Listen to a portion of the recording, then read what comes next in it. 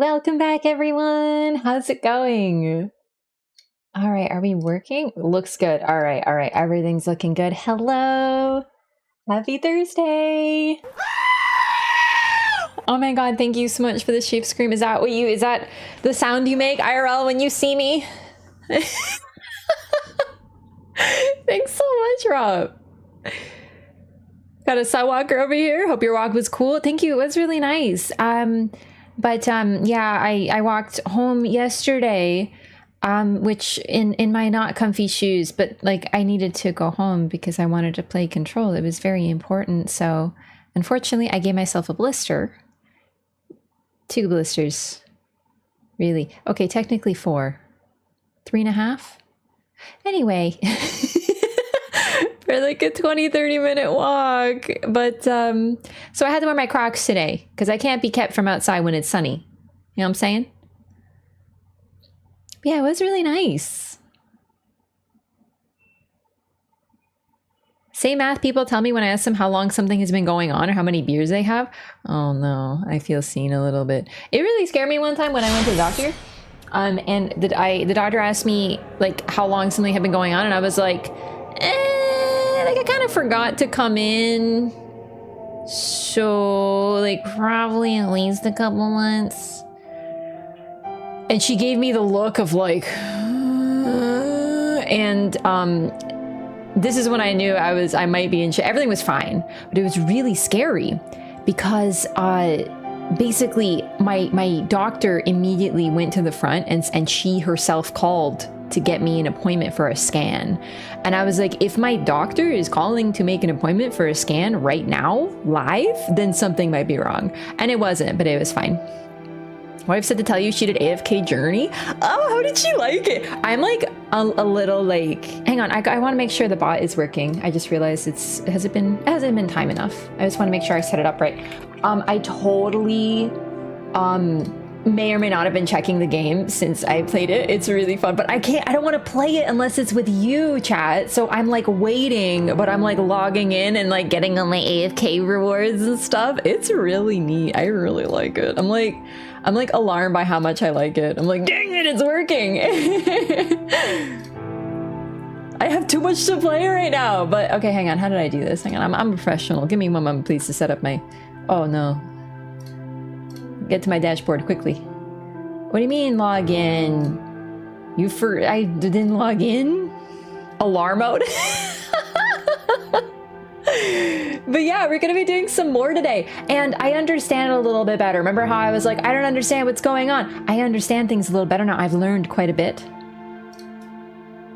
You know, like I've become something of a gamer. Yeah. Oh. Oh, how wonderful. Okay. Wonderful. Okay, I might have to sneeze. I'm alarmed by how much I like it, she says. I know, right? Yeah, you know what it is? I think it's like, because I've played gacha games before, right? And the problem that I have with them is they show you all these super cool characters. And I just saw a message that I just ignored on Dark Souls, something about the servers. Oh well.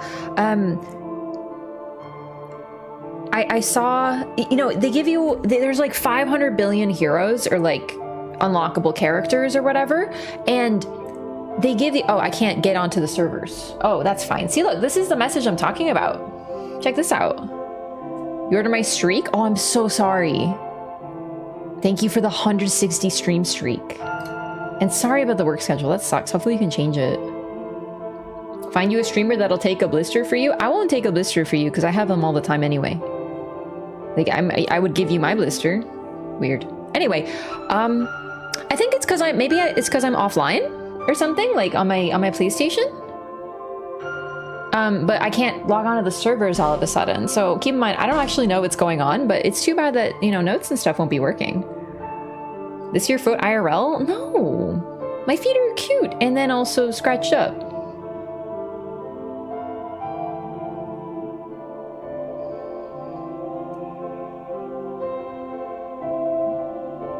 was I saying? Oh, the heroes, yeah. So like I unlock heroes, and then you know they give you all the cool heroes, and you're trying to get someone cool, but like even if you get someone cool, the statistics of you getting like the super rare ones is pretty low. But I feel like the pull rates are good because there's fewer heroes, which I like because I already got like all my favorites. Now I want to like level them up and stuff.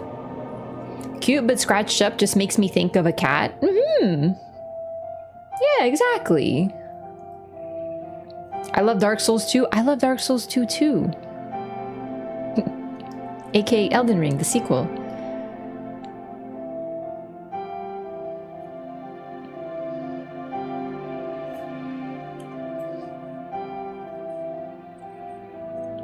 I'm really excited to do Lois Soul farming. So for those who don't know what we're doing today, because maybe you don't know Dark Souls 2, or maybe you know Dark Souls 2, but you haven't done this, or maybe you've done it before, maybe you forgot, whatever. The point is, I'm farming. It's a little like not the best thing in the whole world. Silent Hill calls you. You are actually such an influencer. Oh my god, I have too much to play right now. I'm so pumped. I'm getting close to done Dark Souls 2 though. We're almost done. And I don't know how much I left of Control. Probably a lot left of Control. But there's also Metaphor Refantasio, which I kind of want to play this weekend. And then there's Silent Hill 2. Oh my god, I have too many good games to play right now. And BG3. I haven't forgotten those. I'm just talking about like the current, you know, like the hype. You know, it's fun. Scholar of the First Sin is such a creative way of saying serial killer. I mean, he's not really a serial killer. He's a mad scientist who really does some messed up stuff. But to be fair, that's separate. The scholar part is like he has a PhD and he's like well educated, like Dr. Victor Frankenstein. Like he's like, ooh, look at me, I'm so smart and wise and I have good schooling. But then also he does weird experiments on the side. Do you know what I mean? They're like separate. They're separate things. Bloodborne is better than DS 1, 2, and 3. I agree with you personally. But like if we're comparing the Souls games. You got the rest of the year for Silent Hill 2? What do you mean? If I don't finish it this year, do I get like... Do I have to go to Silent Hill myself?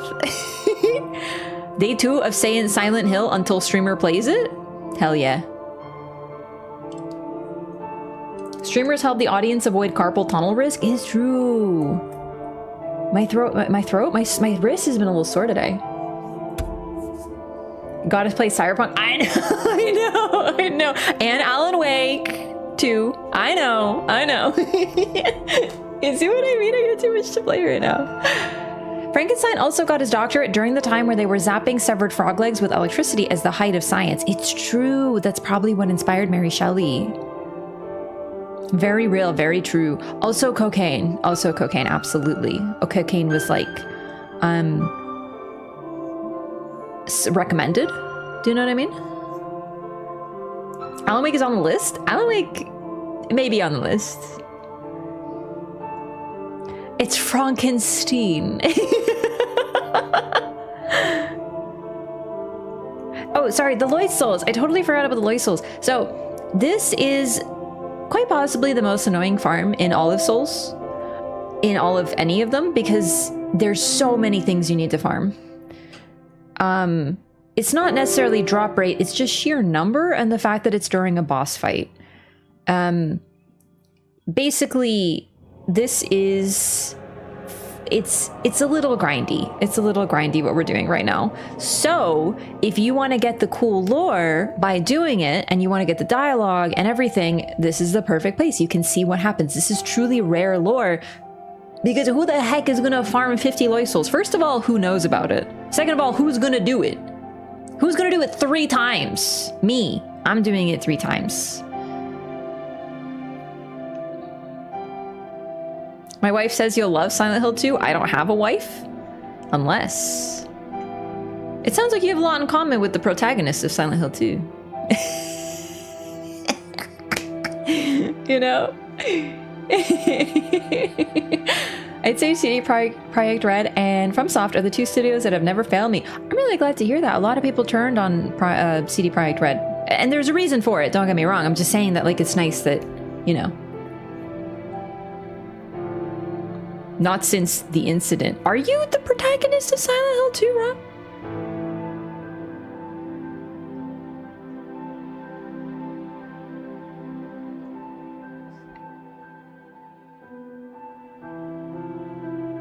I'm thinking of horror games. Like, it's still October. The thing about October is you're chilling and you're like, yeah, Halloween's a little bit away. And then all of a sudden it's Halloween and you're like, but I didn't do anything spooky to get in the season. So, you know, I do want to play something spooky at some point. We'll get into something properly spooky. I hope so. I'd really like to.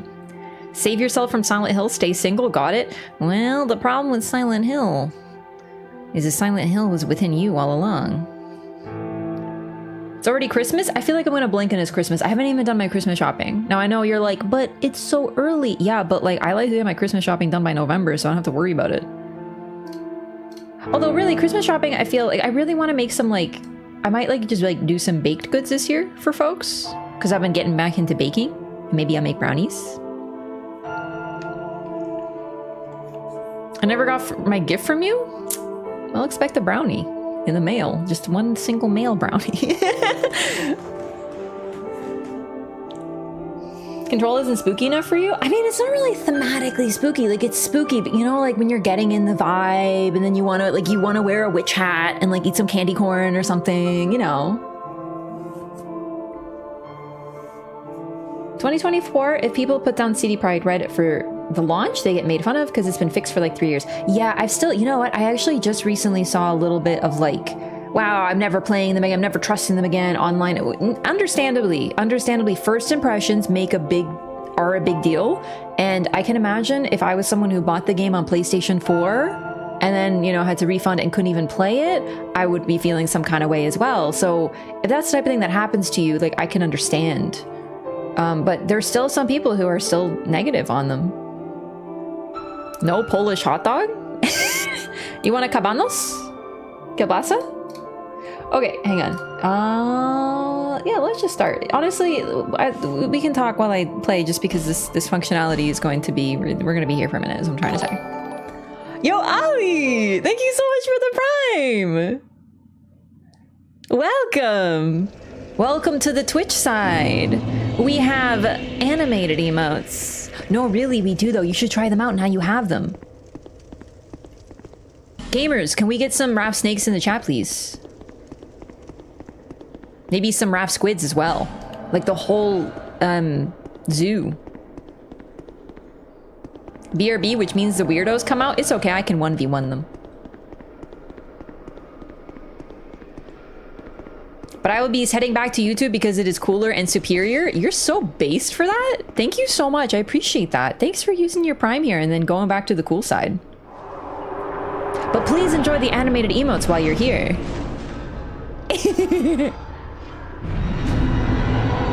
I heard Cyberpunk was unplayable on launch. You know what's really funny? Is I did not hear that it was unplayable on launch. I heard that it was incredible on launch. Because most of the people I knew who were playing it were on PC, and they were like, yeah, it's a little buggy, but I've literally, like, played so many hours this week that I think I'm gonna get fired from my job. And I quote, like, everyone I knew was like, oh, wait. Sorry, I forgot to turn the volume down. I totally forgot. I knew I forgot something. I know Dark Souls 2 is loud as shit compared to the Control. There we go. Yep, thank you, I remembered. A little late. But can you do this on YouTube? Yeah, large emotes. Large moving emotes. Thank you for showing off, Master MPS. We gotta show up to the YouTube squad. Holy.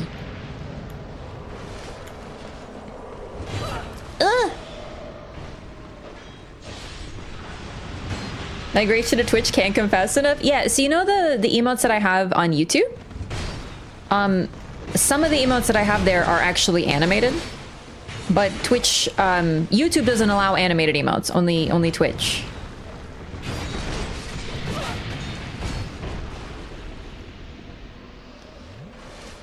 It still feels a little loud, but my earbuds are set up differently now, so.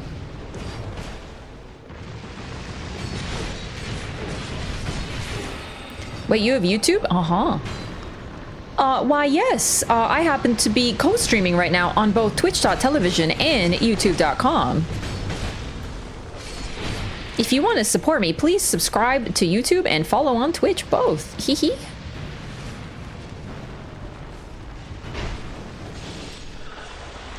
I don't know if I like this weapon, by the way. Am I using Flynn's? Oh, no, I'm not. Hang on. Let's try wait. Let's try Flynn's. Wait. Let's try Flynn's. Because last time someone told me that Flynn's is really good with this weapon. Where is Flynn's? All right. So maybe now the damage will be better?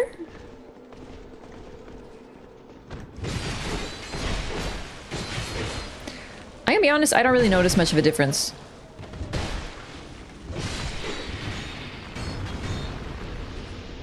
But like, it isn't bad. We're doing fine.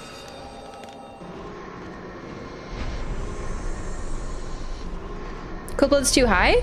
I thought it was under 60. I can't see it. Hang on.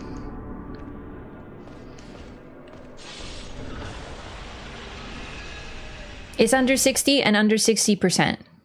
Both. You can't see it. But it's 32.5 out of 62.5. Wait, am I supposed to have under 60 period? Is that what it means? No, that doesn't make any sense.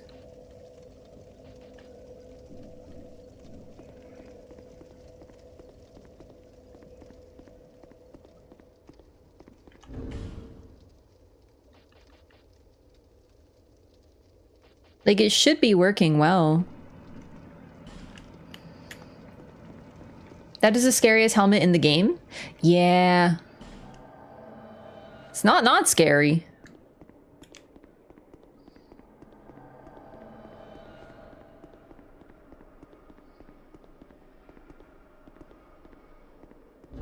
Oh, there's Raph Snake. Here, look. Let's check out the emotes. This one. It moves on Twitch. It's raw weight, drop to nothing else and see. Raw weight. Okay, that's what I'm looking at. So raw weight means like... what exactly in this context?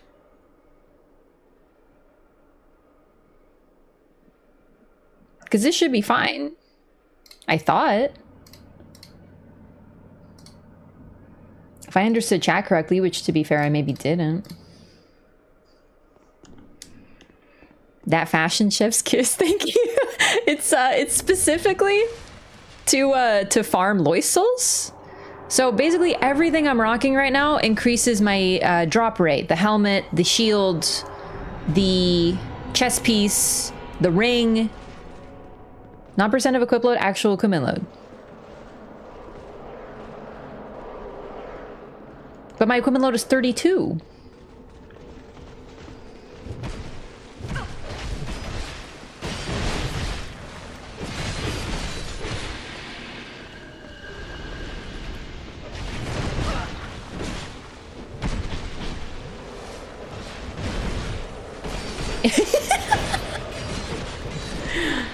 Hey, I for one am all about increasing the YouTube to Twitch competition because it's funny.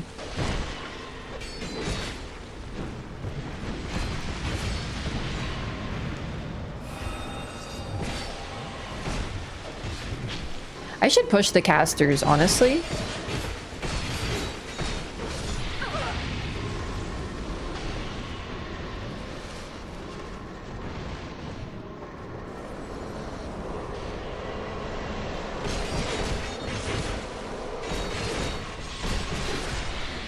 Oh, so it's supposed to be...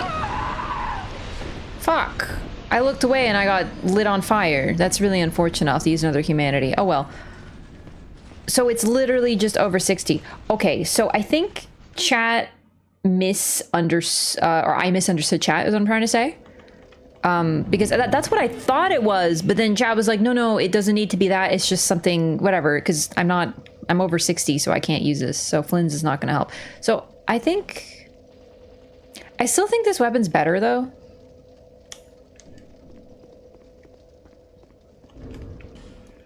Because of the sunlock?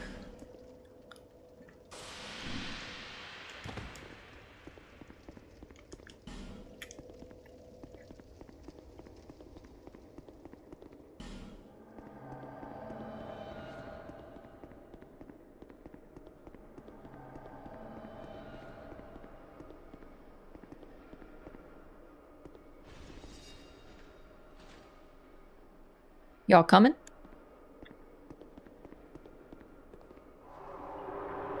Go with the stone ring? I'm running the stone ring. I'm running stone, ring of blades, gold serpent, and third dragon. But third dragon was replaced by Flynn's, but it isn't making a difference because I'm over 60. So I guess I leveled my vitality too high then? What weapon are you rocking? This is the stone twin blade. Twin blades are really cool in Dark Souls 2. It's the first game, and until Elden Ring, the only game that there was twin blades, and they are ridiculously awesome.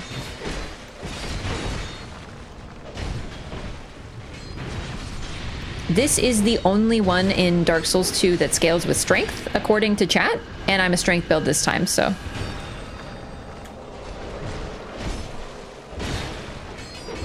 I'm not normally using it. I'm using it now as well because, because I'm farming, I need something that will make it as easy as possible. So in this case, having a weapon that stun locks the enemies, if I can ever hit them, is good because I have all these phantoms and help. Oh my god.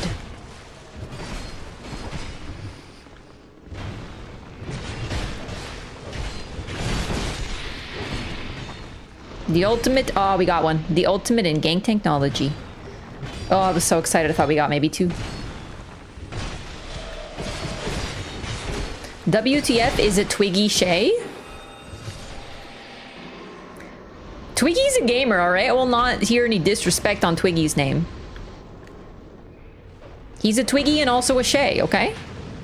He does sound like a British pop singer from the 1970s.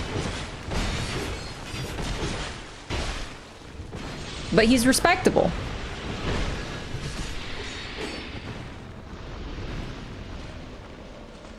Red Iron Twin Blade is best for strength, but it's a special weapon? Oh, Red Iron Twin Blade, what's that? I don't think I have that one.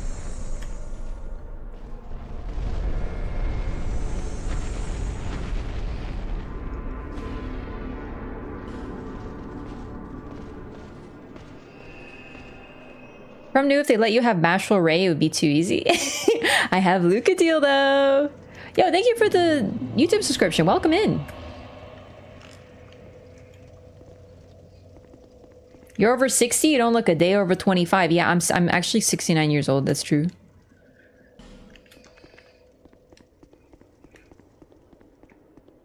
Nice.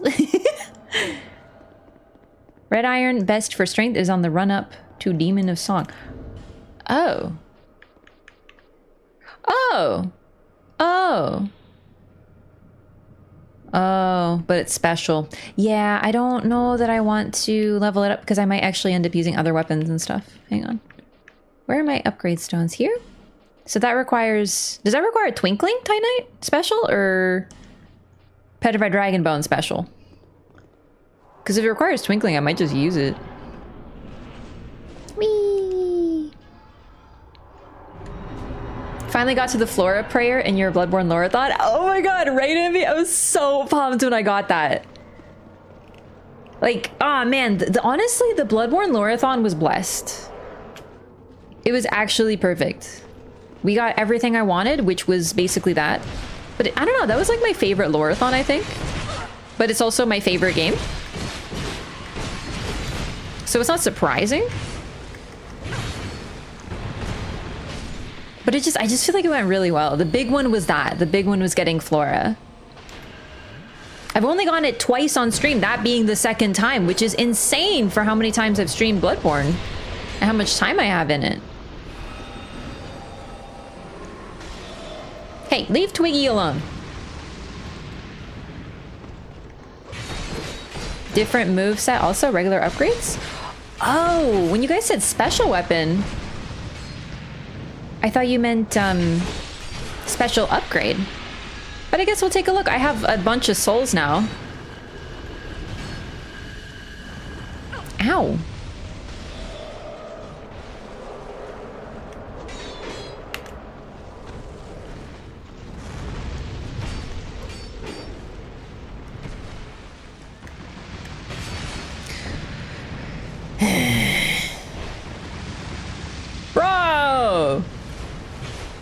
Getting my cheeks singed over here.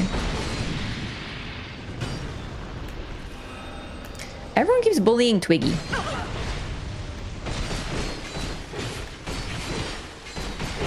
Like, you see what happens when they step into the blender. The blender blends.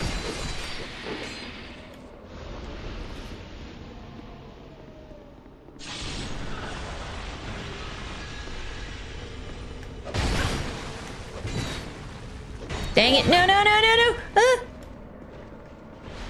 Oh.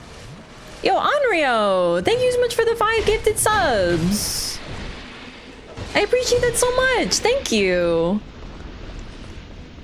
Every sub counts in general, but especially during the farming stream. It ain't much, but it's honest work. We got 0 lost souls that run.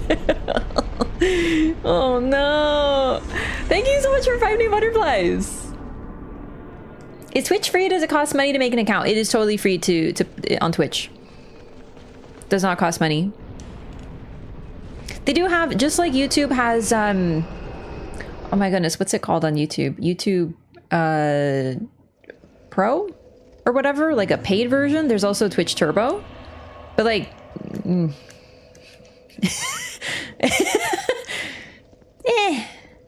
Premium? Is it called YouTube Premium?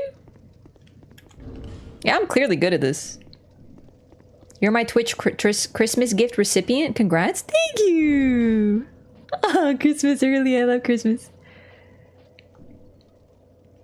Drop rate on these souls is so low. I know. I have 8. But to be fair, I haven't really done that much yet.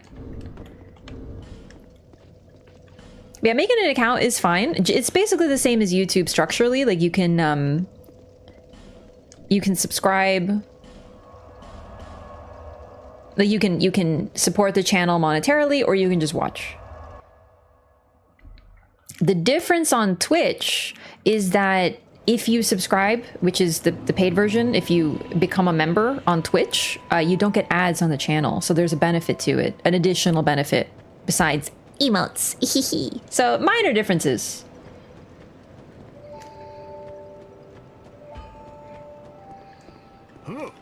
Hey, what's up, Nascent? But yeah, honestly, the drop rate is really, really, really low, but it's okay. I knew this would be grindy. I've done it twice before, but this is just for the Loreathon. It's very special. Yo, Tana! Thank you so much for the gift of sub to minor differences. That's relevant to the current discussion.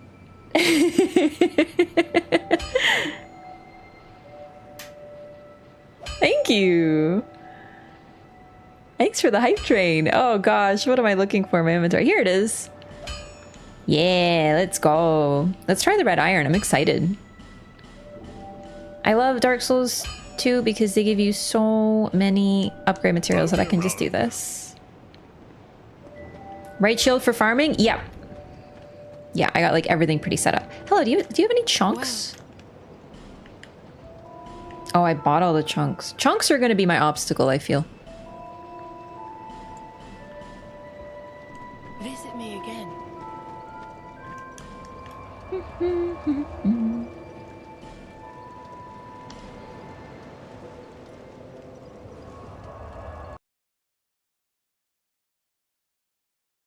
YouTube Premium, can't go back to YouTube regular. I'm having a diva moment. Understandable. Like, by all means.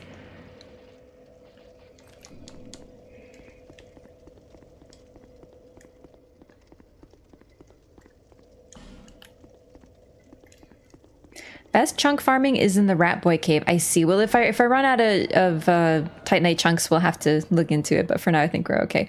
Hi, do you have anything to say, actually? No. All right.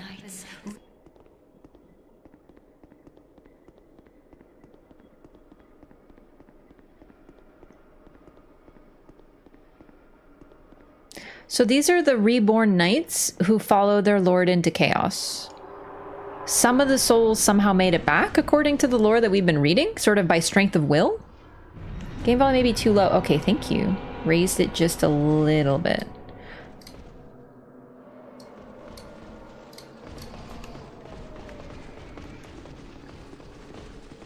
Oh my god, I want to try out my new weapon. Goodness.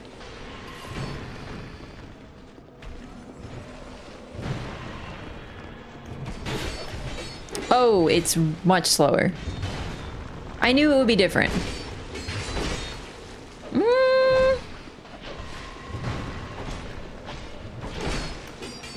You know what? The first swing is causing me problems. What about this? Because the first swing is so slow, it's not catching them. But the damage is much higher. So if I can catch them, they're pretty much donezo.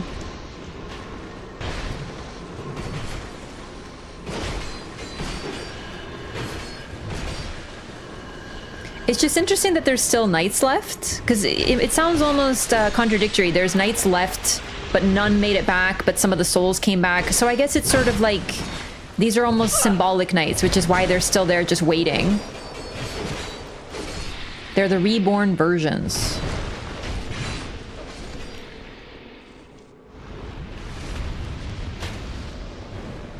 Higher poise damage as well, might not need the stone ring. Honestly, even the greatsword wasn't staggering them, though. If I weren't using the stone ring, what would I use?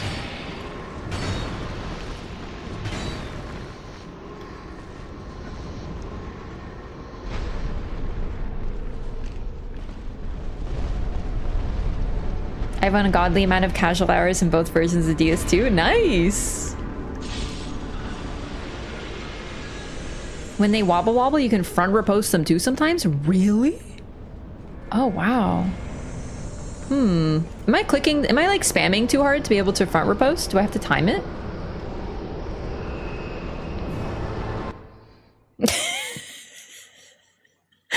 The music's starting just for a moment. So funny. Yeah, that's me. Lois, Lois, Lois, Lois, Lois, Lois. Get him. Yeah, let's try the stammering. Let's see if we're still getting... I kind of like farming for this reason. You get to do this sort of tomfoolery. Like, perfect tweaking.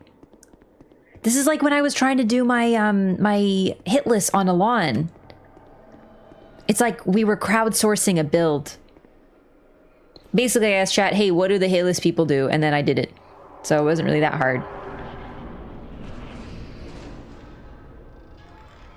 Similar thing to when someone is blocking and you kick their shield away. Oh.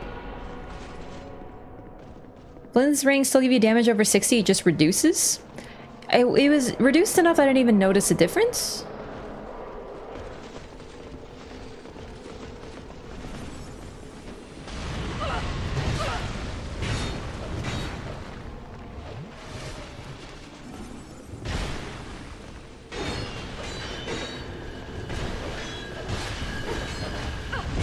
Oh, come on.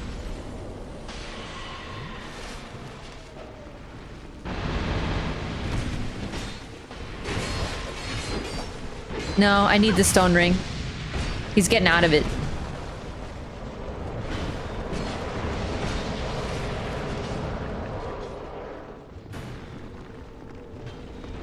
Demon Hammer Pancake? Not a bad idea. Oh my god, there's so many of you.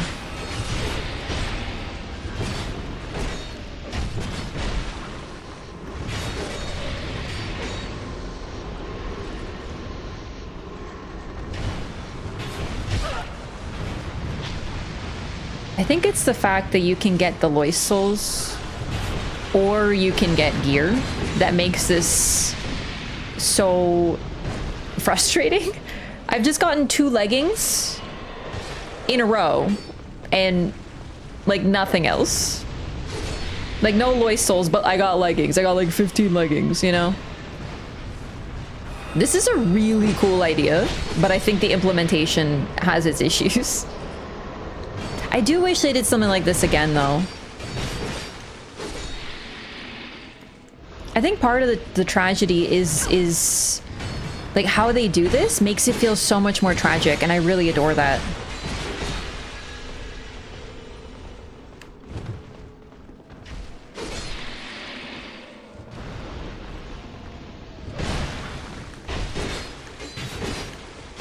Chicken wing farming?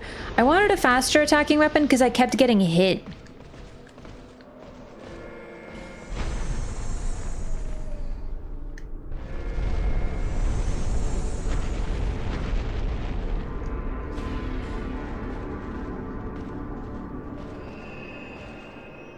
We have the system down, but goodness, we are getting unlucky.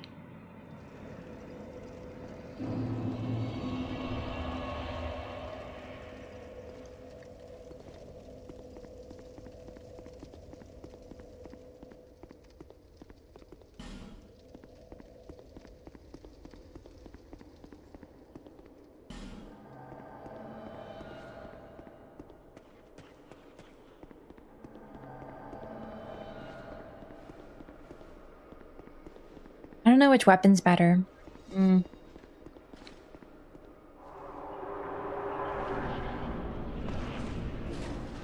Yeah, I just don't think I'm gonna use Flynn's. Flynn so far hasn't really been that good, so I just don't really want to try it again.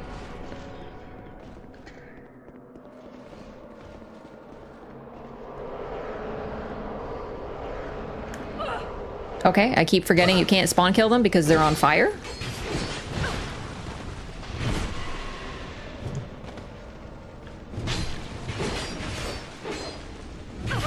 Alright, you got out of it again anyway.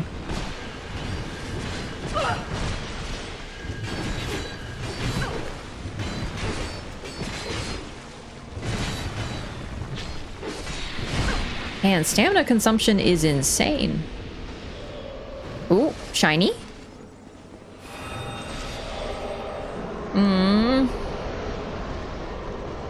Unlucky.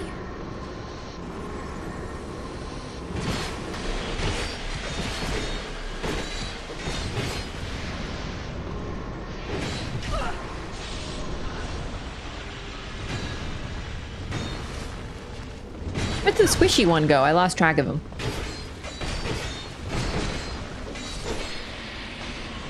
Let's go back to Greatsword to compare, because, like, honestly, I feel like the stamina consumption to damage ratio is just, like, not it.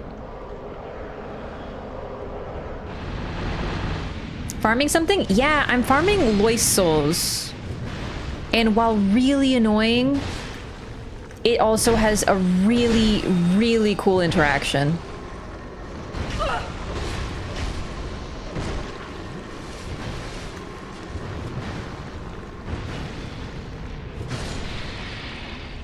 But I haven't gotten one in like 4 runs, so this is like... I'm starting to think they don't exist.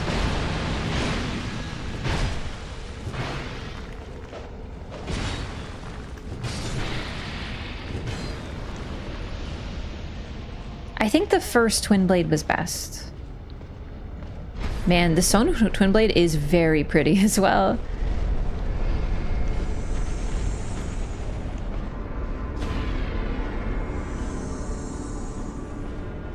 It is half upgraded? What's half upgraded?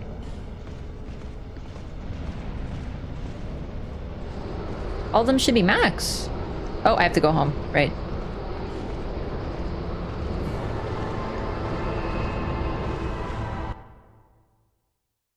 Chaos Flame background to the arena. This is honestly one of the coolest arenas ever. I love the build up to this.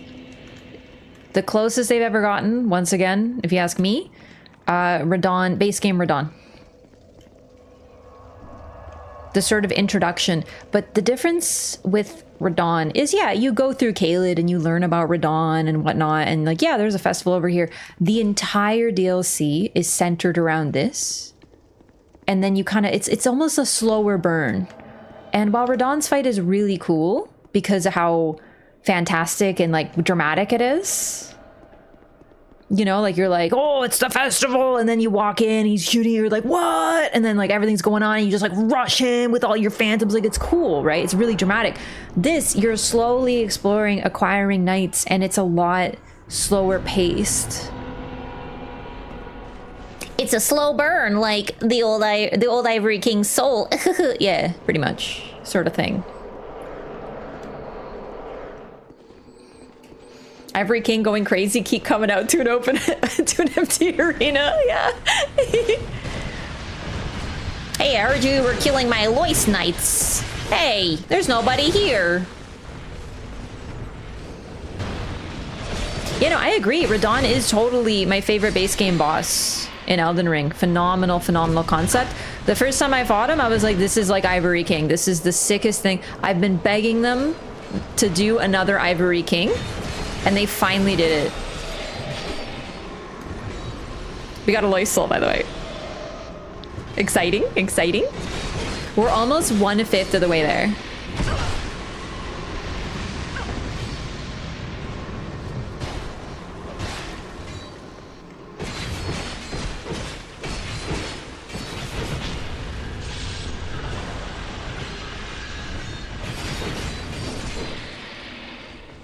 We got 2! 2 in a run? That's 10!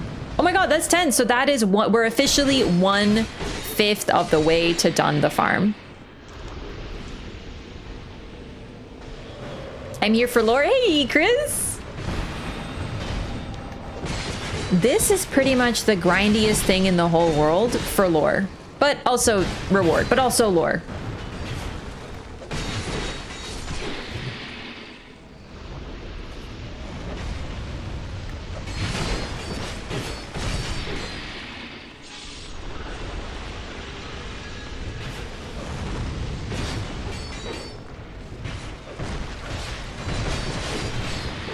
Man, we are absolutely freaking ganking. We got 3!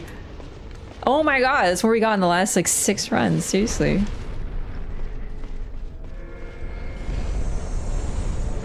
We do be farming / grinding for the lore, it's real.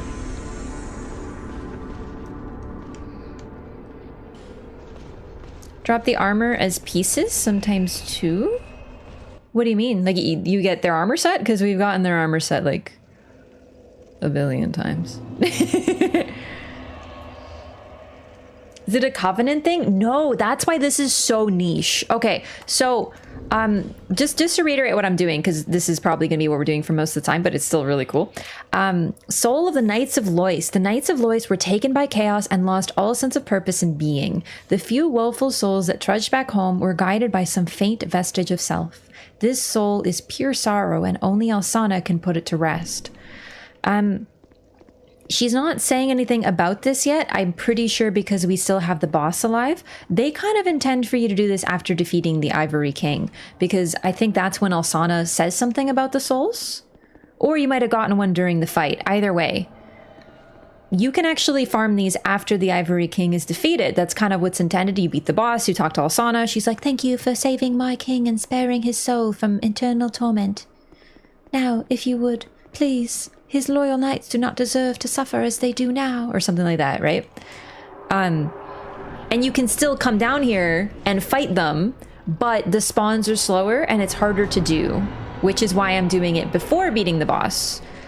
So she tells you lore, and as you acquire Lois souls, when you get all of them, you can go up to see her because the staircase is blocked, and you can talk to her and kill her.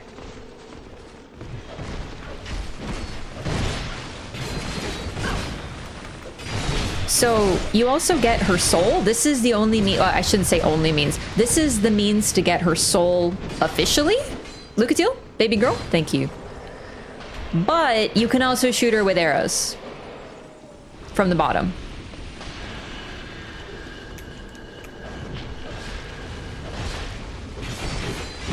But you miss out on the dialogue if you do that, because you don't get all the Lois soul stuff. So...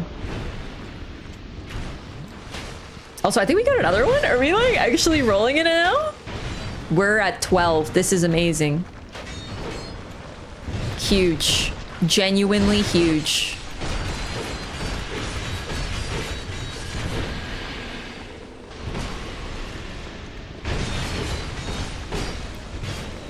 Fool, you walked into the blender, dummy.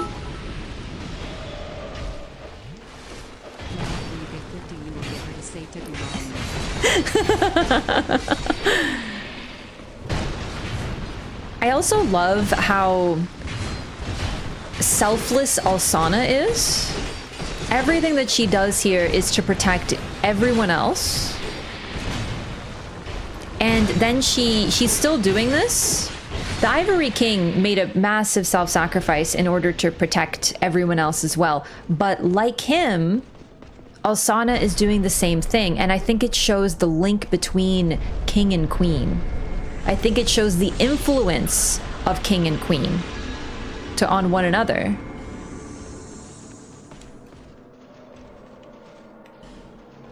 Ivory King's the more dramatic one, but while he's down here, she's the one preventing it from spreading any further from above. She was the good that wasn't Manus, or is it that her king was good while none of the others were? Because I don't think that's fair to just imply that goodness is only one part of humanity. I think that's too narrow a view. Because she's fear. That's her fragment. Yet she is doing this. She is alone, protecting everyone else from that massive roiling flame for eternity, completely alone. Both of them pulled a pretty bad card, or a pretty bad hand, and they're still holding to it because being with each other gave them courage. Other three are not good. I don't think I can do the same speech anymore. The kings weren't good either, so it makes zero sense that they would be good themselves. But good and evil is a really, really narrow view. We only have one aspect of most of these characters, really. The only thing left of them is basically a nickname and one trait. That's it. Very little complexity, except for Vendrick, because we get a little bit more from him. But even then, pretty much everything that we hear about these kings, or can imply about the kings, is pretty bad.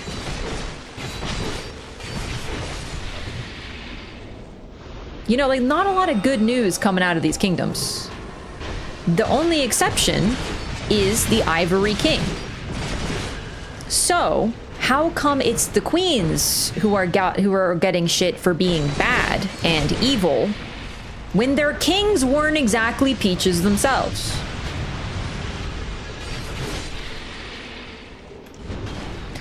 Also, what did Nadalia do that was so evil? Haunt an abandoned tower?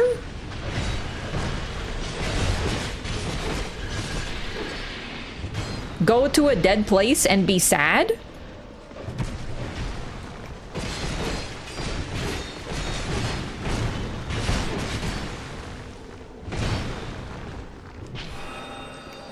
Because that's as far as I know, that's what she did. There's nothing alive there anymore. By the time she got there, everything was dead.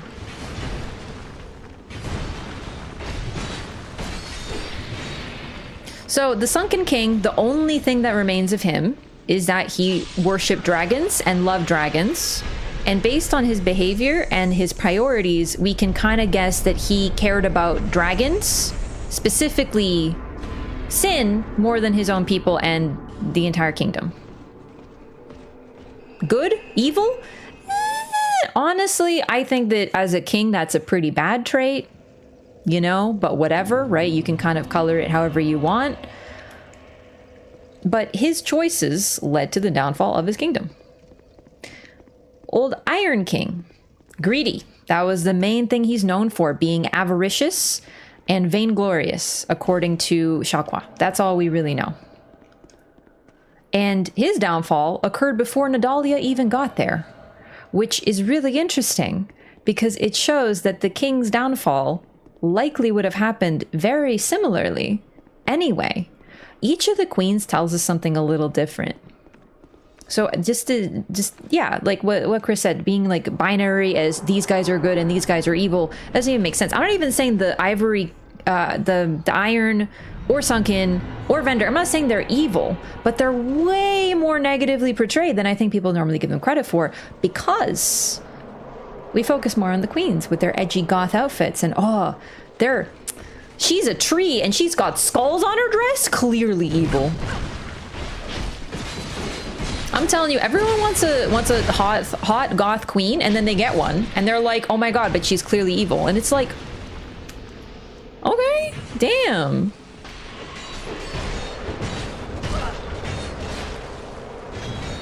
Nadalia started saying spooky stuff and turned into an ashen idol. Yeah, she didn't have her king. She was really sad about it. She was lonesome. And she grabbed onto all of the objects that he ever owned and just like attached her soul to them. You could argue that she's greedy, right? She's so greedy, she couldn't let the objects that represented her king go. But according to Lore, it was a dead land. No one was there. And the only things there are golems and maybe a couple hollows, the barrel carriers, and that's it.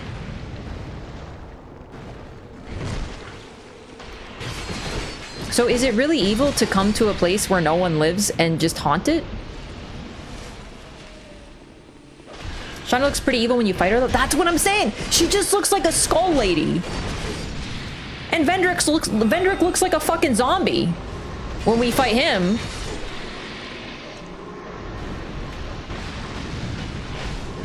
Like a tall-ass zombie.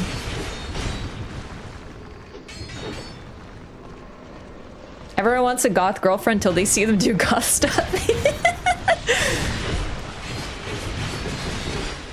I'm just trying to shine a flashlight onto the kings, really, because Sunken King, we learned very little about him, so it's understandable. Alana, we also learned very little about her.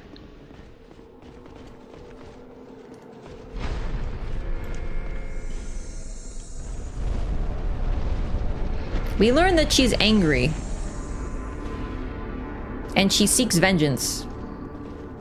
And she protects Sin and prepares him for a day of vengeance, potentially avenging the loss of her king, because her king wanted her to protect the dragon, because that's what he did. Everything he built, his entire city, the temple, was designed to worship and to protect Sin. And then he was killed, the Sun King was killed by Sir Jorg because they wanted to kill the dragon, and he defended it with his life and he died. And Alana is pissed because her husband got killed. Glad I made you laugh, thought it was dumb. No, seriously, that's how I feel like. Also, all these kings, they knew what their wives were. They all knew from what we can tell. Maybe they didn't know from the start, but most of the time, it looks like they knew. They knew their girlfriends were goth. Scary sorcerers that turn invisible, they're probably hollow too. Those are called fume sorcerers, fumes, something like that. So they're associated with her as well. It's interesting because two of the Dark Queens seem to have reflections, like they divided themselves somehow.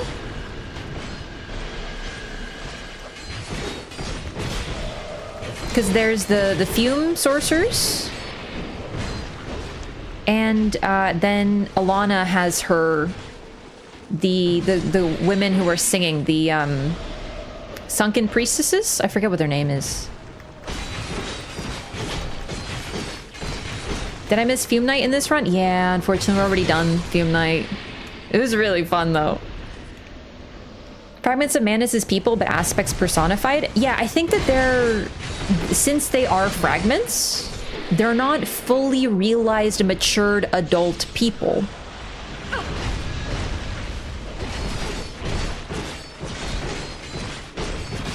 I think it's really significant that they are called Children of Dark. It's a multifaceted phrase. So first is that they are young.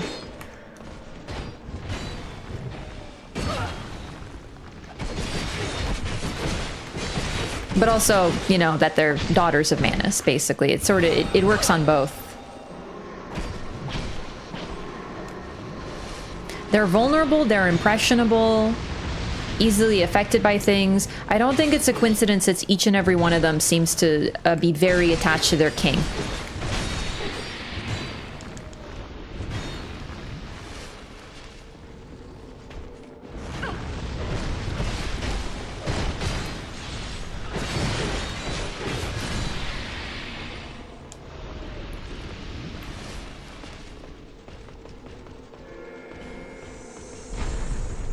We got a town, though.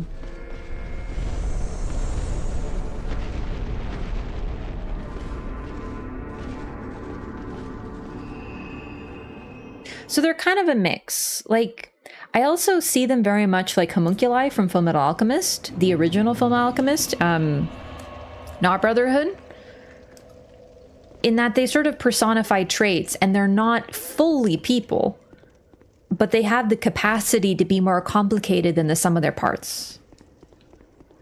And they do by the end of it. They're more easily influenced by what... It's like they're reborn, and as a result, they're more easily influenced by what's around them.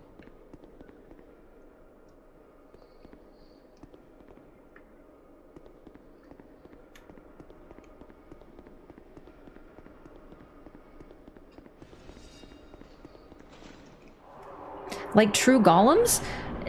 They aren't... I wouldn't say they're golems, though, because we know that they are an entity. We know what the dark soul is. We know what the dark is. All those things.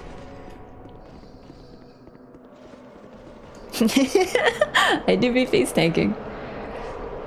Spend souls and buy everything. Spend 15k the armor and get his free stuff. I've already done that.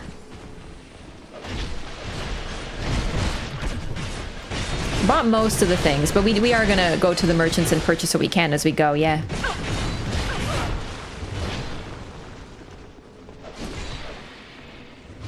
More lifesteals you get, talk to Alsana, the ice on the stairs will retract. Yeah, I thought so too, but she isn't mentioning anything, probably because the Ivory King's still alive.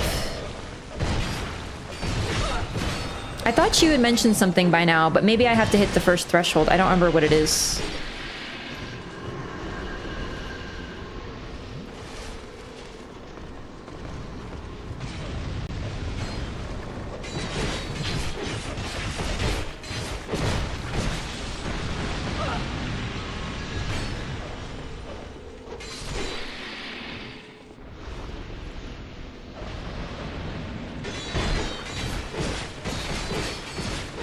Gamers, can you stop staring at him and hit him? Okay.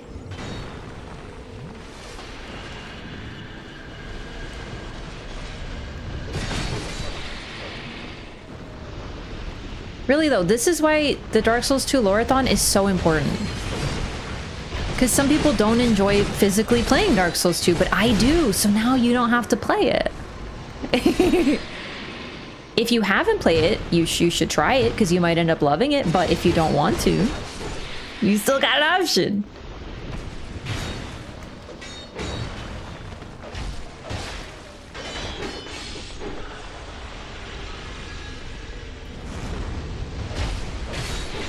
Thanks for the nightmares? What, because of my headpiece? What's wrong with my headpiece?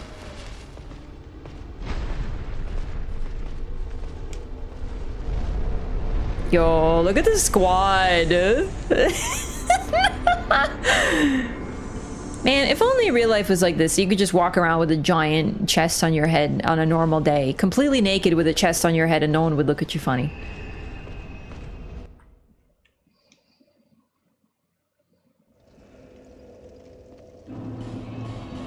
You know, like, in Dark Souls 2, I'm literally gonna go purchase things and no one's gonna look at me twice. They're so respectful. You've been long away. Well. Alright, so you sell, like, eternal number of these. These...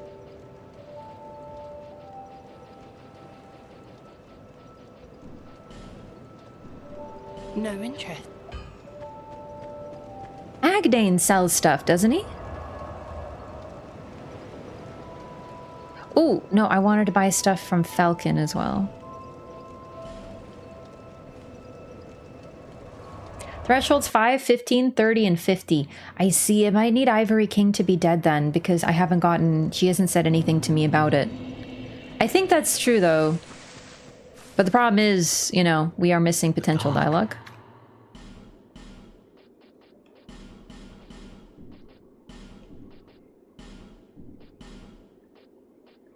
So, I feel like I should buy all the spells, even though I already have them. Hexes originated here in ancient times. They were once a form of sorcery, but the practice was lost, then later rediscovered. Those devoted to hexes are a lonely lot, but nevertheless they give their life to their art. Such is the fate of we practitioners of dark. Come again, as you like. The dark is... You are always welcome, yes. Do you give Drew me... me to the dark? I do not know. Hexes are more than mere tools to me. I feel affinity and warmth, something universal, nostalgic even. Those who discover dark realize this, and they never come back. Nostalgic because all humans come from the dark. We are of the dark. They are existing in an age of light, taking on a fleeting form. Fleeting is temporary. It's not their true form. The true form comes out in an age of dark, where they can realize their true potential as humans. The dark is many things. The dark is humanity. The time will come. It's so interesting. This game, I think, more than the others. All the games have the dark is not actually evil. Like, that's very clear if you ask me. But this game, I think, really sinks in how complicated it is. And I almost wonder if it isn't too subtle sometimes, because a lot of people did play the game and conclude the queens are evil because they're of the dark. And it's like, but dark is not evil. Dark is human. And humanity can be many things. Everything that humans are. The dark. You give me a staff at a certain time, and I don't remember what it is. This Okay. Take it. No matter. I know for Novlan's quest, but whatever.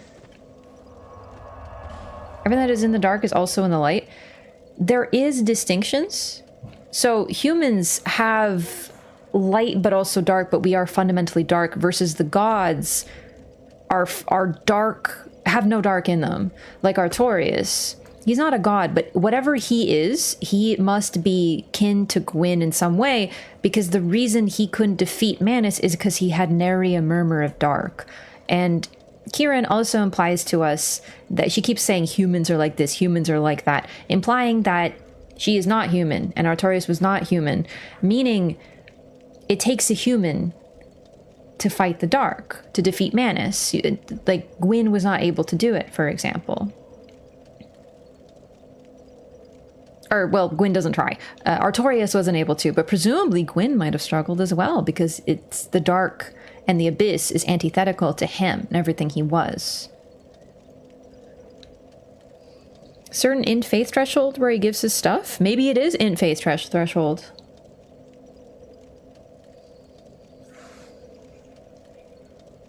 All right, let's go to Agdane. We have a lot of souls to spend.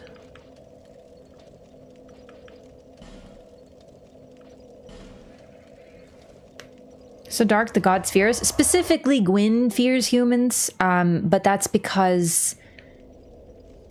How to word this? The interpretation I got of Gwyn's fear of the dark is because when he wanted to create an age, he subjugated everyone else. He killed the dragons because they were in his way. He wants humans to worship him and gods, so he sort of like, you know, they live in his cities and stuff, and he's okay with them existing as long as they serve him. He subjugated the giants as much as needed, but is also willing to use them for their strengths. That's the type of ruler he is. He also sees his children as extensions of himself and punishes them extremely harshly for not obeying him. Also, I wanted to go to Agdane, and for some reason I went here instead. My wires got crossed. But that's the type of guy Gwyn is. So if you're the type of guy who sees everyone different from you as a threat or a tool to be used, then you are going to be terrified of someone doing the same thing to you. He's like, I'm of the light. I have a mighty soul. The dark is bad. Oh my God, but in an age of dark, I would be weak. And the humans will treat me like that. And he couldn't handle that idea, which is where this concept of the fear of the dark comes from, which is why he linked the flame. He didn't want to see an age of dark.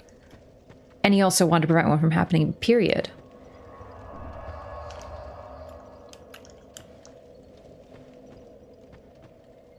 2020. I need 20. Ooh, that's gonna be some stats. You know what? We can level then. We're gonna start pushing our faith in int. Oh god, 2020? Yikes.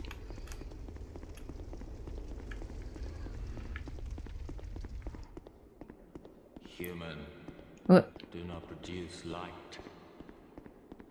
Light. I actually really like this area too, because we see the effect of light on the dark is light agitates the dark. So you can see that light and dark together are at their strongest, but they are also, they agitate one another. The dark without light in it is calm, peaceful, tranquil, relaxed, but the moment you start lighting torches, you got invaders everywhere because they're agitated. So I thought that was really interesting. It's just because it's more complicated than, you know, light, good, dark, bad. It always has been. Oh, I already have these? Oh, dang. Farewell, human. Nice helmet. Thank you. Hide a bunch of the invisible dudes in this area. Oh, neat.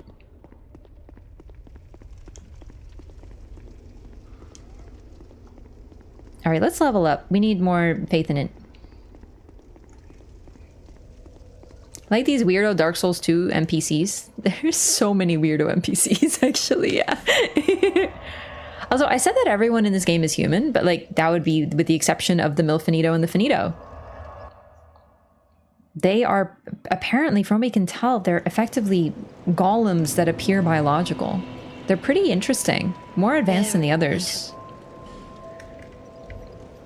The helmet took more health from you? Yeah, but so far so good.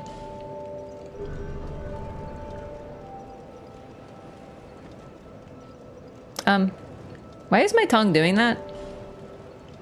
Is it always that straight? Oh, okay. Is it always that straight? No, it was... Why was the...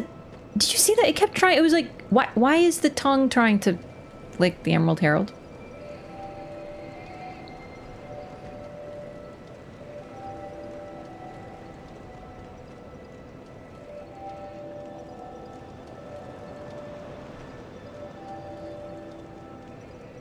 I was gonna say it might be the wind, but I see the wind blowing this way. Although, actually, her cape... Yeah, so hang on. My tongue is a cape?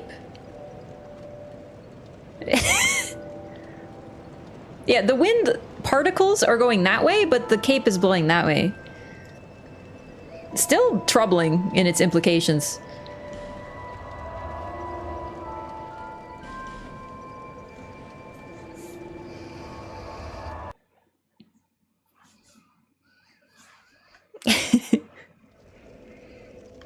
What an impolite question.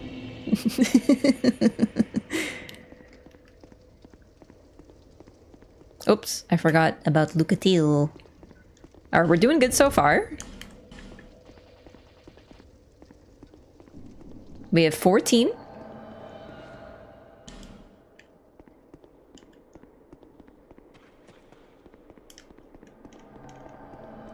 Two soul vessels? Oh yeah, soul vessels are a good option, but like the fact is I'm not... This build is purely for lore, so I don't really... Like I'm using all the souls I get. It's not a big deal. So I don't care about soul memory, and we're getting a ton of souls from this. I think we'll be okay.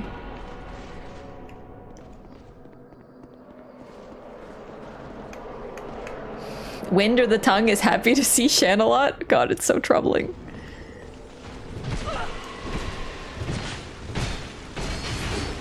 I'm so glad the tongue has physics. That's a brand new sentence.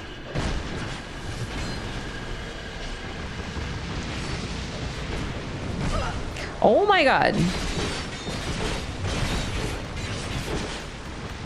One more, one more. Oh my god.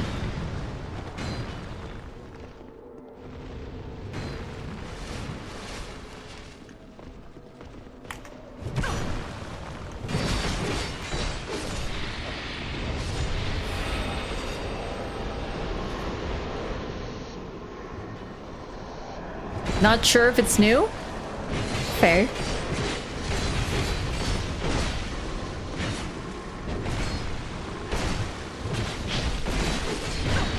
I just really appreciate that, you know, Dark Souls knows what jiggle physics are good at, and one of them is a tongue lolling out of a chest. You have such good luck? Do I?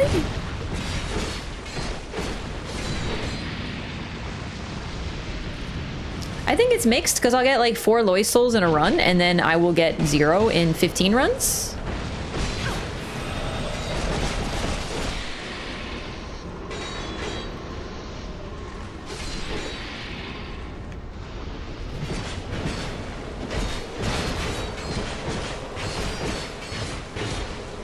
They're all just watching me hit him.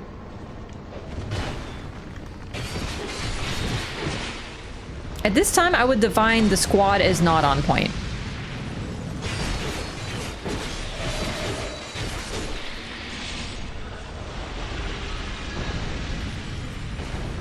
You popping coins? No, maybe I should.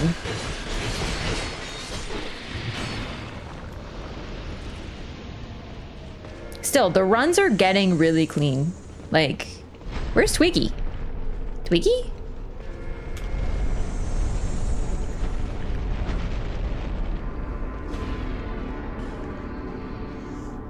If there ever was a time, I did pop 2 coins to farm the Desert Pyromancer card.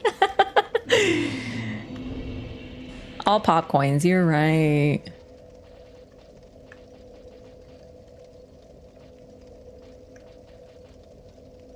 I forgot what they look like.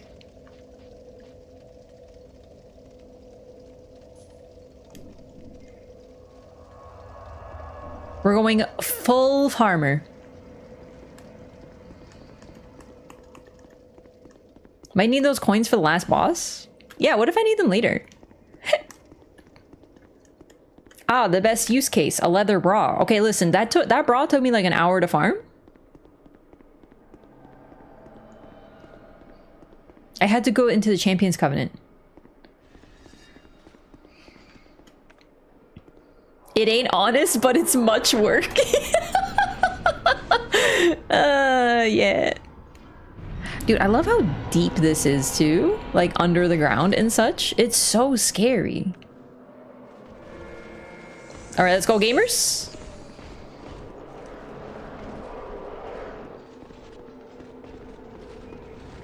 Come on. My squad's a little nervy, you know?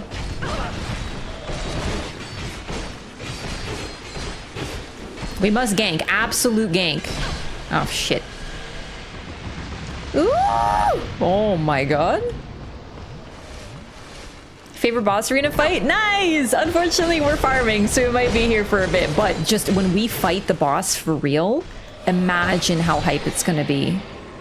Just imagine when we get 50 Lois souls and we're loised up on a Sunday.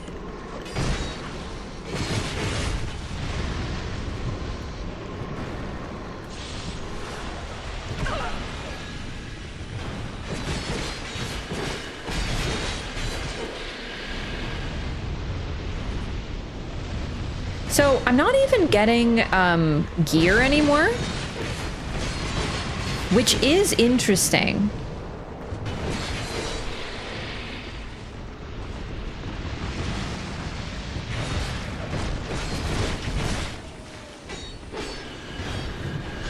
No, no, no, no, no, no, no, no, no, no, no, no. Oh my god, who even sniped me? Was it you? Come here.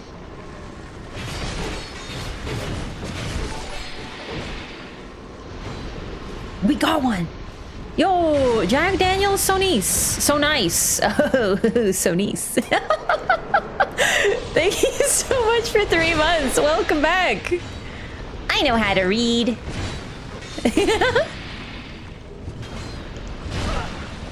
I appreciate that so much. Thank you for the prime. You stole all their clothes? Could you imagine if as you defeated them, like they lost more and more clothing until they were just like a hollow guy? Just like a burnt guy. It would be like playing strip poker, but like, well, different, I guess.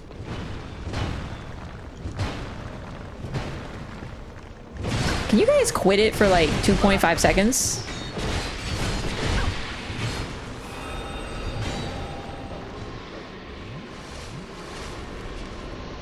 What is that on your head? Fashion. Move! You're ruining the bit! Hang on, I can do better. Fashion.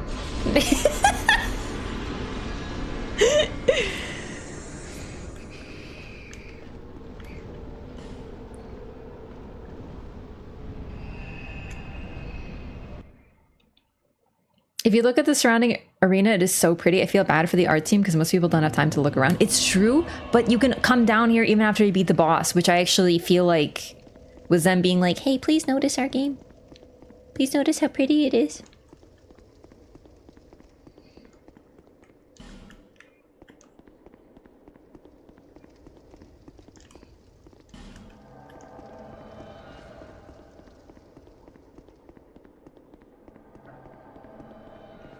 Just came back from a fashion show. They were wondering where your character was. Farming Lois souls.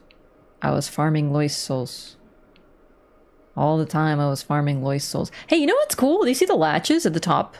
How they like, you know, only the mimics have those. Only the mimics have the latches. That's like the tell for metal chests on if they're mimics or not. And it's actually really cool that this has it.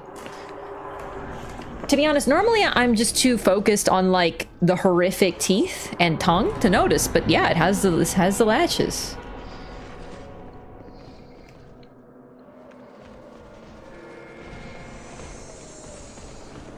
So watch your reaction to Godfrey. You were a menace back then? You're saying I'm not a menace now? Devastating.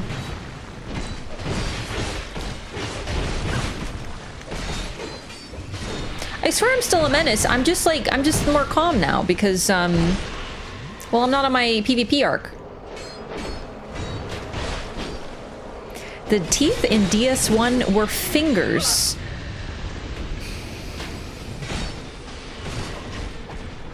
It's very Elden Ring, isn't it? You're a chill menace now. Yeah.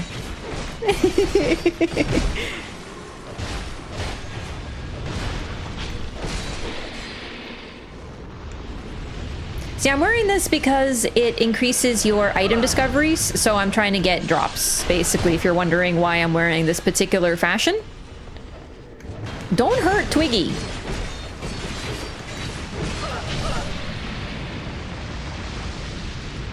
Alright, we gotta own these casters. We gotta annihilate them.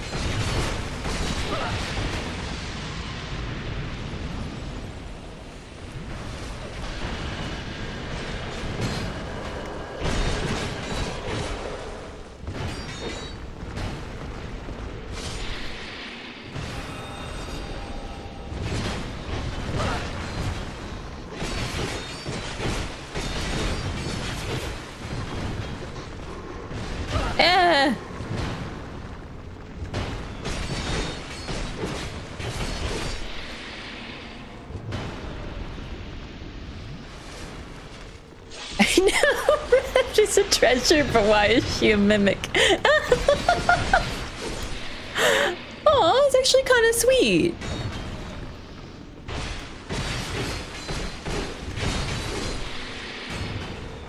Aw, thanks. Thanks for noticing. Twiggy, isn't that guy from Adventure Quest? I don't know.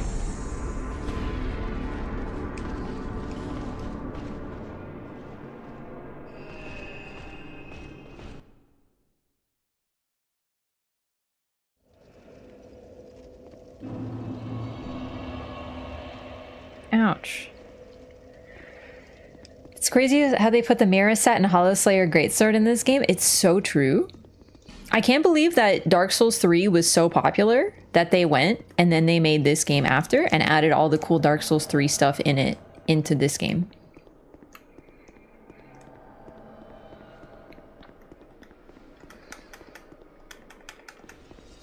Dark Souls 3 was so good that they were like, can we have a Dark Souls 3 too? And they said no. And then they made Dark Souls 2 instead.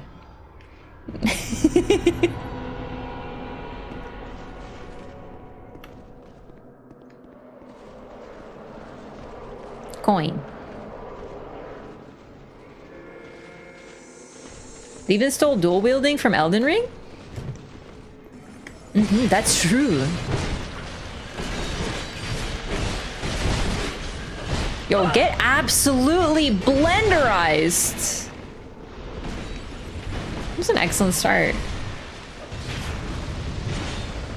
You're making the outfit work? Thank you. This is my farming outfit. You know, like, I feel like people always think that for farming, you need to wear, like, overalls, maybe a straw hat, you know, that sort of garb. But truly, the best farming outfit is this. This is what you should, what you want to see.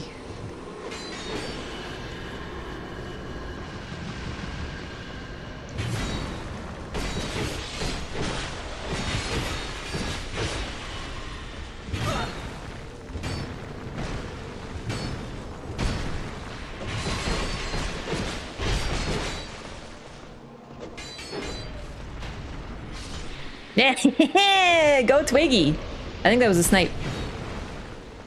Red Rust combo action? Why didn't I try that in the end? Did I run out of, I think I didn't have enough stats to power stance. Unless I did. Oh my god! Alright, that move is surprisingly deadly. Wow, I'm cooked. I got freaking cooked. Ouch. Yeah, I got dedged. To be fair, there's like a lot going on the screen, and I think my brain didn't quite process the well, the fire, but I feel like I had like exactly 0.5 seconds to respond to it. It felt like a QTE, you know, but like an unexpected QTE, like you're watching a cutscene. And then suddenly it's like, quickly mash X to save yourself from the explosion. And you're like, what? And then you die and you're like, fuck.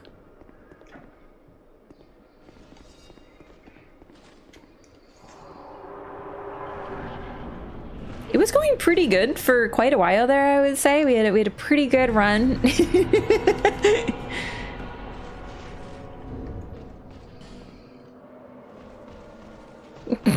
God, this gets better and better.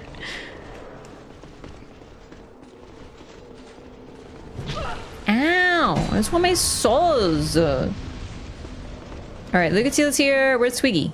Twiggy!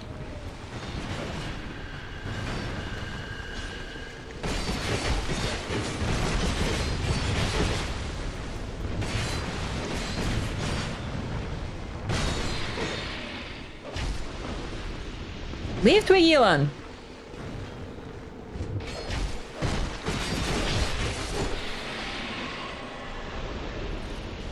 All right.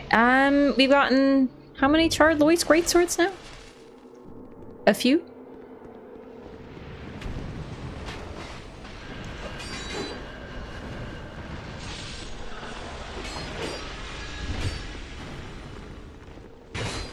Oh my god.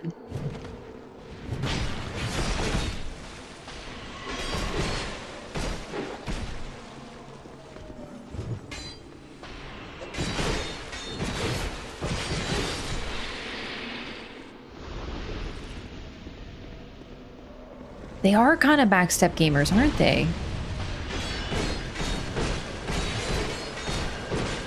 Come on, just one more. Aloy's soul. Oh my god. All right. How we doing? 17. 17? 17 is highly respectable. Oh, look at you! No! Don't get pancaked! No, Lucatil, don't get pancaked. You're so sexy.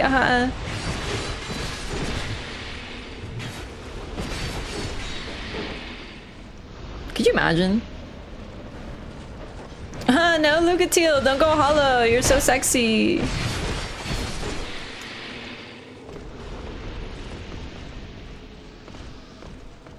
I lived. 17 out of 50? 17 out of 50. We started with 4 today, by the way. We had 4 when we started. So, you know, so far, really good.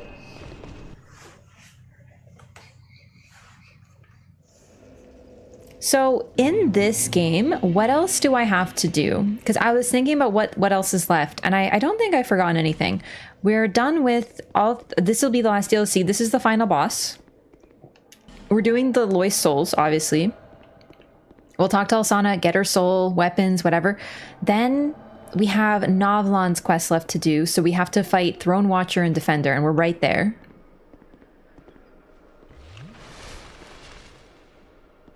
So we'll fight those two, and then go back to Kale, get his item, because you need to defeat Throne Watcher and Defender for that, and then basically speedrun Novlan's questline. No, Lua, don't sell your swords. You're so sexy. I've been thinking about that meme a lot lately. I don't know why.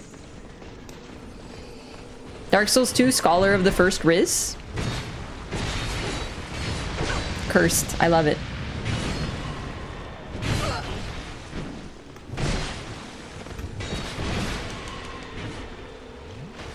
Yo, can you guys chill the F out, please?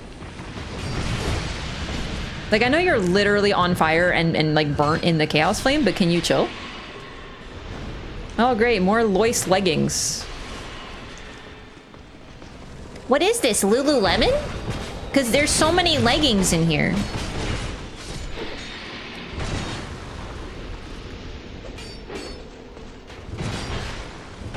Ow. Covenant stuff / murder the Covenant peeps for their lore?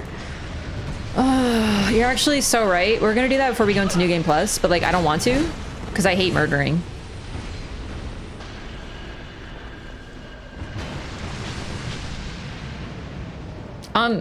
Help? Like, how many friends do I have? Goodness me. Better than Jorts? Bro, everything is better than Jorts. It's like the lowest bar of all time.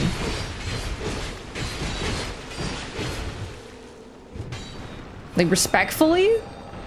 Also, I love leggings. Maybe not charred Lois leggings, but I like leggings.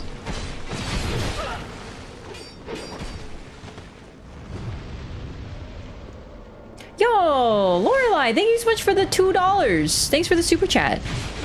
Best Souls boss fight? Honestly, the problem with Dark Souls 2, and this is gonna sound like BS because of how people are about this game, but genuinely, it's really hard to pick a favorite fight in Dark Souls 2 because there's so many good ones.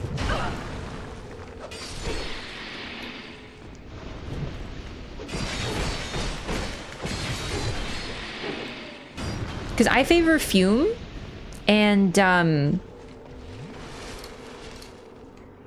Alon, but like, this is so sick. This entire DLC is so good.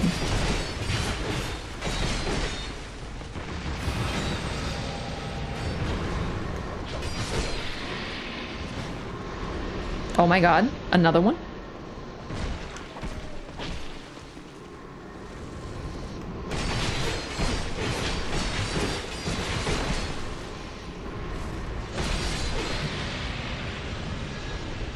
Could you say that again? I hear it so infrequently. Okay, I kind of forgot what I said. At least they aren't jeggings. Alright, what's the difference between leggings, like jean leggings, and skinny jeans? Is it material? I guess? Because, like, you know, real denim versus, like, stretchy denim or something. You're right? Oh, you're so right. Do Dark Souls themed leggings exist? I don't know, but if there were, I think what they should do is they should make a pair that says bonfire lit, but on the butt. Like maybe like one word per cheek.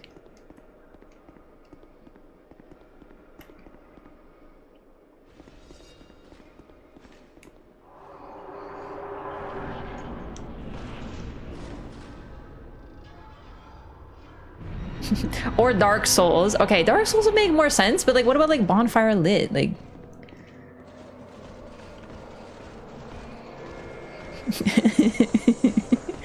Dark Souls. Or you could just have an eclipse on the butt, you know, like the Dark Souls eclipse, like the dark sign. Just put like a dark sign on the butt. Now I know what you're thinking. Haha, it's like the butt is the dark sign. No, I just think that it would look cool, but I mean, I guess also that humanity restored. Hell yeah.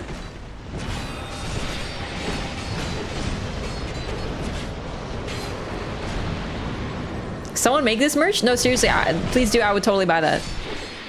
Maybe I should make it. It's my idea after all. I'm inventing the concept of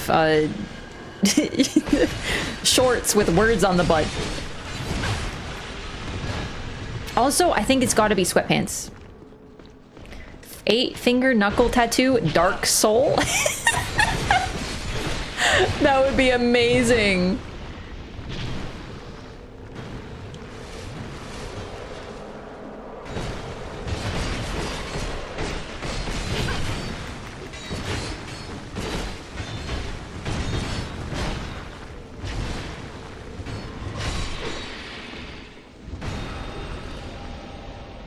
Getting a bunch of helmets.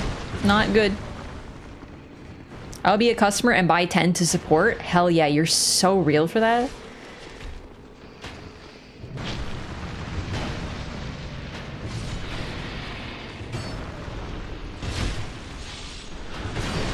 What would Bloodborne pants be? The problem with Bloodborne is I feel like there's not as many short phrases in it.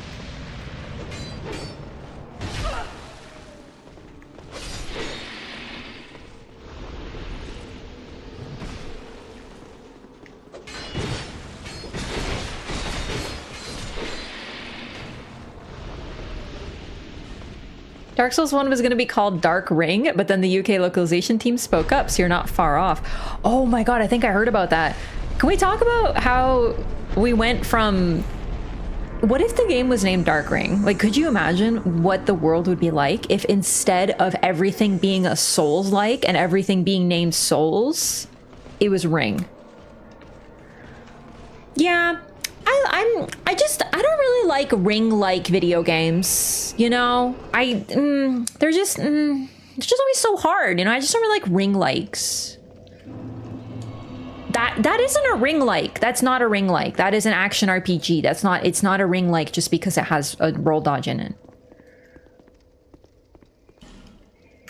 And then 15 games all called something ring.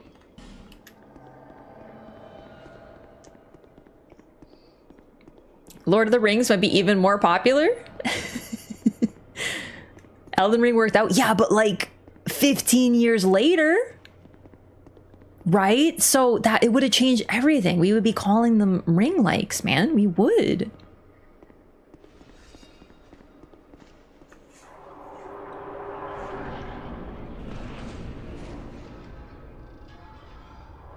But see, then Lords of the Fallen would have a problem because they'd want to be like, well, then again, I guess Lords of the Fallen isn't Lord of the Souls, but like, could you imagine if it was like, oh, there's this ring game that's very popular. We should name our game Lord of the Rings. Fuck.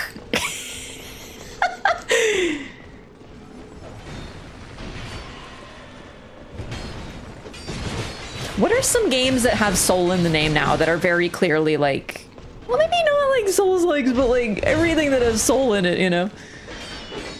Demon Ring? Demon Ring.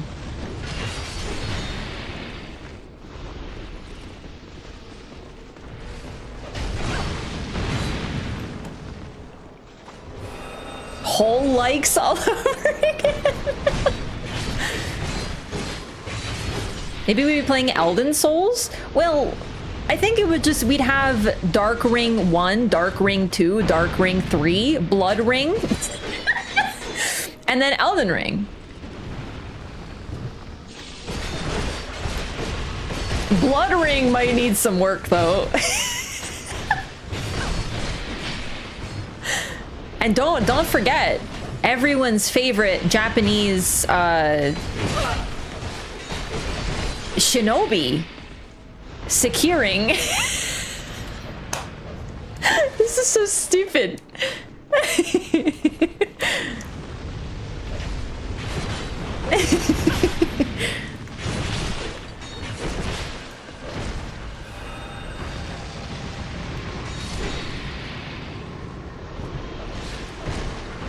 What engineer built this arena down here under hellish conditions? Hopefully he had a union.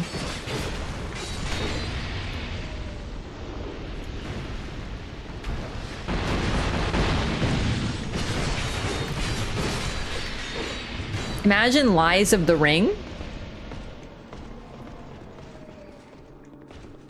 Oh, because of Liza P?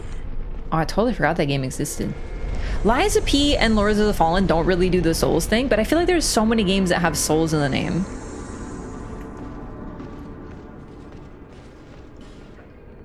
Securing is my favorite game that you never play anymore. It's so true. Just wait until we play Sekiro again. 9 souls seems like a cop-out. Wait, souls like SOLS? Why? Why not? Just commit. Just commit to souls.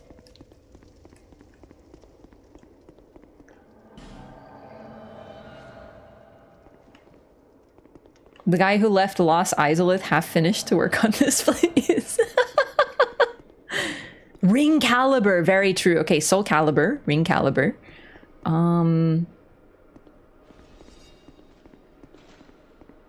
I can't think of any games with souls in the title, but I feel like there's so many, but I don't remember them because I haven't really played them. First footage of Bloodborne leaked for the official debut trailer. People thought it was called Beast Souls because it was Project Beast. Yeah, I remember Project Beast. Beyond Two Souls, Beyond Two Rings. One of the David Cage games. Ah, yes. David. With his totally... Oh, David. David Cage. It's a troubling individual, that one.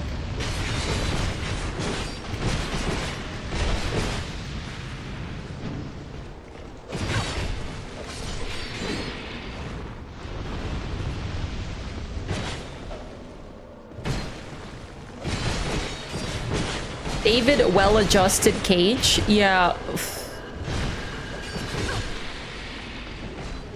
Aloy Soul. Ringcraft. Yes, it would be Ringcraft.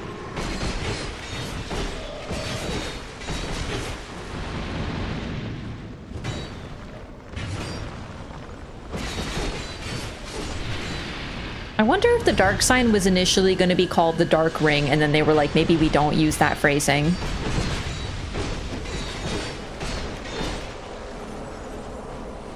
Because it is a dark ring.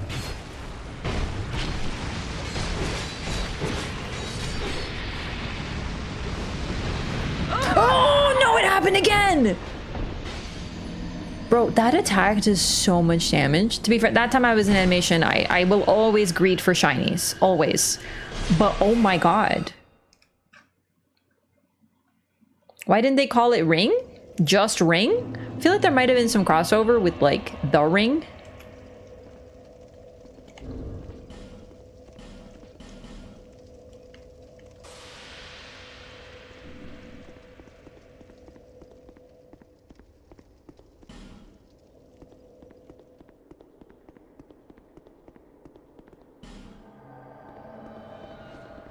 Wee.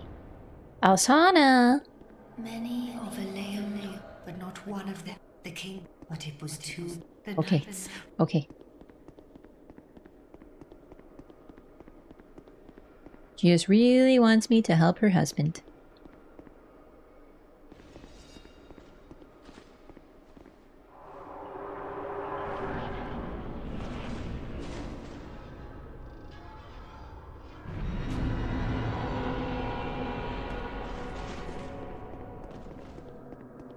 Oh man, this is kind of relaxing. Farming makes me sleepy. Original Japanese movie is called Ring with no the. Alright, but I just wanted to say The Ring, because you know, it's more like dramatic.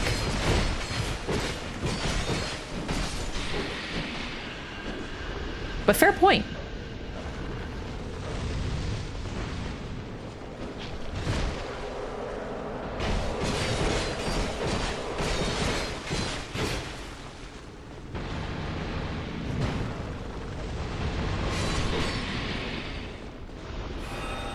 Remember that from Indigo Prophecy?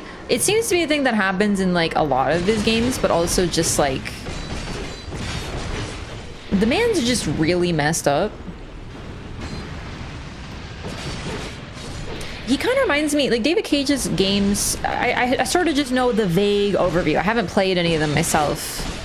I just know some infamous moments such as the guy screaming for his, is it Sean?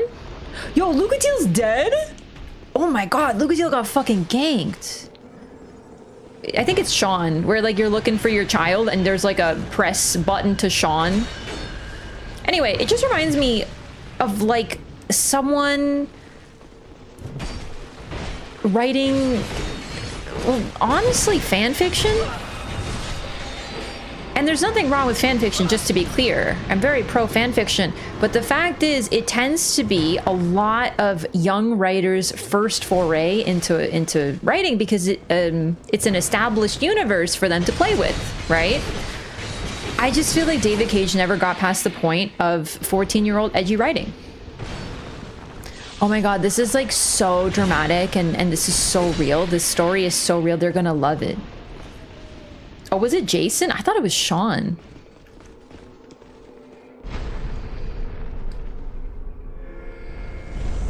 It's both? My god, does this man lose another child? He lost 2 sons? Is he stupid? How are you gonna fuck that up? My god. Jason. Hassan. Jason. Hassan? Hassan. Hassan?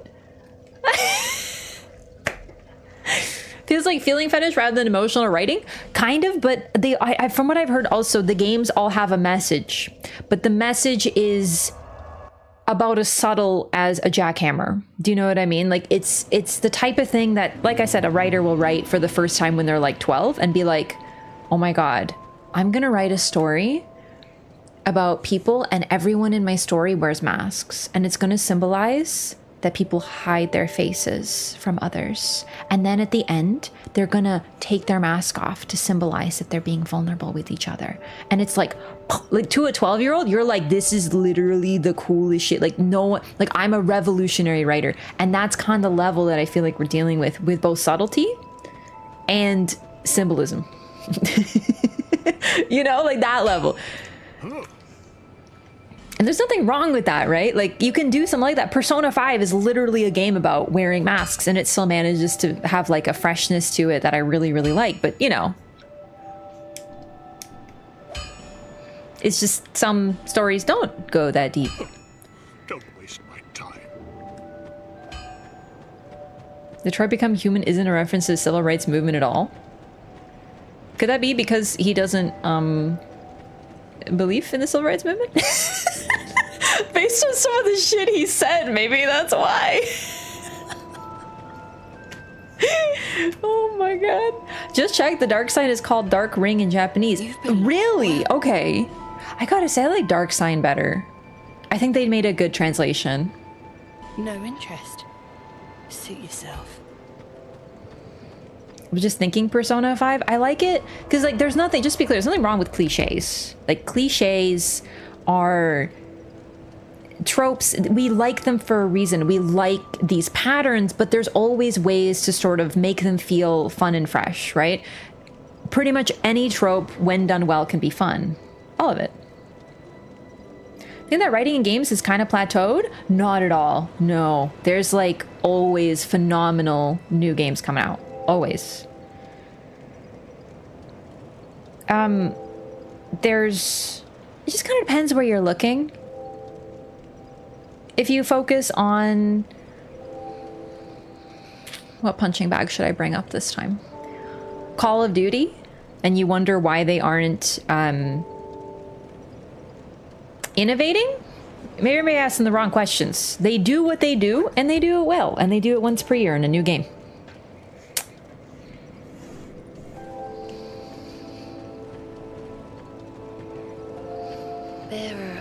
Until Oh, David Cage. Imagine Dark Rings 1, 2, 3, the currency is ring, like each time you kill a boss, like it would say Ring of Nameless King. You mean Sonic? You mean it would be just like Sonic the Hedgehog?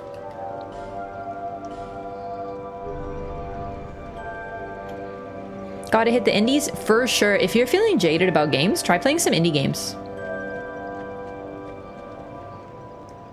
They tend to have like less advertising. It's a little bit, like not fully, right? But they tend to have less, it's a lot of word of mouth.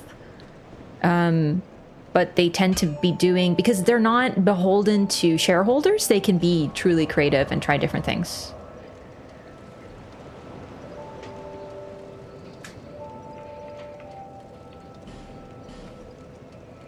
But that isn't to say that AAA games are bad by any means. Like 2023 was an absolute banger for games. We had, well, the two big ones I always think of course, are Armored Core 6 and BG3, both incredible. Please don't hit indie devs. Yes, please don't hit them.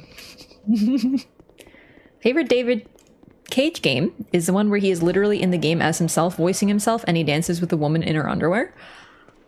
What the fuck? Yeah, thank you for saying exactly what I was thinking. What the fuck?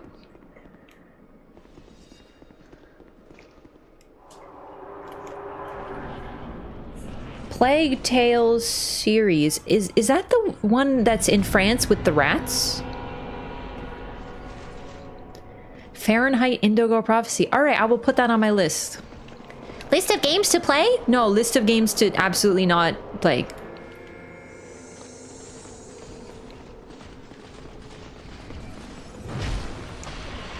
Yep, French Rats. I heard that was really good, the French Rat game. I wanted to play it.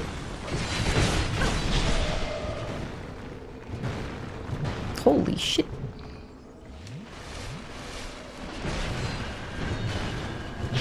The thing is, to be completely honest with you, I don't know if the rats are French, but I think the characters are French, and thus I'm assuming the rats are French.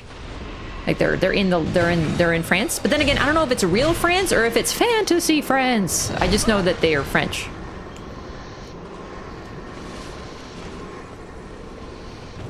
Are they made by the French? Like, are they French games too? Or they just take place there?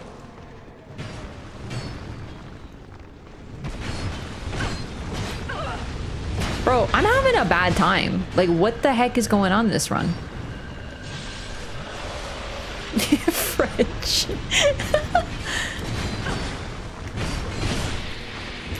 Shiny? Yo, fuck off. Oh my god, I'm getting harassed.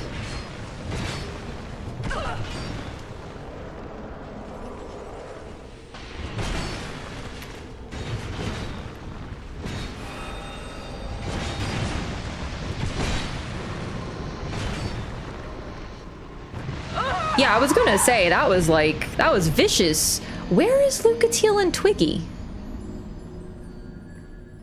Did they not come down with me? Huh. The studio is in Bordeaux. Oh, wow.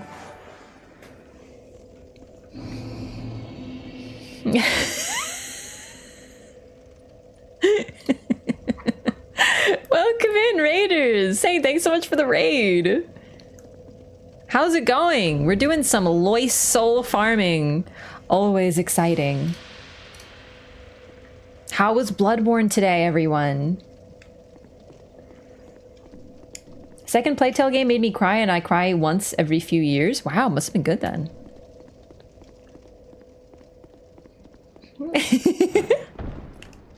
Welcome, Miguel. Emboldened. Cardboard. Welcome. Karin Inspector. How's it going, everyone? I'm farming for some Lois souls, doing some lore stuff today. This is quite possibly the grindiest thing in all of Souls ever. We are farming for 50 Lois souls, and we have 20. But in the meantime, we're talking about, well, souls? What are we talking about right now? We're talking about David Cage games? But the wonderful artistry of Heavy Rain. Man, I remember when Heavy Rain came out, Everyone's like, this is the future of games. It's so real. It's just like a real story. And then I see clips from that game and it's like, Sean, Sean, Sean. And then a lady in her underwear. And I'm like, what kind of future is this? A dystopian one? Yeah, also Jason. There's definitely some Jasoning.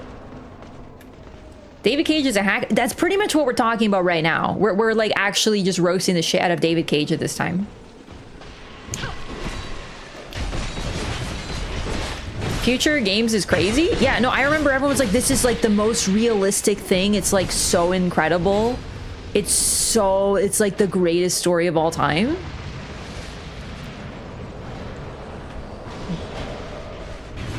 You play Heavy Rain someday? I am a little tempted to click the button to Jason. Hey, Say! Thank you for 44 months. Welcome back. Appreciate that. Man, time flies. I know you probably want to go after stream. After I stream, I'm so socially burnt out. I'm like, I'm gonna go eat food. But I hope you had fun with your stream. Thanks so much for sending everyone over. I'm Raph. I do lore.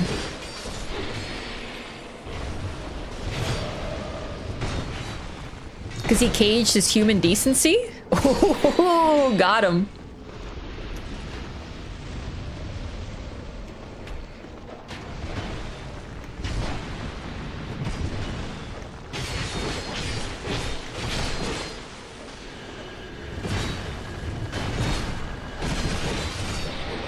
Give me your soul.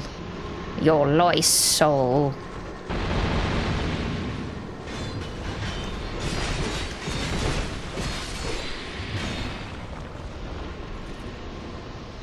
We're at 20. We're at 20 out of 50.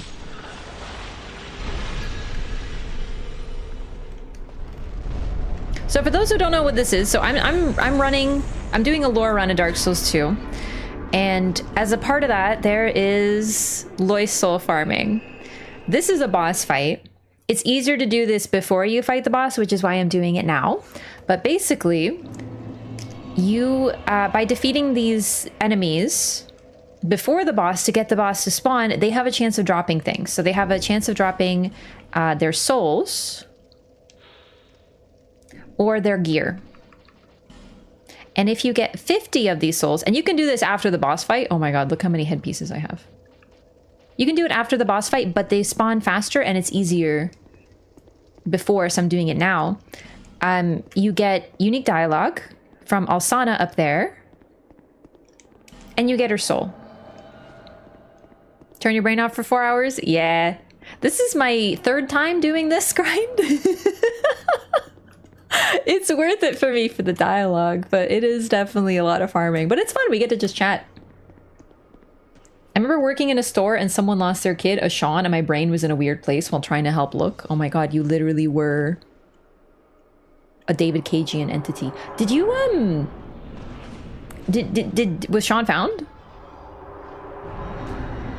I farmed the Lost Souls on like New Game Plus 5 pain. Oh my god, I think I did it on New Game Plus once and I think I wanted to cry. It was the worst thing I've ever done.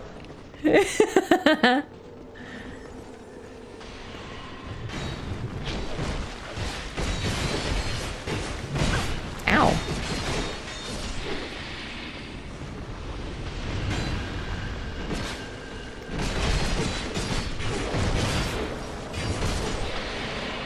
Why do Sean's keep going missing? There's also Fallout 4. Right, yeah, Fallout 4 also has a missing Sean.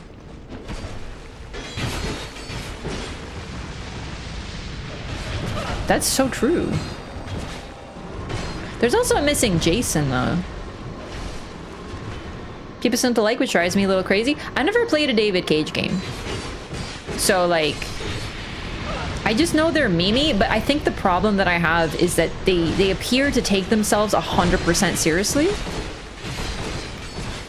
while they're doing the memeiest, the most nonsensical things of all time.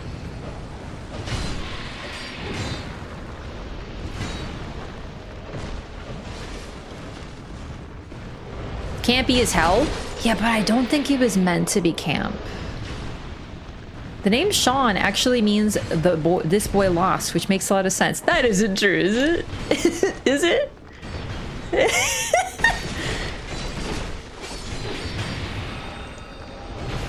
You see, he named him Sean because it's symbolic about getting lost. You wouldn't know because it's so subtle.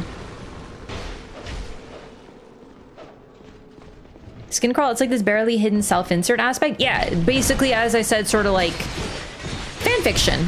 And there's nothing wrong with fanfiction, and there's nothing wrong with self-inserts if it's just like you having fun, you know? But honestly, other than that, and I guess the sort of subcategory of like, I think they call it your name now. It's like, it's a big thing on like TikTok, I think, where they create TikToks that are like you romancing like characters from whatever media, right? And it's like character X, your name, and it's like they say YN for your name, and you sub your name in there, and they're like, oh my god, I miss you, Y/N, and it's like, what the hell is this? I love this fight. Me too. I don't love it this much to be doing it for this long, but it's still neat.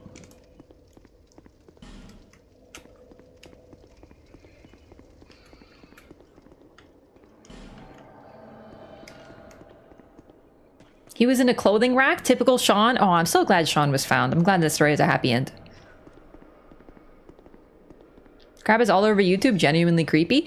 Yeah, honestly, if you think about it as most likely teens just having fun fanfiction adventures, it's really not that bad. It's just with the YouTube algo, you're gonna find stuff that isn't really for you, and then you're gonna be like, oh my god, this is literally the cringest shit on the planet. But like, I don't know, let people have their fun. As long as they're not real people, do you know what I mean? I cannot handle shipping real people. That shit is weird.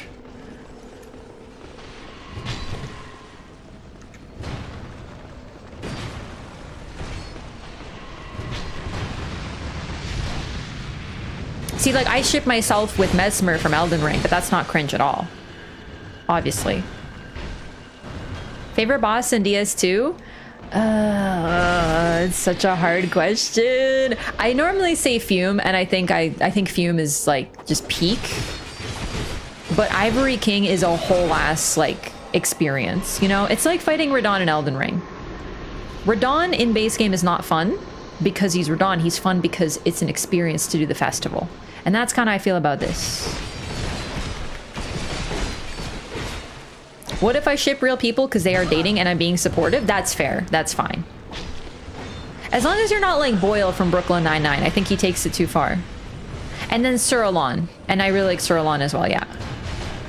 Only right answer is Covetous Demon. I actually also really enjoy Covetous Demon, and I like to feed him a little snack when I fight him. I know he's just like a roly-poly little guy, but I still really like him.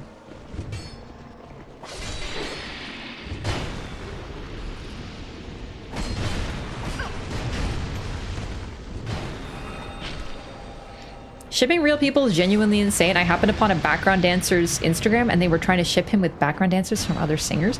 That's strange. That is strange.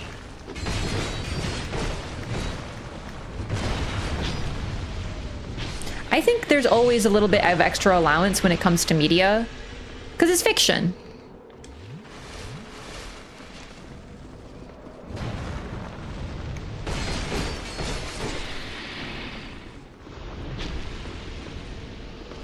You can do whatever you want. It's fun. Shipping like cargo boats?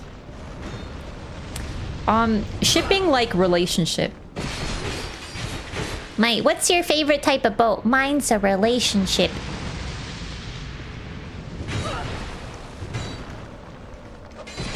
It's a fan fiction term. At least I don't know what the origin is, but it might be legitimately.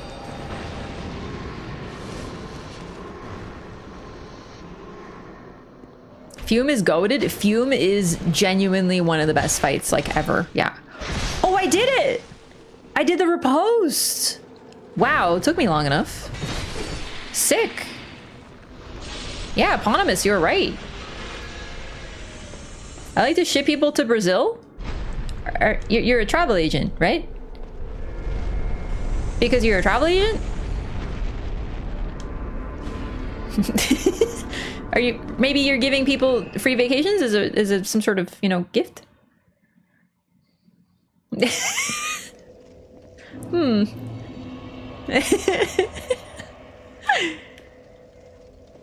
New Game Plus in DS2 since there's new content. Right, actually, remember how I said that we're almost done Dark Souls 2?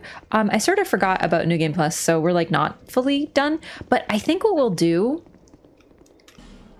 not because I want to finish Dark Souls 2 quicker, but because I really would like to continue Loreathon because we have so many games to play. So right now we're working on this. And then we have, for the Loreathon, we're doing Dark Souls 3, Sekiro, and Demon Souls still. Yeah, that's all of them. And then we have, we're playing Control, first playthrough of Control. And then I want to try Metaphor ReFantazio. I might do it tomorrow, but I'm thinking Saturday because I'm like super pumped about that.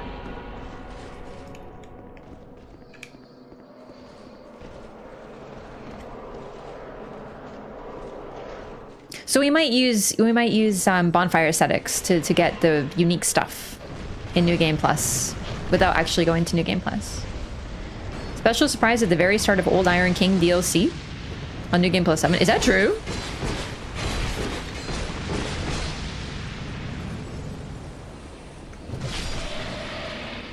Your name X David Cage self-insert.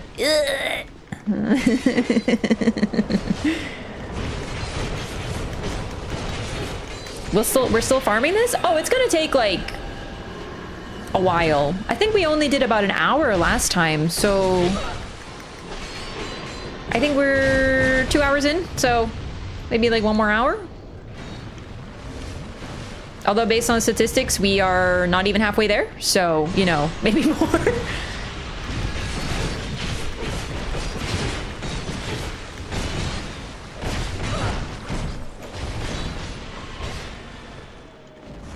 How do I untype a message? It's too late. You made a choice. Commit to your decisions. Hell yeah, we're halfway. We are halfway done.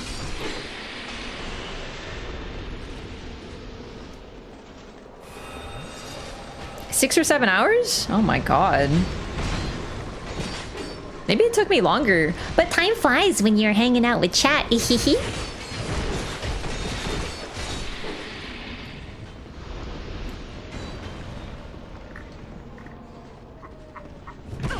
Hey, that was rude. I was a fan of Alana. Alana is such a cool fight. I also love how she talks.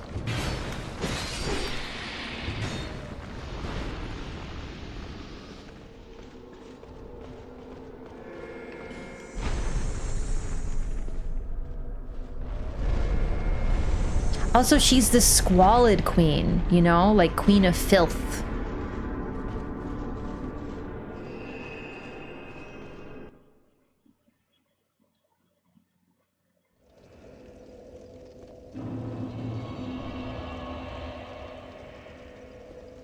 Got 10 from just trying to beat the boss, and I aesthetic and grinded for 4 more hours. Wow. I think that's what happened to me. I fought the boss, and then I decided to do Lois Souls, and that's why I had to push to New Game Plus, and it made it a lot tougher. Damn, is that Sauron? Doesn't it totally look like Sauron? Or maybe Melkor, aka Morgoth. Sauron's daddy, not literal daddy, like I'm talking more sugar daddy, like metaphorical daddy.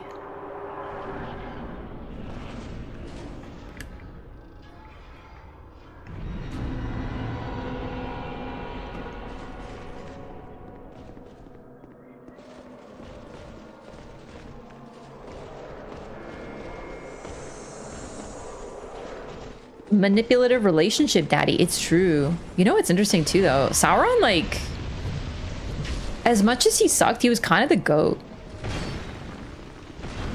Like Melkor Morgoth is like why evil exists, sort of, kind of. And he kind of sort of created everything that's evil in Middle-earth and stuff. But Sauron managed to take out the strongest army ever made in Middle-earth by just talking shit for 200 years and manipulating them and destroying them from the inside. And if that isn't metal as fuck. Morgoth can't be a coincidence. To be fair, that wasn't his name. It just, he pissed someone off and then he was like, I hate you, I'm calling you Morgoth from now on. And it stuck.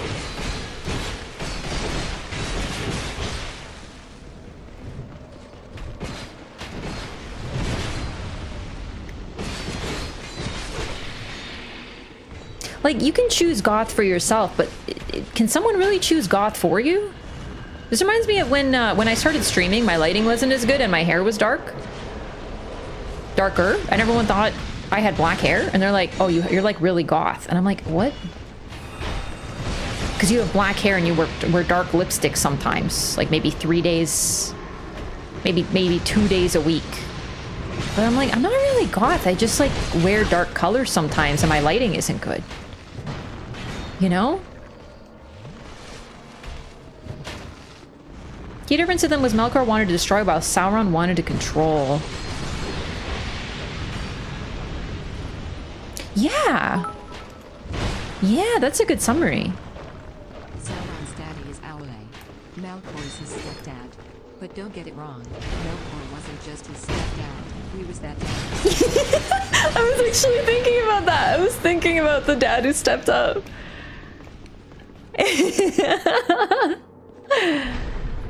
Sauron's daddy is Aule? Really? Man, I forgot some details. I just read it, but like... God, there's so many names. So wait, Aule created Sauron? Which one's Aule again? What does he control? Goth Queen Rav is my favorite from Song boss.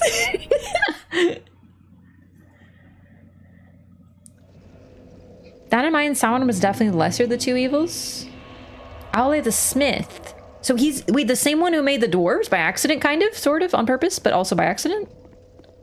Dude, Aule is kind of based.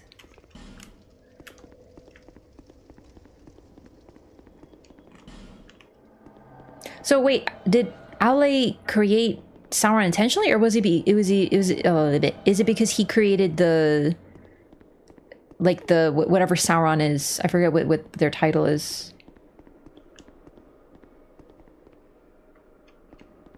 Oh, Silmarillion? Yeah, I just read it. Goth Queen Raph legit sounds like a boss name.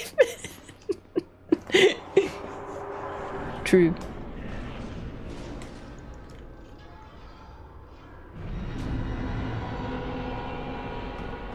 Honestly, if I was a boss, I'd probably be like the Duke's dear Freya, but I'd be Chat's dear Rafa.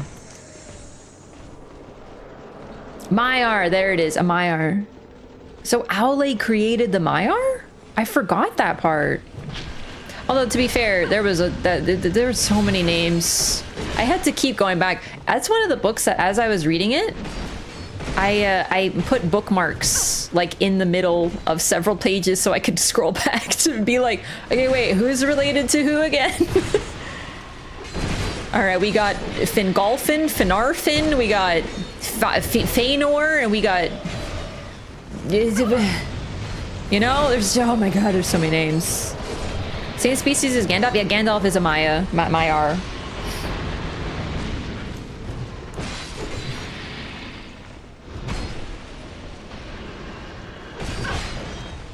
Oh, shit. Sink your Renala, but with a comfy sweater? Yeah, comfy.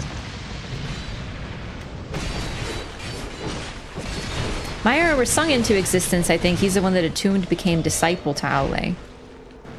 Sauron? Oh, I must have missed that part. I gotta reread. I just read it.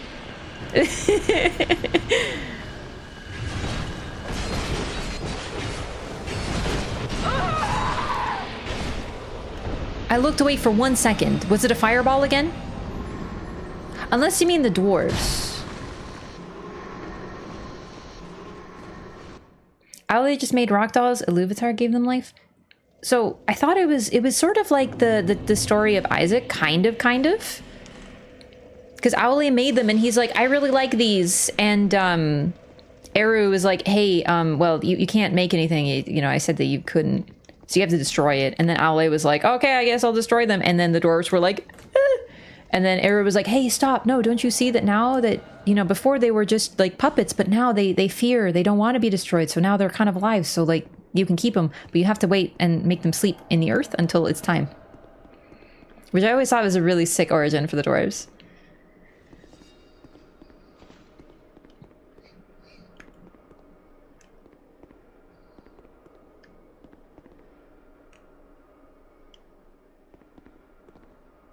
What would be your boss powers though?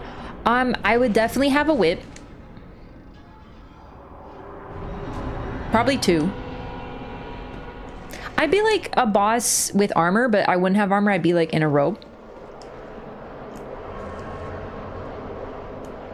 That's all I got so far.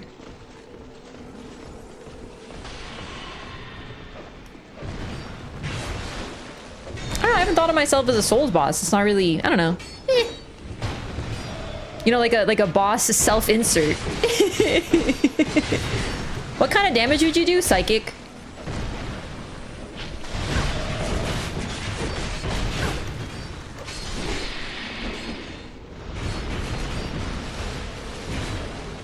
Like psychological, maybe.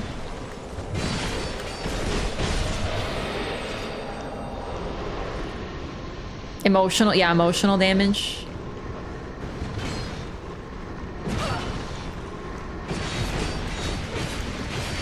Queen of Frenzy. Oh my god. So far the only thing that has killed me in all these runs today has been the Fire Whip attack. I think. I gotta be careful around these casters.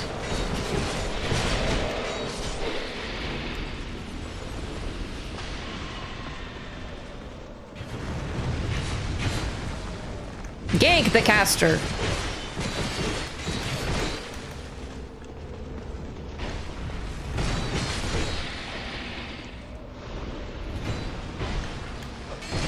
Sauron's original name was Myron. That might be why I missed it, because I don't think I knew that at the time, and I don't remember the book telling me. Could have missed it. It's quite an extensive book.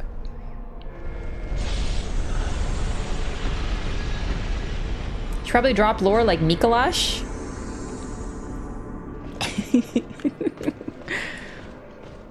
I would be a gimmick fight that you'd have to, I'd have a pop quiz and you'd have to answer lore questions, and if you fail, you get whipped.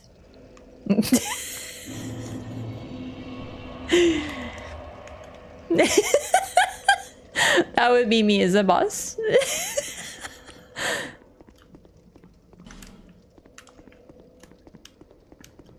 Sauron had so many names. Yeah, a lot of the folks in Lord of the Rings, in Tolkien lore, generally have like 5 names. Best Phalar is Nienna. I like the one... Oh, what did she do? I don't remember her. I like the one who made the trees. I think her name started with B.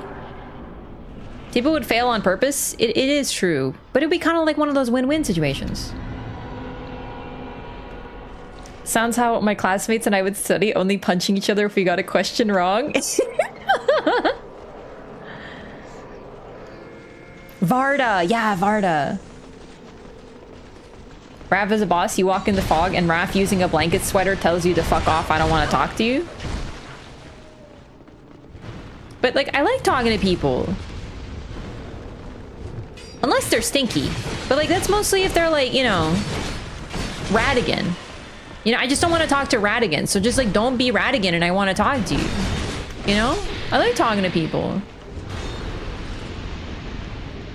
You know, people in chat, like, people come into chat and I'm like, hello, welcome. Unless they're weird, you know? Unless they open with like, hey, what size are your feet or something. Then I'm like, you know, maybe you don't, maybe you're not here. Maybe you leave. Other than that, you know? Unless you're Radigan, then you get Omega banned. But I'm literally Radigan? Can I get a ban, please? Mods, please? There's some sort of Radigan in chat?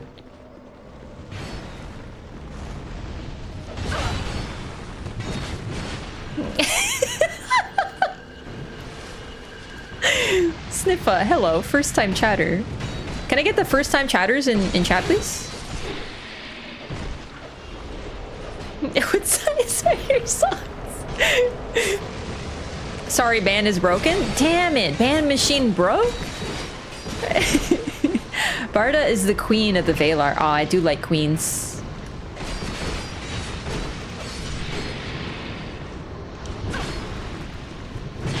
Ow. Oh my god, I think we got 3 this run.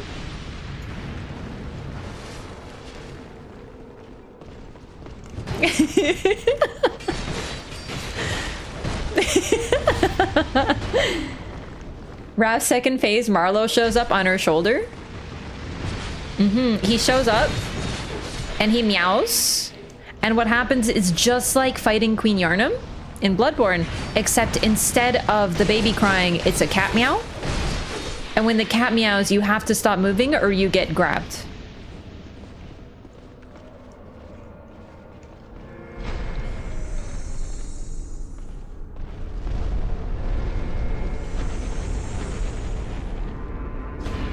Mythology of Arda and Ea.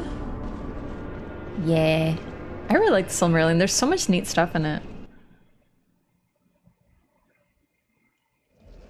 Be like the Mikola Heart Stolen effect. Oh dang, a cat stops fighting. True. And you can't hurt Marlowe. He's just like kind of there.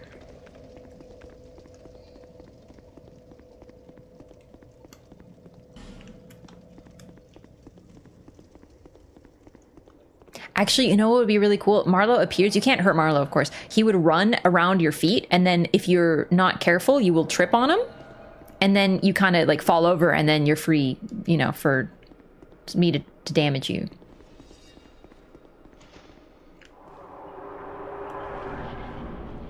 Whee! Definitely bite some toes. Marlowe is not a toe biter. But he will run diagonally in front of you while you're walking, thus getting very close to tripping you. And by you, I mean me. He does that to me. He only does that to me. He does grab my ankles too, though. Like if I'm petting him and then I walk away and he's not done, he will run after me and grab my ankle. He'll like hook it. I feel like one of those like AT&T creatures from Star Wars. What are those called? TTs?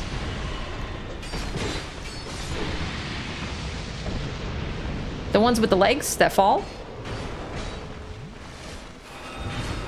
AT-AT, yeah. I call them TTs. Or AT-AT. The AT&T creatures, apparently.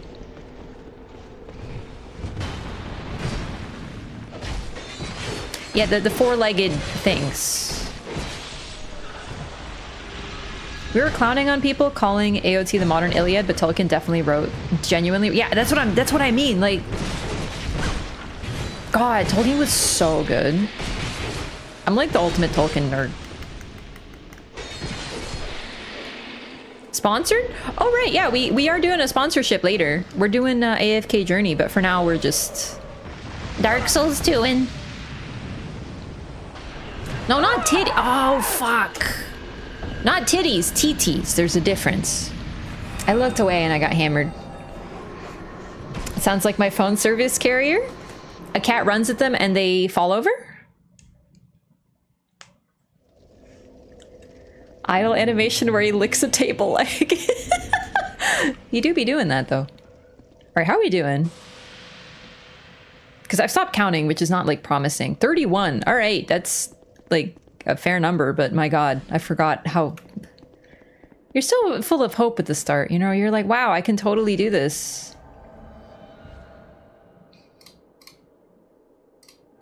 This isn't so bad. Wow, we'll get these in no time. And then you're like, I don't know how long I've been down here, you know?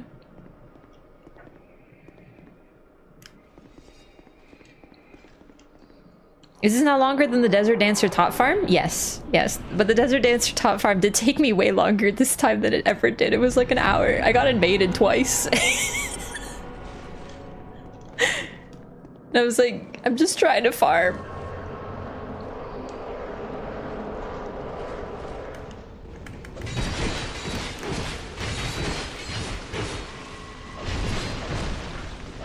Cosmogony was the most memorable? Yeah. World that was a reflection of a family choir. Yeah, that's such a good way of putting it. It's so neat.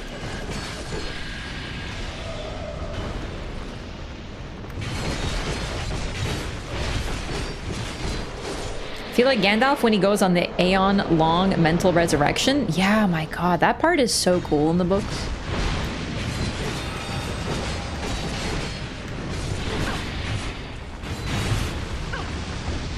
Alright, I did kind of put myself against a wall here.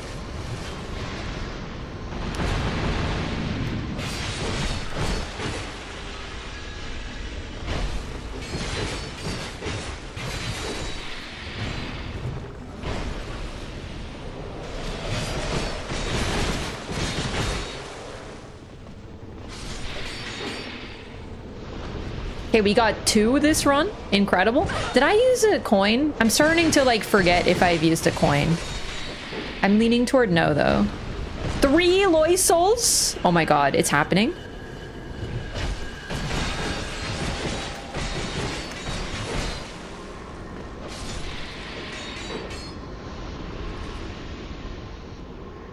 Wish you could exchange armor and weapons for souls. I know.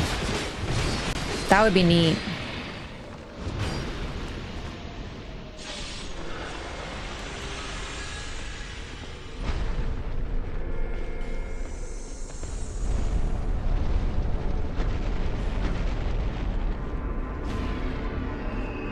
This is still so cool. Once again, I think that if I ever need to give an example for why you don't need a cutscene to make an enemy or boss cool, really bosses, you know, like when the Elden Ring DLC came out, very few bosses had cutscenes and a lot of discussion was like, this boss deserved a cutscene, this boss did. And to a point, I get it, but I think that this shows you don't need a cutscene. This is such a masterful fight. The way first you have no music, and then you know it's such a long fight. A lot of the time, at first you could be like, "Oh my god, how am I even gonna get to the boss?" Because there's a lot of enemies. It's really neat. And then the music begins. The things roll up, and you're like, "Oh my god, here we go!" It's amazing. No cutscene needed. They do have special effects that are happening. But it doesn't need to be like your camera zooms in and...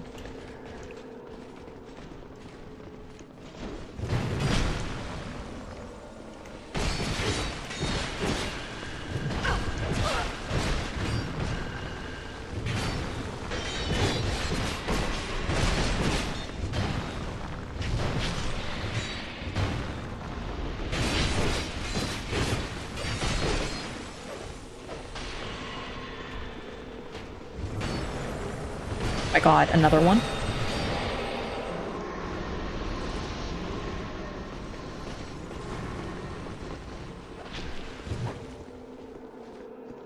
Some bosses could have used a cutscene, but that's what I'm saying is they didn't need a cutscene. Bale doesn't have this, but the way that he drops down still has some cinema to it. It's cool.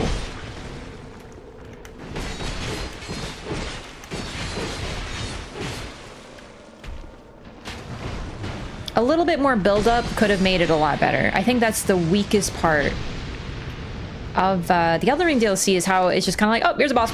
Boom. Romina is the absolute worst for it. And R'Lana. Oh my god. R'Lana has an area build-up, or R'Lana. Oh my god, is it R'Lana or R'Lana? Whatever. Whichever was the DLC. She has an area to build her up, but then she's just there. And I think they could have done something to make it a little bit more interesting. Something.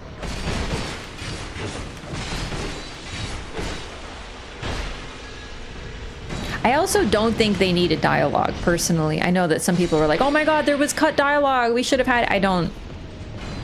I think it's better if they don't talk sometimes. Some of the most memorable fights don't speak at all. Alon, Fume, Ivory, Banana.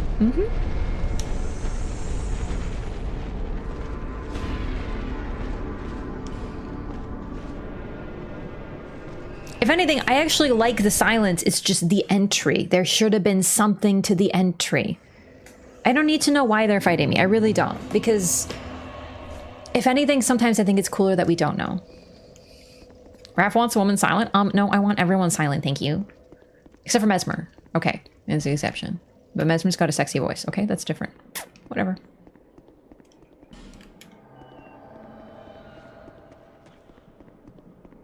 Cutscene of her getting out of the chair? But there wasn't a chair on release.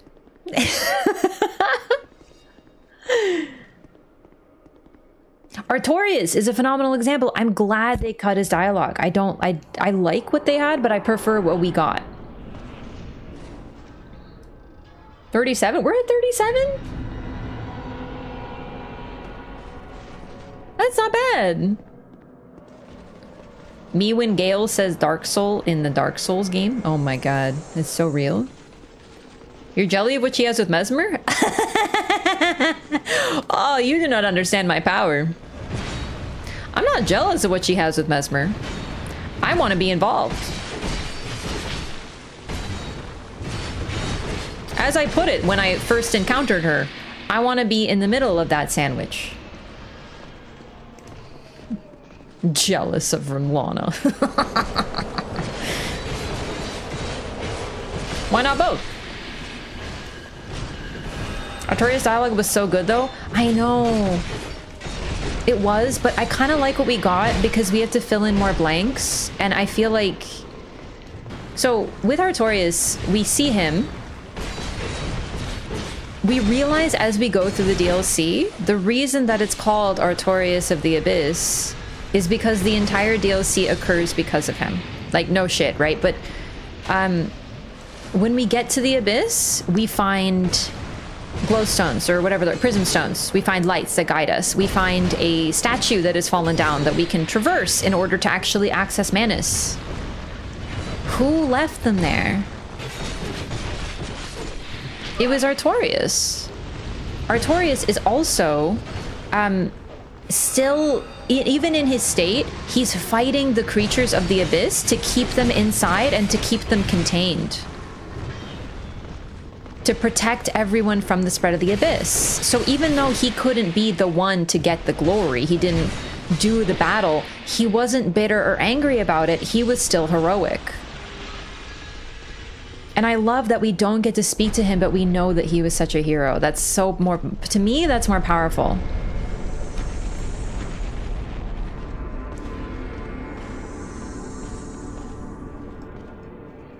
He's not a fraud, he just got credit for something he didn't do. But the fact is, okay, maybe no prism stones, maybe we could have made it, but we wouldn't have been able to get to the Abyss. Raph point, ain't no way I'm giving you this game for free. Raph point 100. Exactly. So yeah, he didn't kill Manus, but he set us up so we could, and that to me is what makes him so much more heroic. He didn't do it for glory, he didn't do it for fame, he did it because someone needed to do it. It's kind of like the Ivory King. In fact, he's really similar.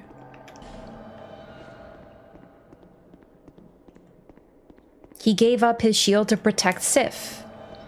Even in this like broken, half-crazed form, he was still attacking the creatures of Ulasil to keep them from getting out, to protect everyone else. Artorias didn't kill Manus, but he still protected everyone till we could get there and finish him off. It's really powerful. A hero is not someone who is sung about in the stories necessarily, but, you know, he did get credit for it. But to me, he deserves it. I actually think he really did. Well, now I know why Discord server is called the Degenerate then. 40? Wait, really? Wow, I haven't even been counting. Things are going good. We're making it. Him and the Ivory King should kiss? What about Kieran?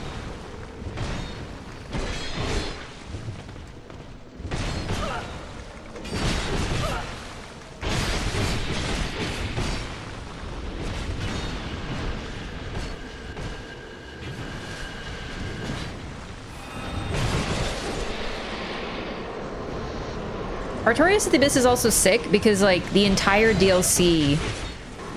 Oh, and he also left the pendant for us. Like, he left it to help us. It's so cool. Artorias is the GOAT throughout the DLC, even though you fight him so quickly. Like, that's what's so cool, is when you realize how he has a hand in everything. Even though he's gone by the time we get there. It's so powerful. What about me?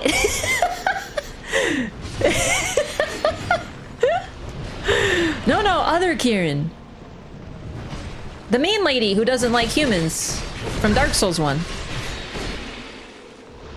The one that I always killed so I could get her gear.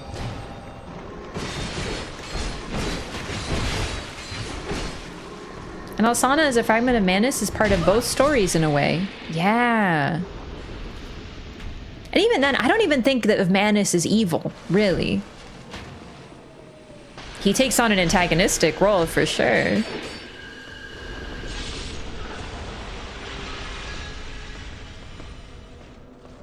He's almost like a man-made natural disaster. I know that sounds oxymoronic, but like...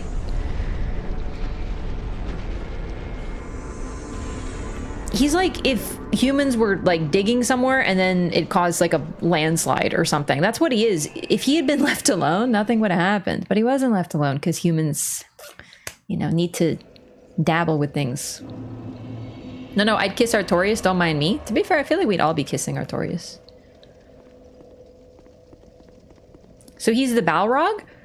Kind of? Except the difference would be if the dwarves were told, hey, there's a Balrog down there and it'll give you magical powers if you wake it up. And they were intentionally going for the Balrog.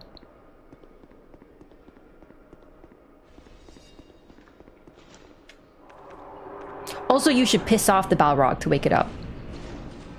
Like, that's basically what happened to Manus. A little eldritch, but not quite because Manus is a human. But that's a good analogy, yeah. Kind of like the Balrog.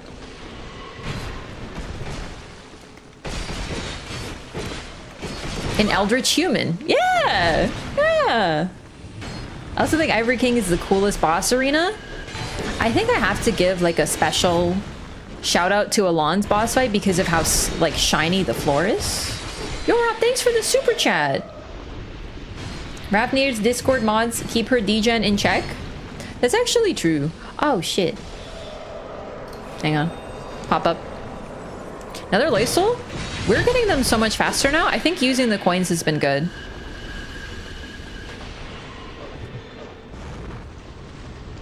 Sins? Oh, Sins is pretty cool. Is Sins the first time they did like a cave boss fight?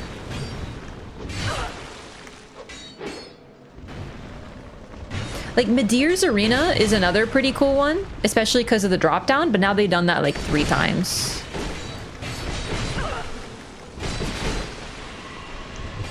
Like, what's his name? Stinky Knight from Elden Ring DLC? Putrescent? It's literally just Midir's Arena. Again.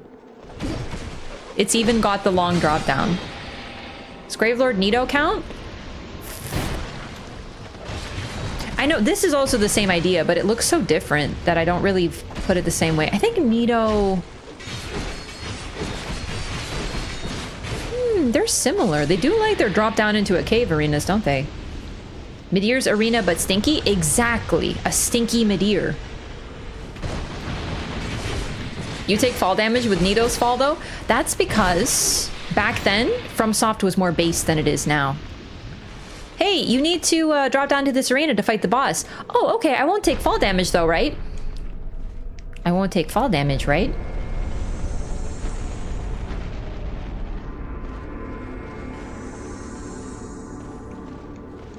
I actually love how they used to troll. That one went through weird? Oh, did it not work? Is something being buggy on YouTube again, Rob?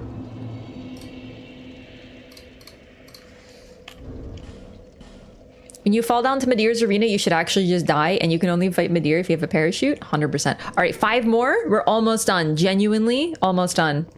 Wow, we're actually making really good time on this. This is sick.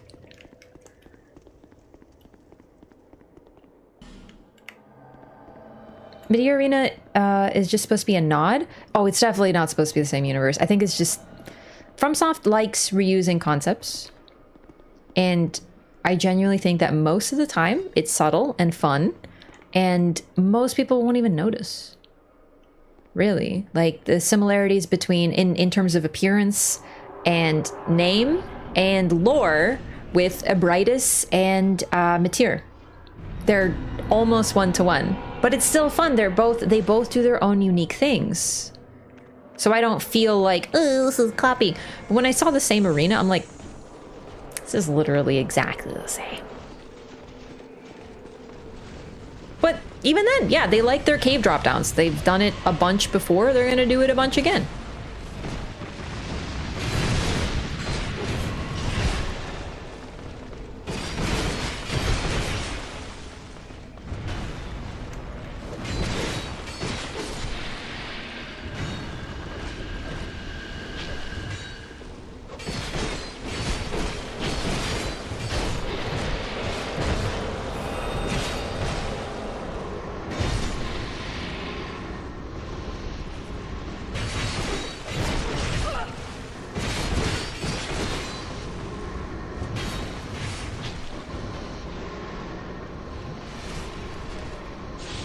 Twiggy's having a bad time.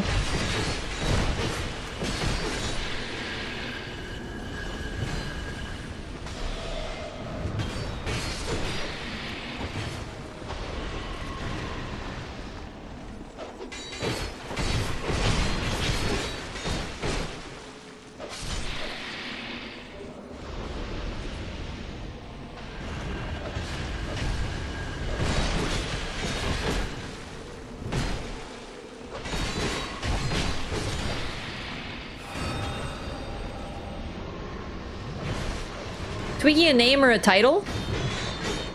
I have no idea. The NPCs in this game are particularly interesting because of all the unique traits that they have. Like they do gestures, they seem to have their own personalities. They all have really funny names mostly, except for, like, they have really normal names. Other than Shay, and maybe, I guess, Lucas Heel kind of counts, and Luet, they all have, like, normal human names. Like, they're at the PTA meeting. Like, Fencer Sharon, Armorer Dennis. We got Rachel, Shannon, Dennis. I'm missing more normal names. Don't look, it'll crash your PC. Oh, God. Yeah, I think YouTube's working.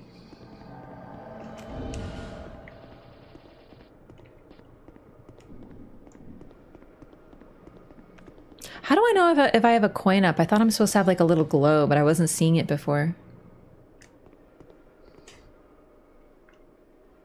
Hitchhiker Gregort. Man, you even get nails with this fit? Zuli with the acrylics. Dwee has to be a title, otherwise it'd be like Chris the Archer. True.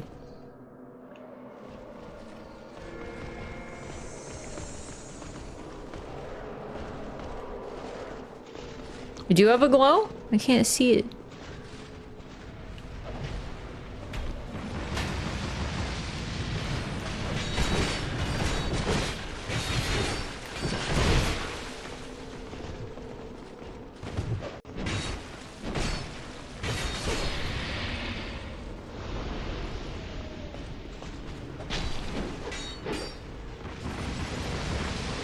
Ow!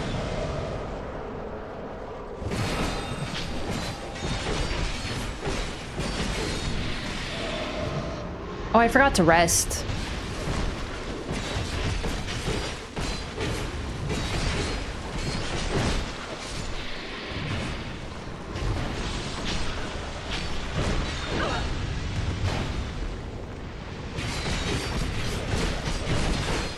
Yo, let's go, Twiggy.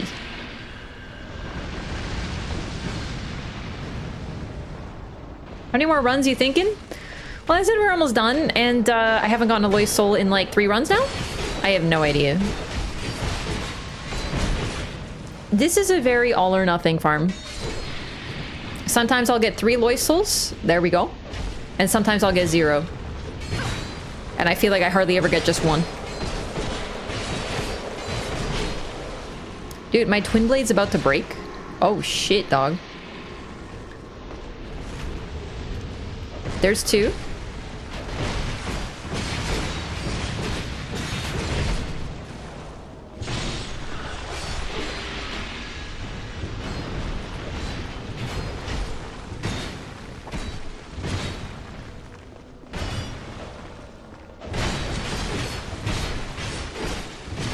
Come on, kill him. We're so close.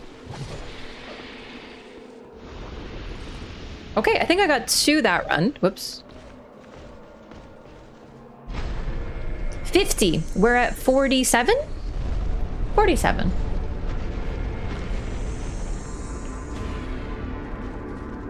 And then that's pretty much the... This is the biggest grind by far. This is the most... I don't want to say like boring part, but I mean, it is a lot of grinding. It's quite a few hours if you don't feel like doing it. And like, I don't blame anyone for not wanting to do this. So yeah, once we're done, then we'll actually fight the boss, get all the lore, all the dialogue. This is an incredible actual fight. Like, to be honest, I might actually struggle with Ivory King. He's not easy. Monotonous, yeah, a little bit, a little bit.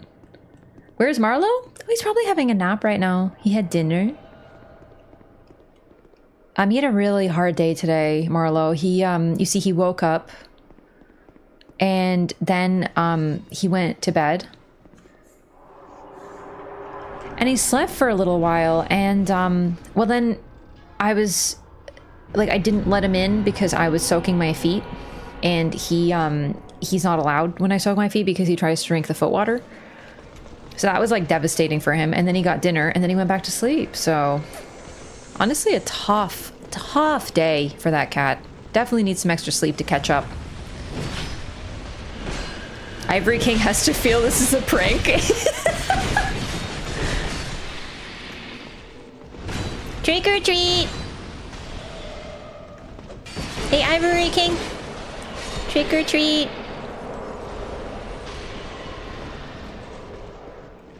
Belka's having separation anxiety?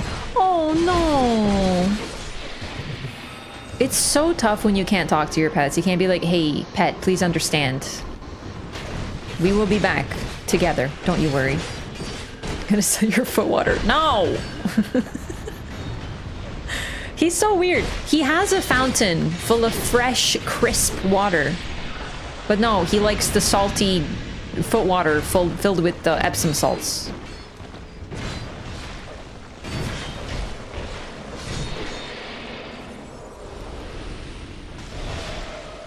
We are so close. 2 more, 2 more, 2 more.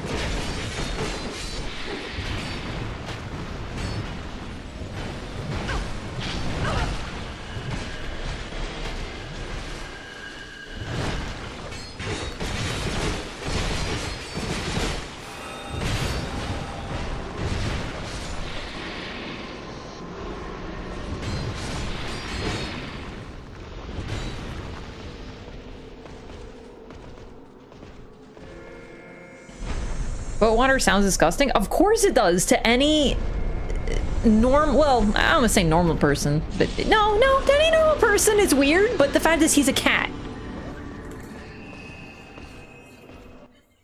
Raft water jugs? No. Nope. You guys sound like my cat right now. Is Marlo in chat? My cat loves water. He loves water. Like, he's really weird because, like, I swear to God, he gets more excited for, like, his cat grass and his water bowl. And he knows it's his water bowl. And now he has a fountain, but when I gave him his water bowl, he used to hop up on his back paws. He was so excited. And he knew it was water. He didn't think it was food. He just loved... He doesn't like swimming in it, just drinking it. He's just a water enjoyer. He's very hydrated. Water is overrated, 6 out of 10. Don't you mean 7 out of 10? Too much water?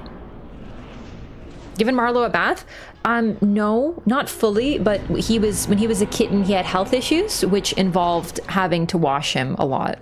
So not like full body wash, but like partial wash. So it got to the point that I was basically sink bathing him daily, sometimes twice daily when he was a kitten, just for a few weeks. Poor guy. He got used to it, but he was not a fan.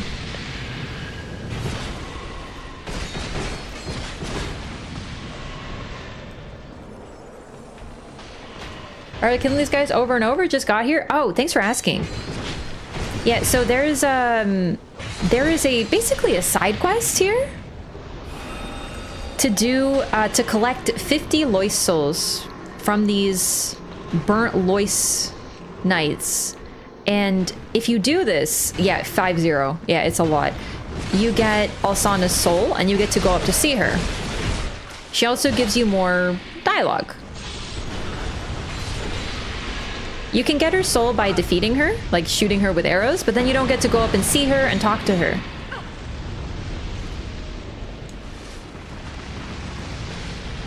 So we're doing it this way since this is for lore, but yeah, it is going to be like a lot of fighting Lois Knights. Oh my god, is that it? Oh my god, I think we're done. Chat. I think we're done.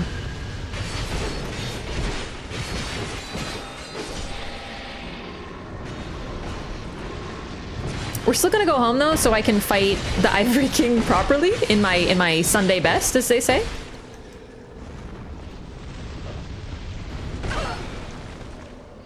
Worst type of side quest? It's very weird because they have never done anything like this before, or again.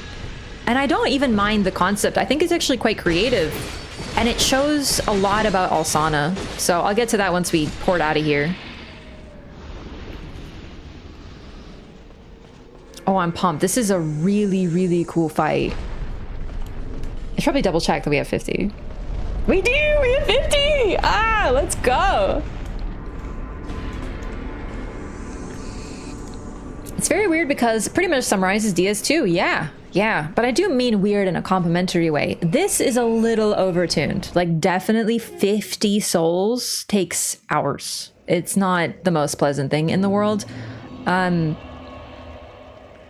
It's a bit too... It's basically a covenant. Yeah, it's basically a covenant grind, but there's no covenant, there's no online, there's just grind. But we're done. So let's get cute.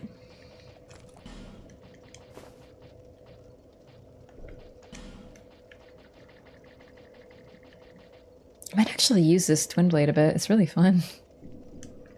And it looks super cool. Boss fights don't kill them so fast that they can't close all the gates, or you get a pyromancer during boss fight. That's true. Yeah, they might not close all the gates. All right, so just to sort of go over what we've been doing, because this is, you know, a big grind. Alsana tells us, she asks us to free the king. That's basically why she let us in here. She asks us for our help because her beloved king...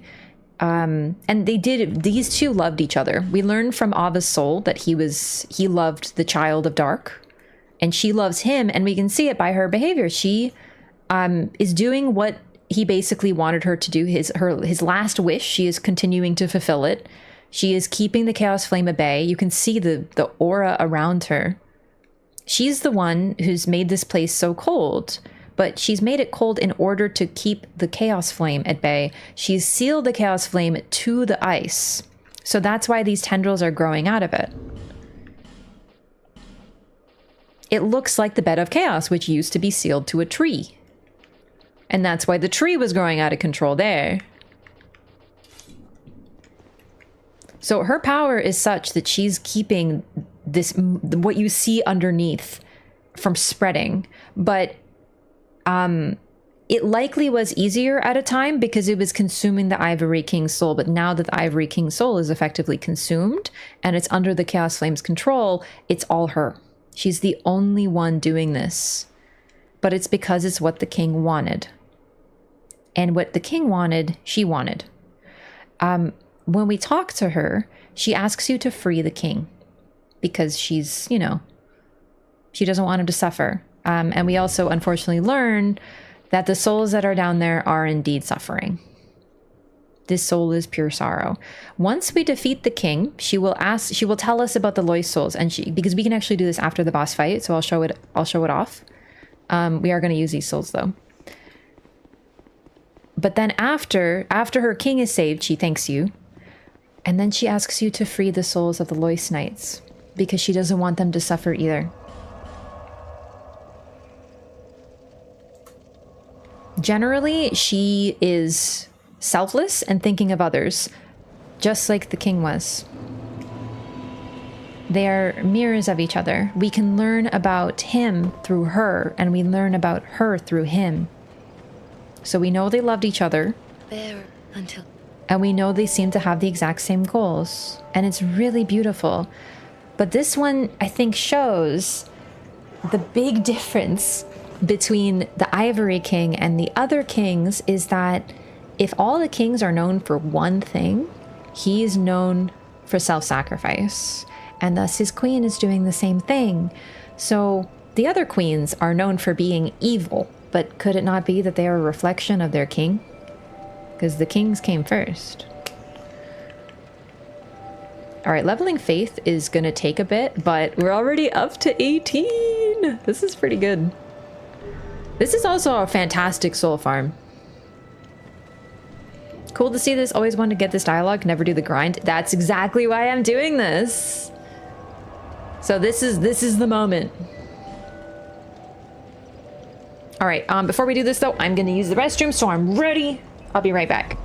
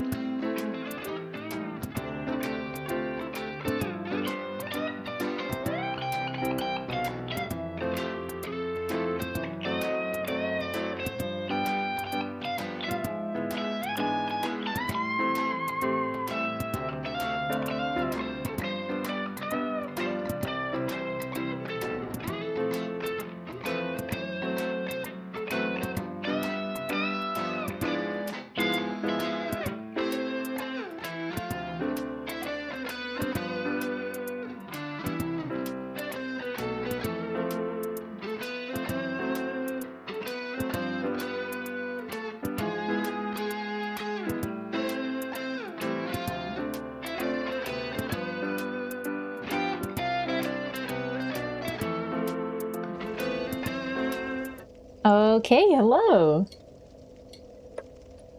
All right, it's time to fight the Ivory King. So we're not going to talk to Alsana until after. All right. All right. Oh, let's do it. I'm so pumped. All right. I'm going to change the title King plus final quests. I freaking love the Ivory King. This is going to be a highlight. Alright. Farming Lois and level of faith, like feeding 2 birds with 1 stone. Yeah, we are going to need a couple more levels in faith to get Falcon's drop properly. And for the dialogue he gives us. And we might have enough. Are there any other requirements? I can't remember. All the grinding's coming to an end. Yep, we've done it. We have the 50 Lois souls. Alright. Let's go. We can use the soul of a giant too. Because you might need to just pop some actual souls. Oh, you know what? Kinda forgot to set up my equipment properly. Don't need this. I'll do Chloranthy. Okay.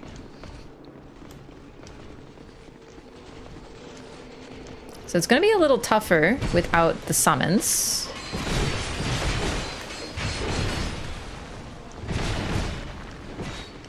Just in terms of numbers, but there are fewer, they're less tanky. Well, I got an extra Lois soul. I guess I'll keep it for lore.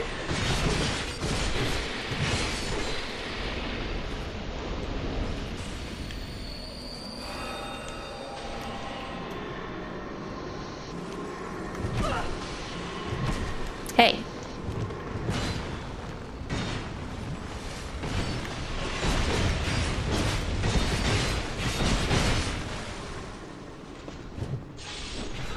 Ivory King has some dialogue?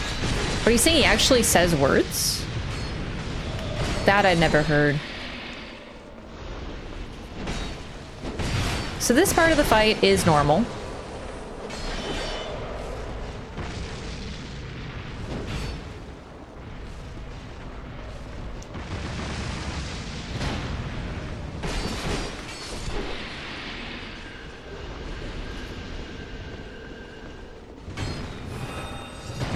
Oh, surprise.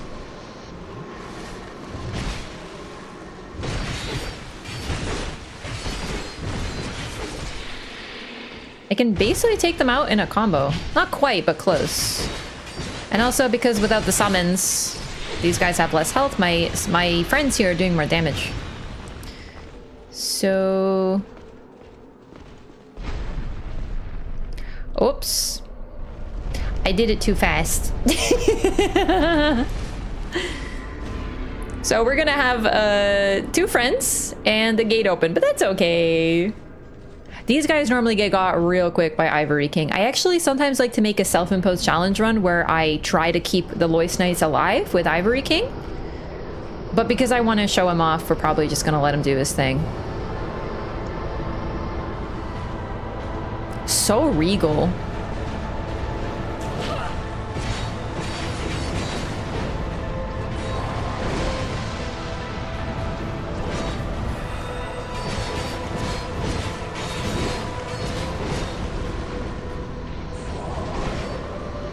Oh, that does kind of sound like die. There we go. Thank you. Seal the gate.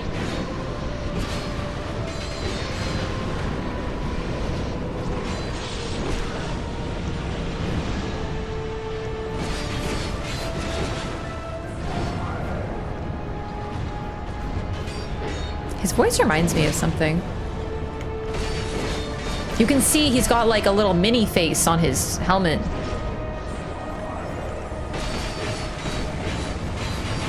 Phase 2, baby.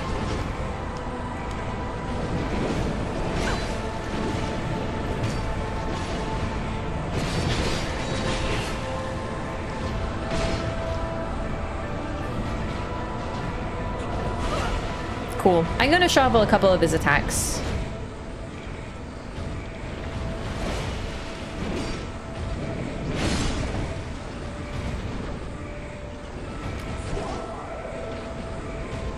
He's reminding me of something. That voice that he does. Oh my god. Does he have a grab or anything? He might.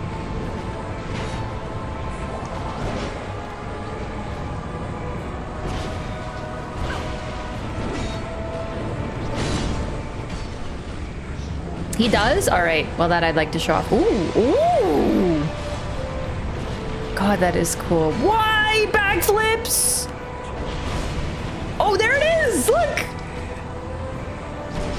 Oh my god, he is kind of like Mesmer. Except he doesn't light me on fire. Fair enough. Fair enough. Lois Knight survived longer than me? Alright, so we got the grab, we got his like AoE. His moveset other than that, while cool, is pretty much that, so I think I'm good. Absolutely such an incredible fight.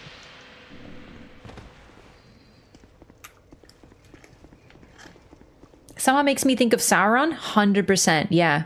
Oh my god, I'm instinctively summoning. I don't need to anymore. I'm summoning more spikes. Admittedly, normally after this, the build up to this fight, I get so amped. I'm not like watching his moves, so I might be forgetting something. Rank the 3 husbandos: Fume, Alon, Ivory King. Ivory, I think as a husbando, has to be number 1. Then Fume, then Alon. But that's not to say that Alon's like the last. It's just he's like a really high level husbando. It's just compared to Fume and you know, Ivory. Man. Fume is also edgy, you know? He's like, I'm so misunderstood. I like the symbol of the raven because it's a misunderstood creature. You know, I'm just like really emo like that. And I just like that more.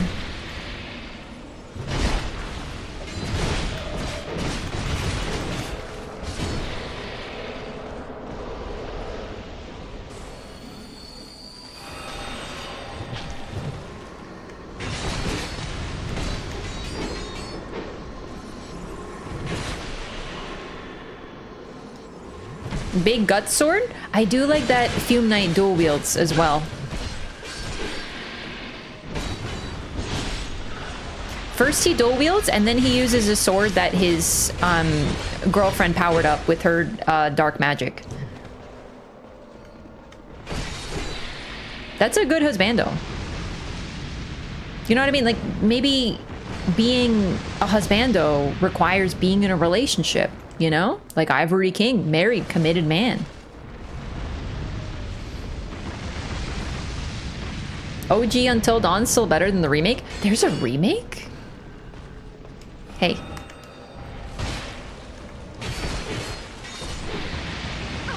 Intestines from Zerberk. Yes.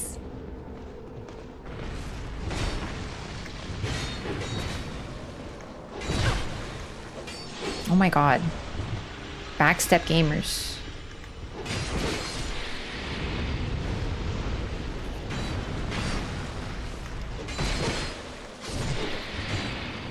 I think I did it too fast again. Sure did. Is that why Nadalia's Fume Knight's fire is weird, like it's dark fire?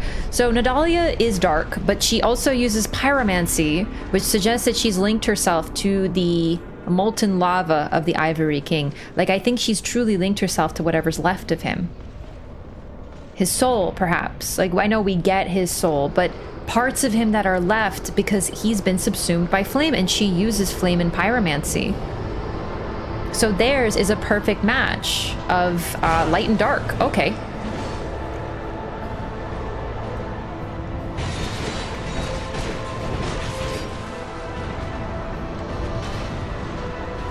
Interesting that it isn't a pyromancer this time.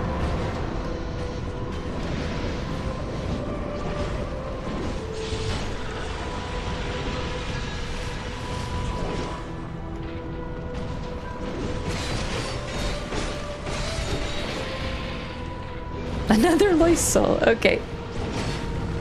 Alright. Oh no! Knight, no! Wow.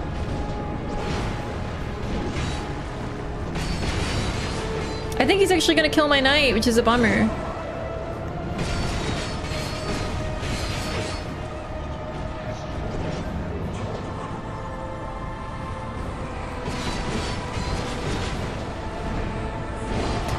Also, another suggestion that the queens take on the powers of the king is the fact that Alsana, oh shit. Ugh. Alsana controls ice magic, which is likely a sorcery, really, as does the Ivory King. Whoops.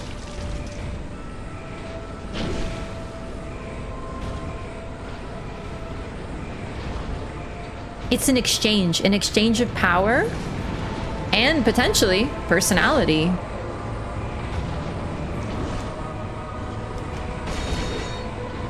Humans love deals. You were just showing off the grab? Yeah.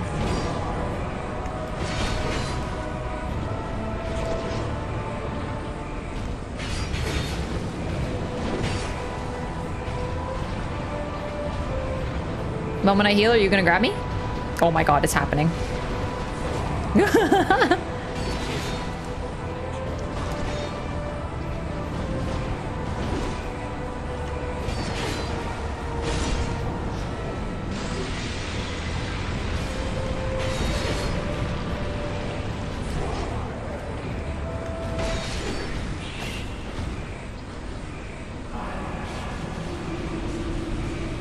I love that animation, like he's been freed.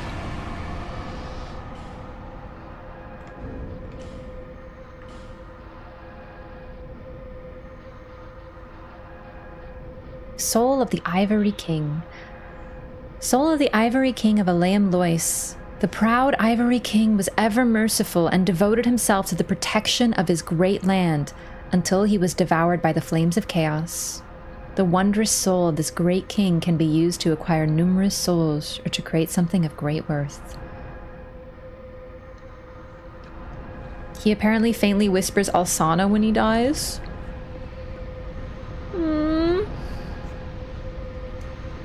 His soul is free until you make a sword out of it, then he's stuck again? Yeah, but it's a really cool sword. A faint heat lingers in the ancient crown. This is an absolutely beautiful crown.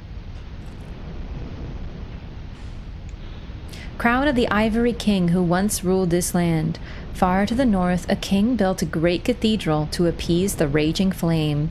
But when he sensed the degradation of his soul, he left without a word, leaving everything to Alsana, who had, unbeknownst, found a place at his side. But these were events of long ago, and today no one even remembers the king's name.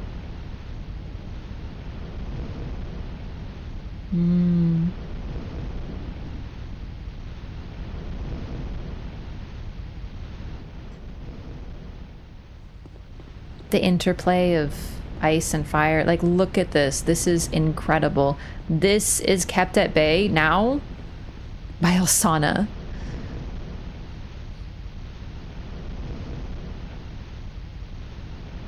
This makes Izalith look chill. Stepped into the flames because he cares about his kingdom? Yes. Your tab just crashed. Okay, YouTube chat just crashed again. That's so great. Give me a second. That is so weird. It's happening all the time. Gonna have Vendrick bless crowns? Yes, sure am.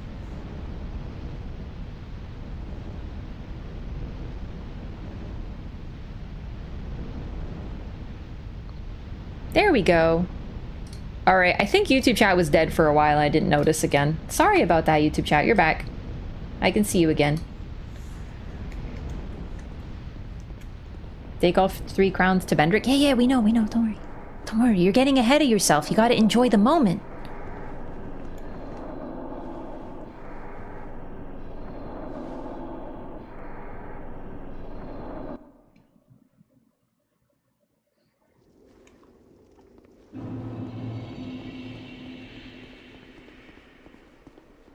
You've granted my one wish. Now, I have no regrets. I was born amidst the dark. Long ago, in the depths of the abyss, my father perished. This is how we learn where they came from. The dark shattered into tiny pieces. one of which The confirmation that it's Manus, who is her father. How frightened I was. A frail thing, born from but a splinter of dark. I felt that I might simply disappear. I am, in fact, the incarnation of my father's fears. This is true, but it isn't 100% true. The king of this land was strong. I sought him only to sustain myself, to smother my fears. Now, I realize that he may have known all along. He sure did. I was born of fear, and my Lord provided comfort. And so, here I remain, heiress to my Lord's wishes, watching over chaos. Until the end of time.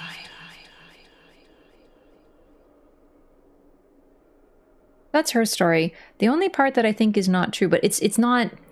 She says that she felt that she might simply disappear. She was an incarnation of fear, and thus she was filled with it.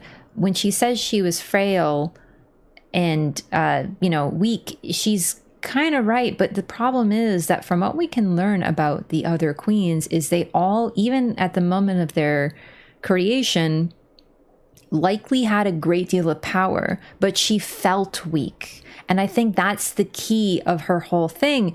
It's really easy to interpret this as she was like a little tiny like wisp of like tiny dark power, and the king saved her and protected her and patted her on the head. But just like her sisters, she likely had a great deal of power, and it was still a mutual exchange of power just like the others. However, fear makes you feel weak no matter how strong you are, no matter how physically, mentally, whatever, how strong you are. Fear destroys you. You could be a 400-pound piece of pure muscle, and if you're scared, you're going to feel like a tiniest mouse. That's kind of what's going on here. She is the personification of that. So she was relatively weak, but what's interesting too is now we see what she's become. She is literally watching over what's down there, that terrifying lake of flame. Alone for all eternity, she has no regrets and she has no fears because she faced them with someone that she cared about. And through him, she grew stronger, and through her, he grew stronger as well. And he knew, all along he knew that she was a child of dark, even if she didn't realize it. I think also her whole thing, she might represent a tiny bit of like anxiety, right? This whole line of unbeknownst to her, she found a place at his side. It sounds as if she wasn't even aware about their mutual bond with one another, but that doesn't mean it wasn't real. It's a really sad story between these two, but also kind of inspiring because they both built each other up and allowed each other, like he trusted her implicitly and she trusted him. The knights of Aleum were swallowed by the chaos. We can learn about the other sisters through her and vice versa. Still remain. I pray for their deliverance. And this is where she sort of gives you the side quest. I sense a night's joyous elation. Kind visitor, please accept my gratitude.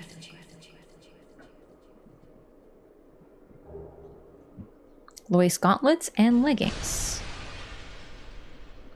So some of these break now. So you can see what we're doing here is we're climbing the staircase bit by bit.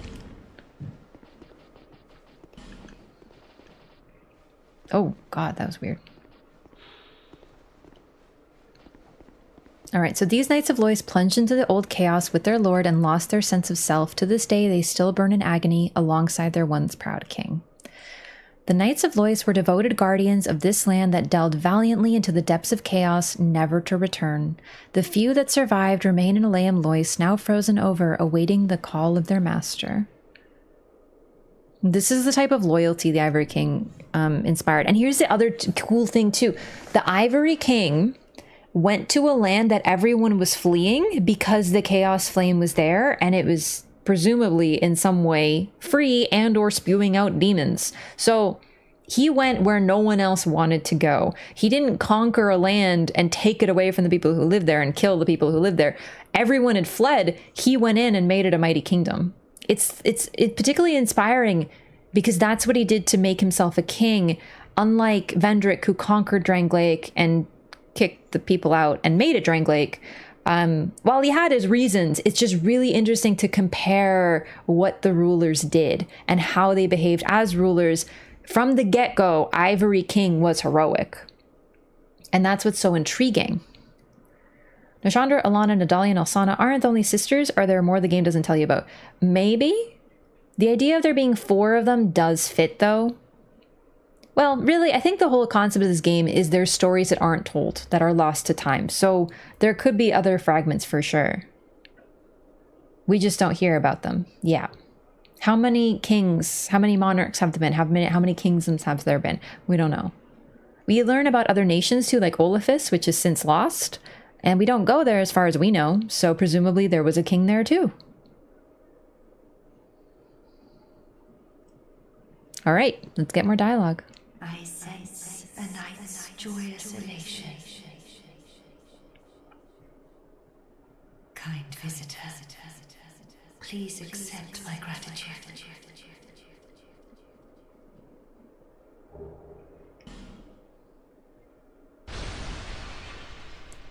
Another one. I sense a knight's joyous elation. Kind visitor, please accept my gratitude.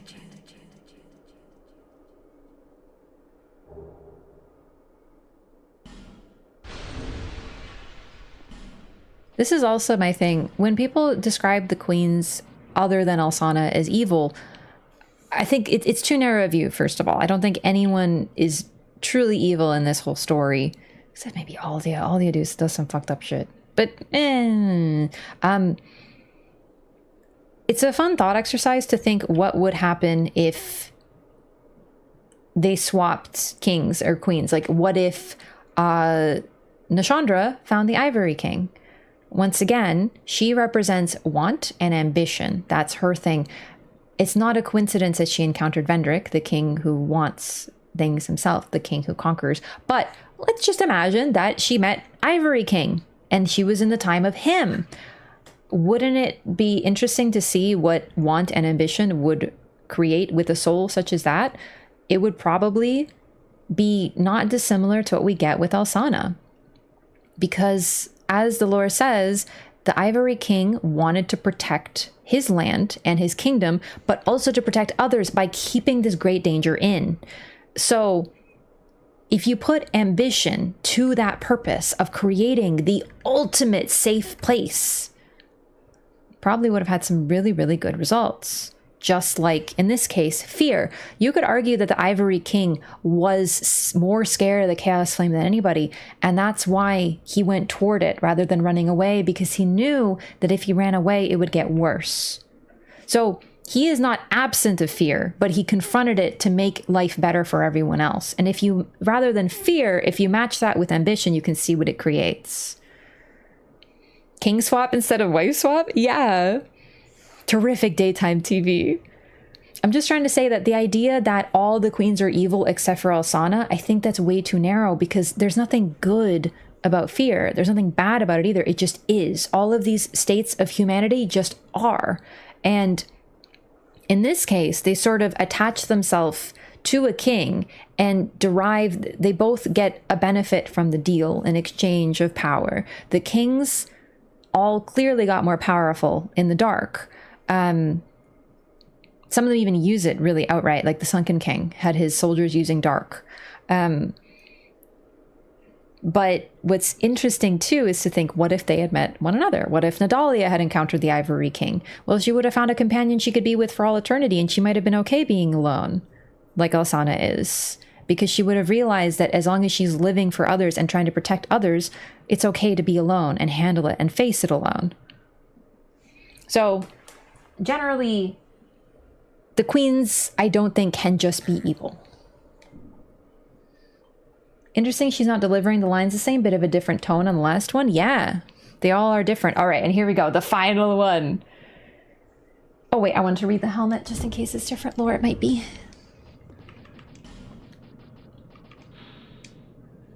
Nope.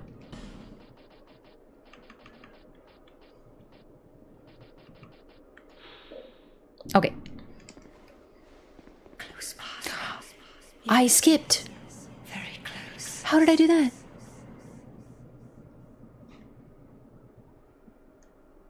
What? Are you telling me I farmed 50 souls just to accidentally skip the lines of dialogue? Oh my god. Alright, well, watch the VOD over and pause. And the split second that I hit the skip button. Well, whatever. It's not really about the dialogue. It is a little bit about the dialogue, but this is our reward. We get to come up here. Ruined? I'm actually devastated. I can't believe I did that. Kind visitor, I am not the only being born of dark. You will face hardship like no other. Take this. My sisters are as a thick dark, their lust for souls insatiable.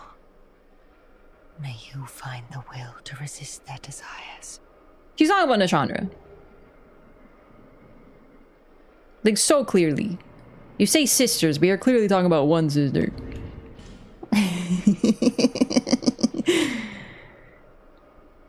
Okay. Oh, we still have the souls. Nice. Ruined so hard. I'm actually so bummed. I don't know how I managed to do that. Like, whatever. We got her soul. No more echo, yeah. Soul of Alsana, Silent Oracle. Soul of Alsana, Oracle of Aleum Lois, who prays in silent vigilance. This child of dark, in reverence of the apocalypse, devotes herself to a ritual in hopes of appeasing the raging flame. The wondrous soul of this augur of fear can be used to acquire numerous souls or to create something of great worth. Giving the Lois Knight armor, she's making you a Lois Knight for completing her quest? Yeah. Go on, kind visitor. May you reach your journey's end one day. Go on, may you reach... And that's it. Kinda cute. Beautiful bracelet, beautiful crown. I wish we could get that crown, it's so pretty. Very long hair.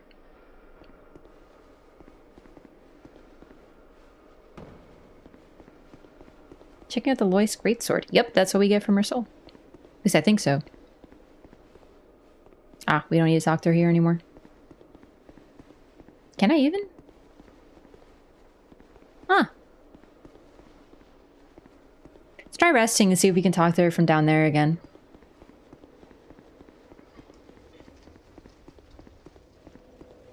Just another joyous elation? Yeah, but like it was the big, pivotal joyous elation.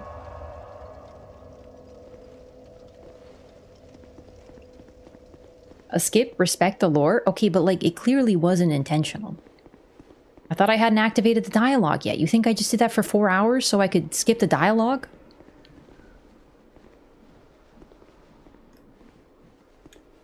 I clicked X twice, thinking that I hadn't activated the dialogue yet. Because I was here, and then I was like, oh, I'm not close enough. Let me click it here. And then I got a fucking cute input for talking.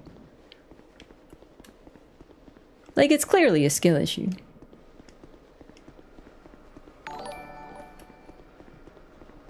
Sub ran out, had to fix. Very based. Welcome back, Wheels. Thank you for 14 months. And for subscribing 6 months in advance. I really appreciate that. Thank you for the support. Please enjoy your 6 months.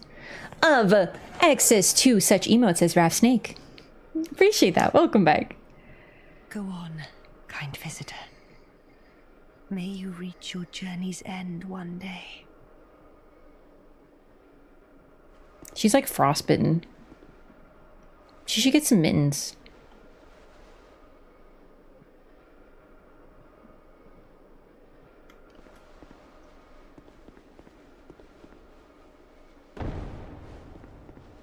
Architecture of Lost Isles is so interesting. You took screenshots, 3 different playthroughs without even knowing. Yeah, no, seriously, Lost Izalith, it's definitely an unfinished area. FromSoft literally apologized for Lost Izalith, and I still think it's an incredibly cool area. Visually, it's so neat. Just like a little limited, yeah. I would have liked a little bit more exploration in that gorgeous level design.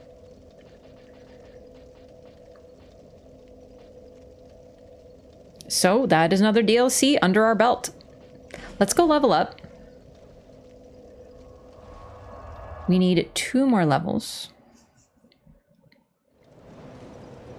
Vol accidentally skipped or attacked NPCs at one point.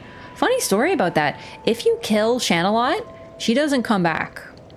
One time I was standing here looking at something in my inventory, and I was wearing the butterfly set. The butterfly set poisons things around you. You have an aura of poison. I'm gonna show it off this playthrough. And I accidentally almost killed her. It was bad. I just heard her going, yeah, yeah. And I was like, what's going on? Oh, we can get another level. Ooh, let's get, attunement. So I'll have 1 spell slot. Oh man, we're actually like perfect.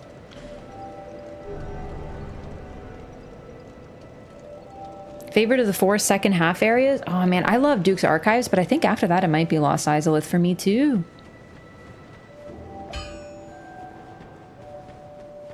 Alrighty. Big stuff. Let's go talk to Vendrick. Hey, thanks for the lurk, Praise. One time I hit Ronnie by accident too. That wasn't great. But she wasn't pissed, it was fine. Where is old Venny?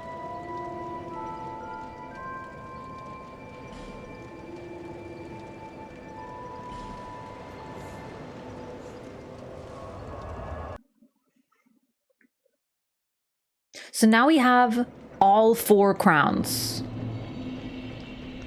And this is a big deal because Vendrick told us about this quite a while ago.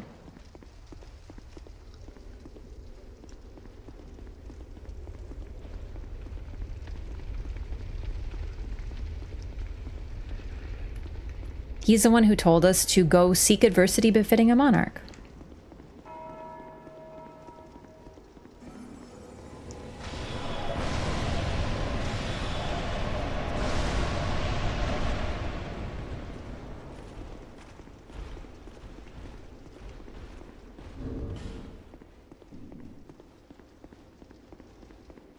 The crowns are one of my favorite parts of DS2 as well. They're so beautiful.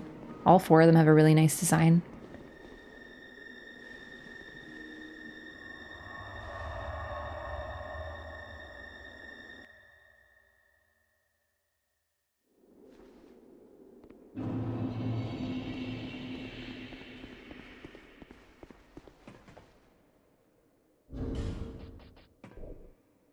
Wasn't that one? This one?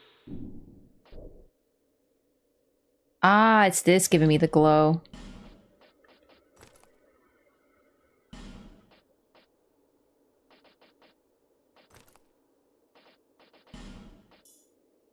Oh yeah, this glow though. Seeker of fire, conqueror of dark. I too sought fire once. With fire, they say, a true king can harness the curse. Many people are saying this. A lie, but I knew no better. Seeker of fire, you know not the depth of dark within you. It grows deeper still, the more flame you covet. Flame, oh, flame. So he's talking about himself here.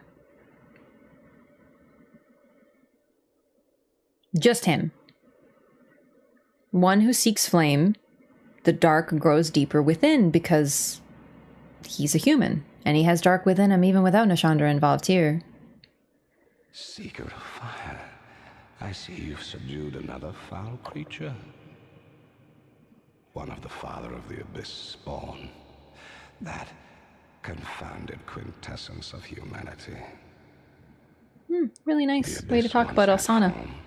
But then dissipated. And yet, traces of its existence endured.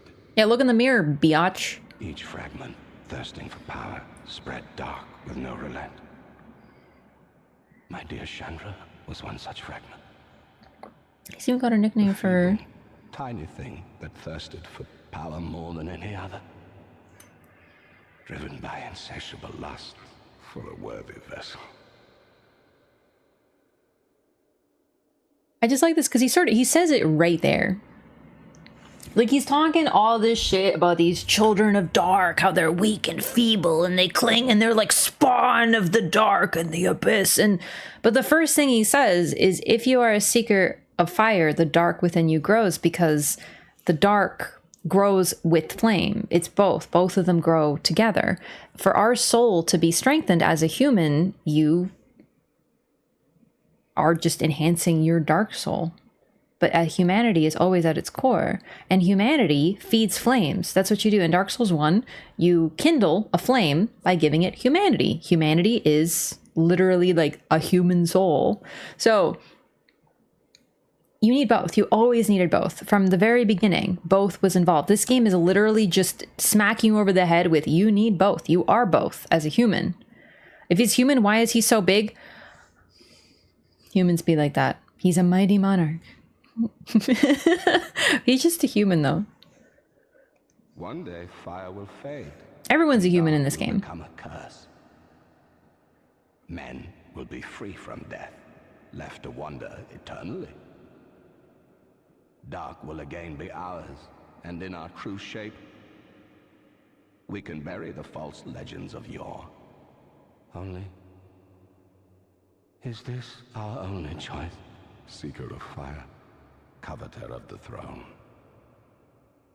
Seek strength. Here we go. The thing that's particularly interesting about Vendrick is he's a lot like Gwyn in that he fears the dark, but he is the dark. The difference between Vendrick and Gwyn is that Vendrick is a human. Will follow. He fears a part of himself.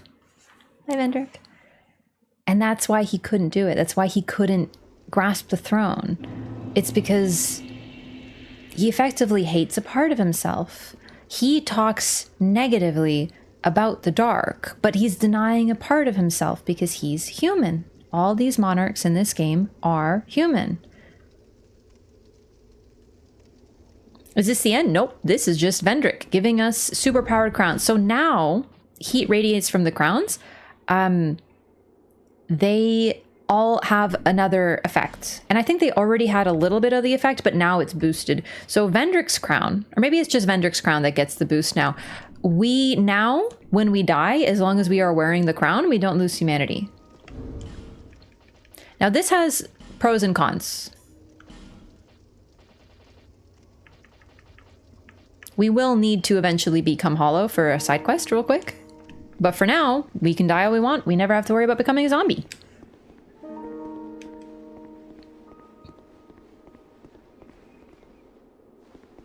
Idea that there is darkness in light and light in the dark is often lost in Western culture, but much more evident in the East, where these games were created, for sure. But this game does a really good job of presenting it.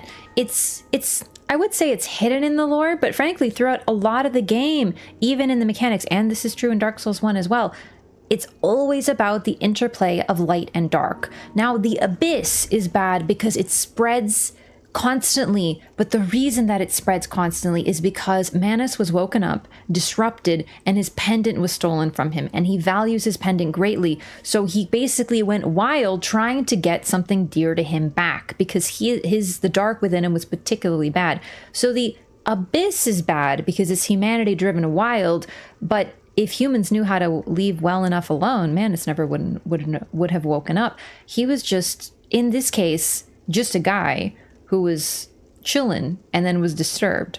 Humans need to meddle with things. If anyone is the Balrog here, really, it's Manus. But the difference is, he just apparently was sleeping. He wasn't doing anything wrong. The abyss is a little bit more complicated than that, and you could argue that it's a bad thing for sure. But humanity is not pure evil just because it's dark. That's kind of the whole point of the entire series. Thought Gwyn being a god was just propaganda. Now the thing is, I call them gods, but I sort of call them the god race. Because whatever they are, they're sort of like giants. There's giants, there's dragons, there's humans, and there's the god race. They have light in their soul. Now, the Witch of Izalith was probably similar to this, but we don't really know. She also might have been a human. We really don't know. About Nito, too. Was he human? His body is made up of human skeletons. Was he human? Did he come before humans? What exactly is going on with that, right? But Gwyn specifically had a Lord soul with no dark within it, but the gods are gone in Dark Souls 2. That is basically the whole crux of the entire story, is they are gone. Very few of them are even around, and the ones that we know of are probably just humans who became deified over time. It's all humans all the way down, toe to tip, start to finish, humans. And that's what makes it so interesting, is it's not about light wanting one thing and dark wanting another thing. It's about beings of dark who seek light and beings of dark who seek dark, and all the interplay that occurs. It's so interesting.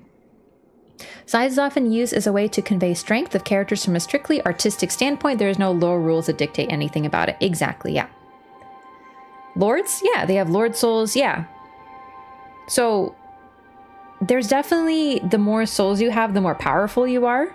And Gwyn had the mightiest, brightest soul. So in an age of light, he's the strongest. But Artorias, Kieran, beings like that don't have any dark in their soul, apparently. Let's go see if he has anything else to say. Oh, no, that's it. We're done. Memory of the king is gone. I don't think Vendrick is evil. I don't think he's bad. Like, just to be clear, because when I just think that he's a little bit more complex than many people give him credit for. The problem I have is that people, I think, take him at complete face value and they don't read into his words. So when he says that the queens and they have this lust for souls, bitch, so did you. He invaded an entire land and conquered it so he could acquire more souls. He wanted to harness the curse. He, before Chandra ever came on the scene, had an insatiable lust for souls. Now, you could argue that he wanted to break the curse. He wanted to escape this cycle. But what it really comes down to at the end is he feared the dark. He feared the true form of humanity and he wanted to avoid it. But how can you avoid something that you have within yourself? You cannot deny your own darkness. Humans have both yin and yang, the light and the dark within us. It's always there. You cannot be above it. And if you fear it, then you're denying a part of yourself. And at the end, he created something he couldn't defeat and he had to flee from it. He was never worthy to take the throne. You can't take the throne if you fear a part of yourself. It just doesn't make any sense. He wasn't fit. I think he had good intentions, but he did a lot of bad things along the way. And he's sort of biased when he talks shit about the dark.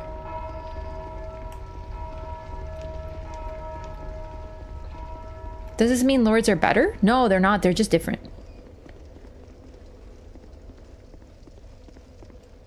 That's exactly it, yeah. Light and dark are just different. And they both have strengths and weaknesses. And often, in this game, I think Dark Souls 2 highlights this better than any other game. The key is that they work best together. Okay, so now after Vendrick, I'm gonna go defeat Throne Watcher and Defender. Let me do a quick once over. Are there any NPCs, any questions you can think of other than Novlon that I haven't done to completion?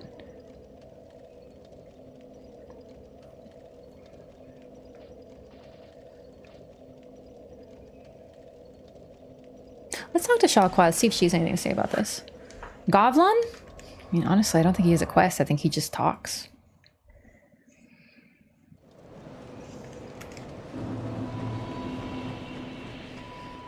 Mage in wheelchair? We're done. He just says, congratulations, you are very dark.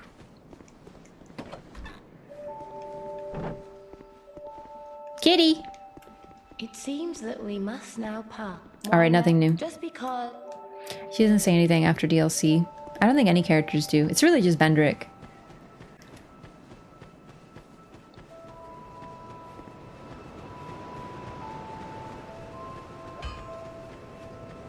We can go talk to Gofflon.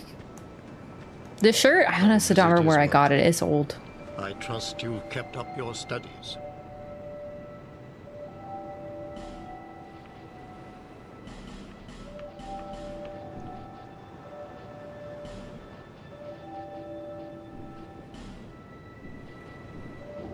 The forces of magic, it is a fitting place. Right, we already heard this. Skipping, sorry. Young pupil, do not take my teachings lightly.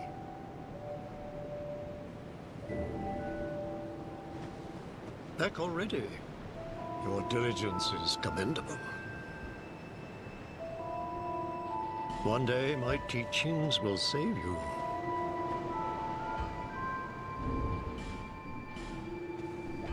Wait. Alright, here we go. You're done. You're still around. You haven't quite given up, huh? Life is a journey, and every journey eventually leads to home. Long ago, a woman called a firekeeper watched over each bonfire. Can't remember if we've heard this already. She kept the flame lit and guarded it from those who would extinguish it. I wonder where the firekeepers went. This is actually really cool with the Firekeepers too. So we get a bit of this in Dark Souls 1, but it's very blatant in Dark Souls 3. A Firekeeper is someone with a particular sensitivity to dark. May you find peace on your journey.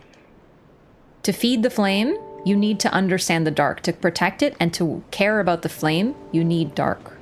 The dark is always a necessary evil. You cannot get rid of it. Weren't you a strength build? Yeah, this is a strength weapon.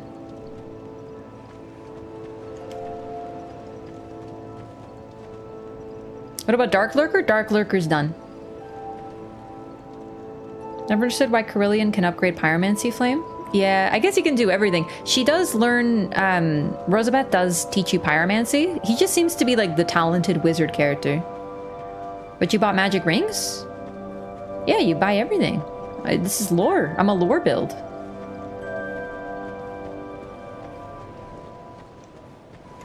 I must have all the items.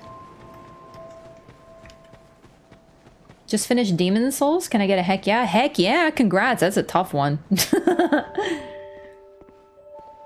It seems why just be. I don't think I bought everything from you, Shalqua. We're not going to New Game Plus directly, so we have time to pick up a few more items and use some souls. Alright, we're gonna go fight the next main boss. Now, this is an interesting fight for a couple of reasons. Oh, wait! The Ivory King armor. I wonder if Magarol gets that, or Malin, or maybe someone else. You need armor.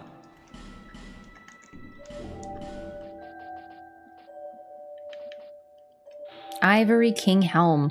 Helm of the Ivory King of Elaim Lois. The Ivory King kept his countenance from his people. The Knights of Lois dutifully followed suit, never unhinging their helmets in public view. Oh, he never showed his face. Armor of the Ivory King of Elaim Lois. The land of Elaim Lois was a vast rampart built to contain the ancient chaos. The Ivory King placed his throne upon the very mouth of chaos. and served as the first line of defense. That's actually just the type of person he was. Truly heroic. He follows in the mantle of someone like Artorias, I would argue, as someone who in the lore is genuinely just selfless and heroic.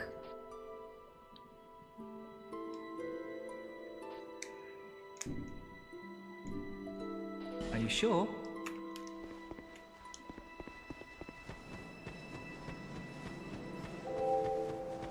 Hardest Souls game? Very subjective.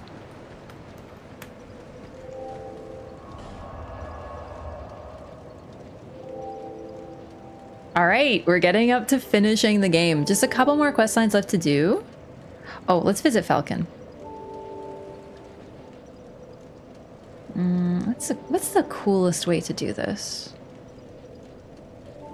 Yeah, I think we just go to the castle.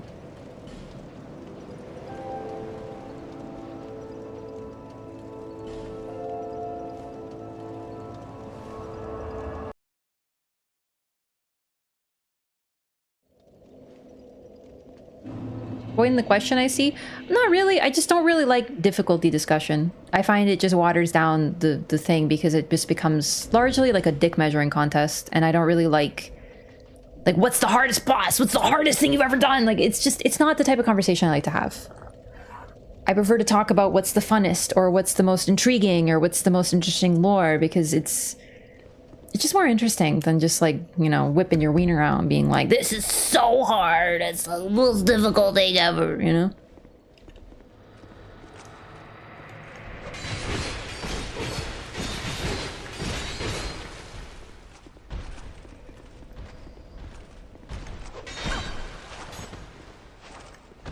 Oh, I miss backstabs after fighting those Lois Knights for like hours. So you can't backstab for some reason. Use the phrase fetishization of difficulty. That's a wonderful way of putting it, yeah.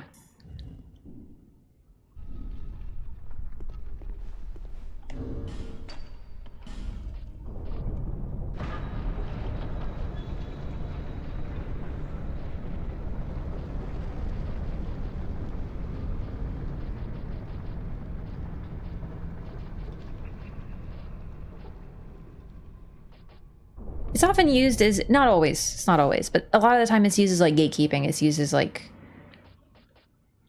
not really, you know, it's just not the type of conversation that I like to have usually. What boss did I take the longest on? See, the thing is too, even if I struggle with something, it doesn't mean that I considered it a struggle, right? Like, maybe I was having fun the whole time I was dying to the boss. Like Frida!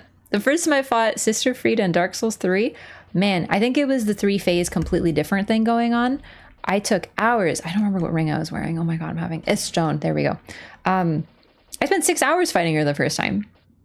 I got absolutely walled by her. Had a blast the entire damn time. And the build, that's so true. Sometimes you're playing a completely different game with a different build. All right, so we are back at the King's Gate, by the way. We have access to this for quite a while, but we needed the King's Ring. But I didn't come here because this is the end. So, mysteriously, magically, Shanalot's here. My journey is already complete.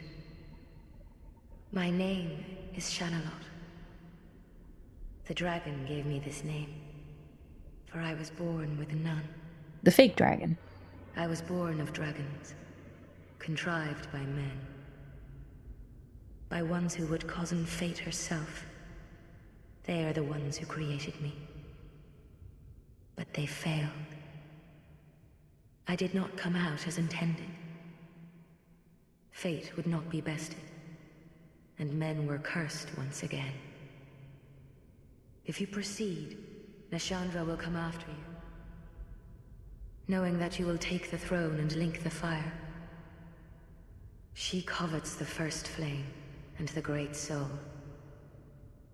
Put Nashandra to rest.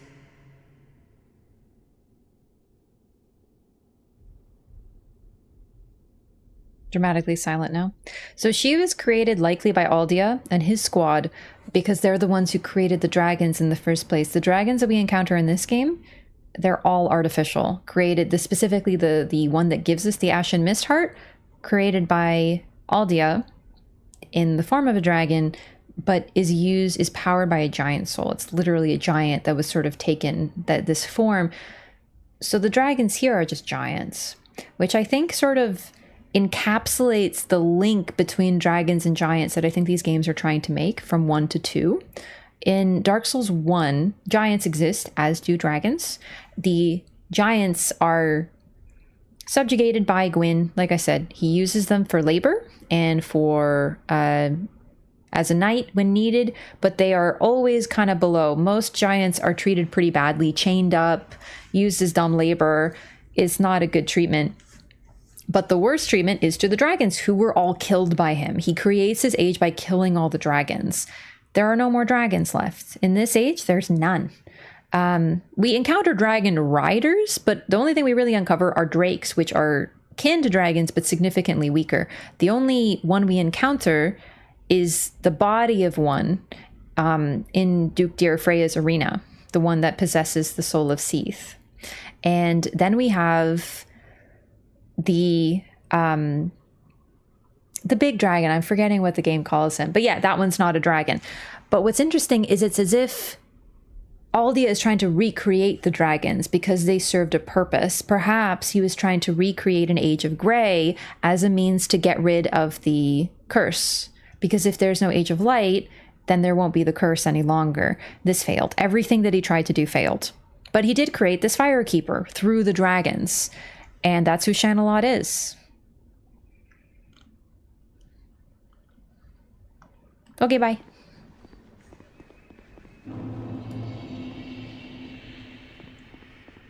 I think the whole difficulty thing has become an obsession with the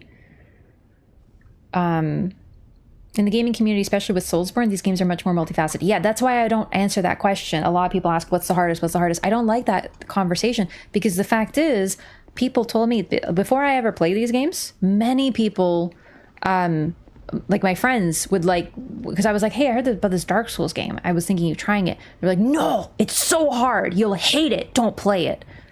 And I didn't think I liked difficult games. So I was completely turned off and I didn't even try.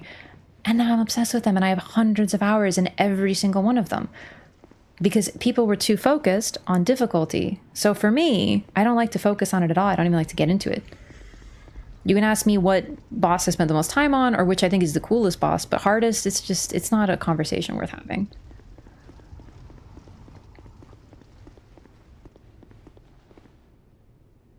Radley of the Old Guard. Banhart of Jugo. So we've already finished Banhart's quest. Oh wait, have we? Wait, no, have I? I do. I have his stinky gear. Yeah, we're done with Banhart, so we don't need to summon him here. And Head of Vengarl. Ooh, you know what? Let's get a party in here. Yeah, Brad, by the way. Bradley. Just a normal guy. Forgot how much I love this game. Due for another playthrough. Hell yeah. I love this build-up too. Also, kind of interestingly similar to the kiln of the first flame, huh? Bradley, he bows and everything. So cute. All right, boys. Excuse me.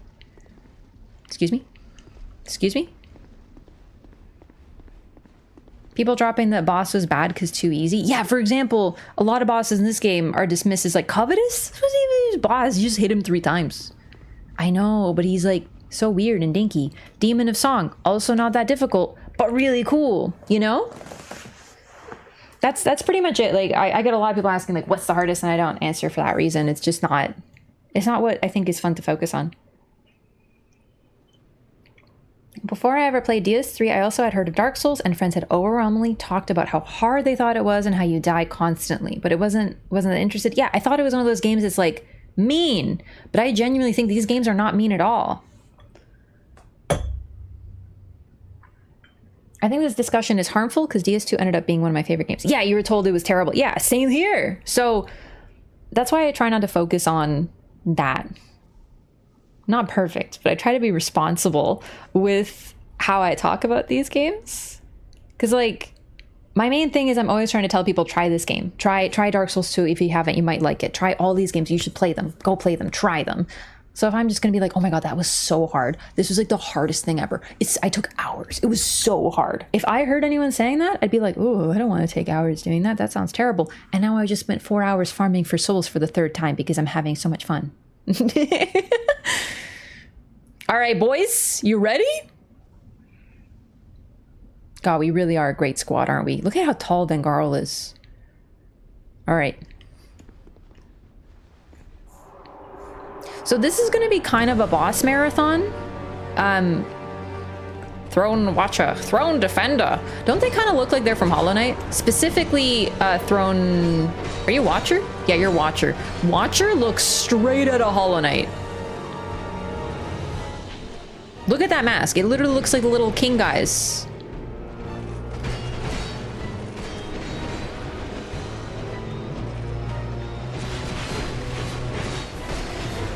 So we have kind of the strength build. Okay, already dead. Good start. We have the strength build and the dex build. Very like light versus heavy. They die. You had to kill them at the same time or they'll res each other. So we're going to try to show that off. I just wanted to show off the summons. Ooh, am I going to have to wear the, yep, symbol of the king the whole time? That's all right. We'll just do that.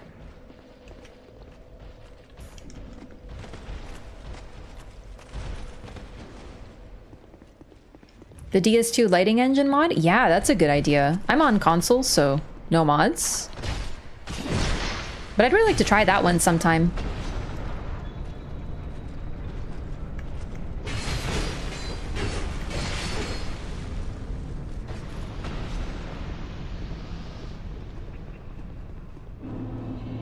The Throne of Want.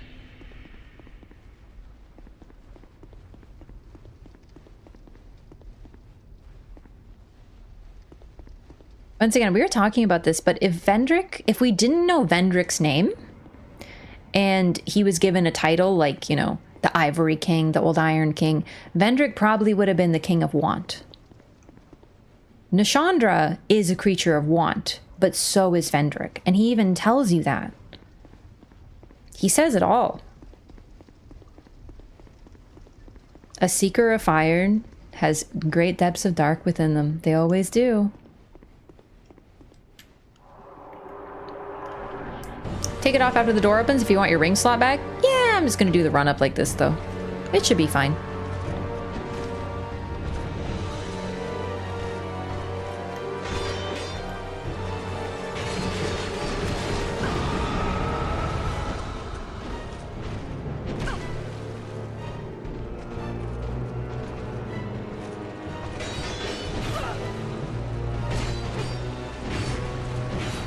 Oh God!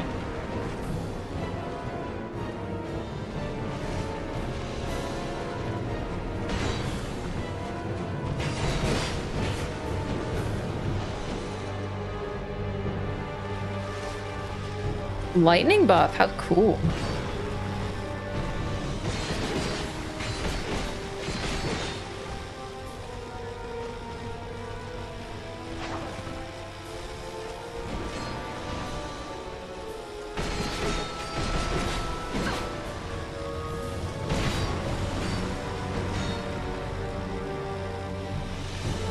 Ah, they're so aesthetic, like...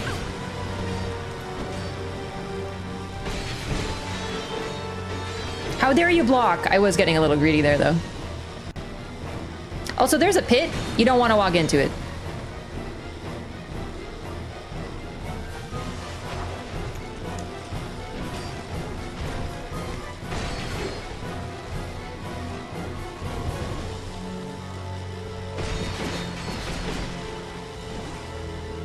Okay, we're gonna wait for the actual res to occur.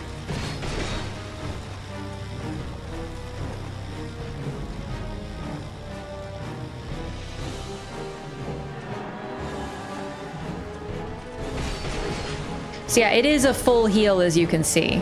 And they buff up immediately.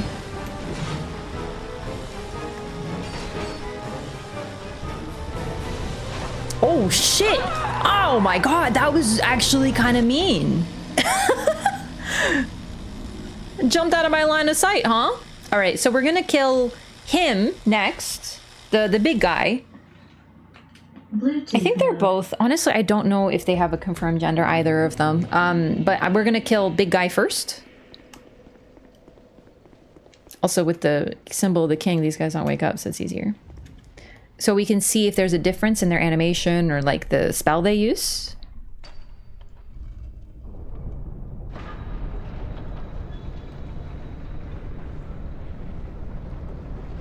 Would be cool to have a final boss rush in the other games when you have your build all set up. Honestly, I like this boss rush. It's a little hilarious because it just keeps on going, but none of these fights are too challenging on their own, and you don't have to do them all three. I don't mind fighting more than one boss at a time, but the only time it annoyed me was Elden Ring was because we have to fight both, and that was annoying. I get it, but I think the Bloodborne method was better.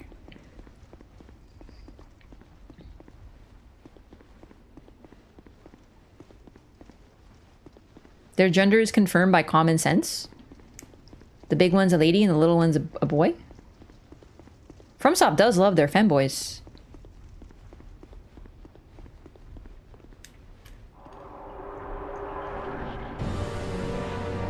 Once I killed Watcher and then you got revived, then killed Watcher. Or wait, you killed... Basically, yeah, they can just keep on cycling.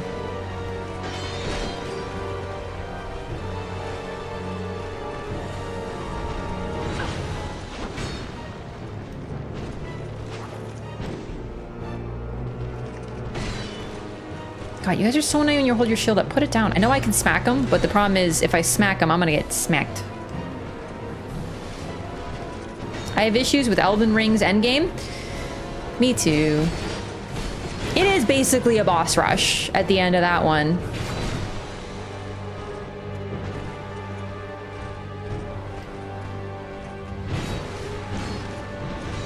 Jesus. Almost got me.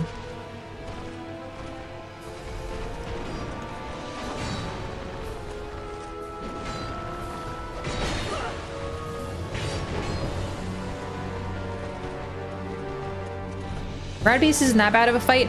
I despise both of them very much. I hate Radigan. He is a miserable fight. I can't stand him. I don't care. It's my own personal feelings on the boss. I pretty much dislike or despise almost every fight in Elden Ring, and I wish I didn't, but I do. So, Radigan is a freaking dick. Not necessarily because Smo is big boob armor. Yeah, Smo has the biggest titties. It's true.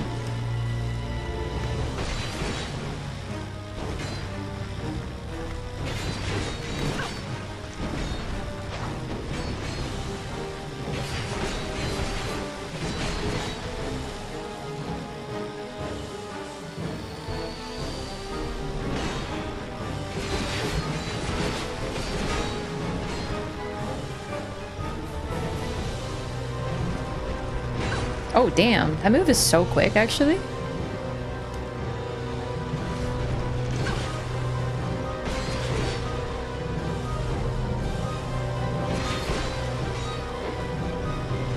Here comes the res.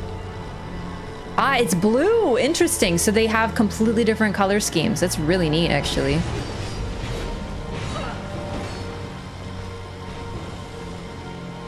They're so aesthetic.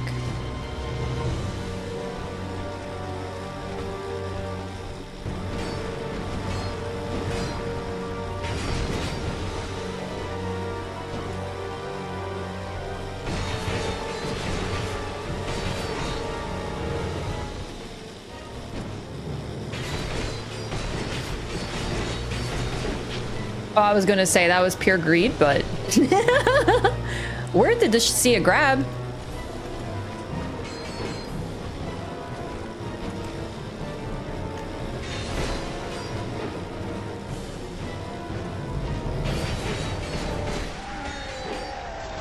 So you can interrupt them too. Like you can stop it. It's an animation.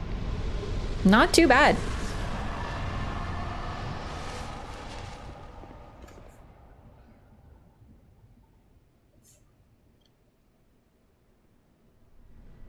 Wow, we did it. Congratulations. You beat the Dark Souls 2. Undead. You have proven yourself to me. Oh no, she's hot.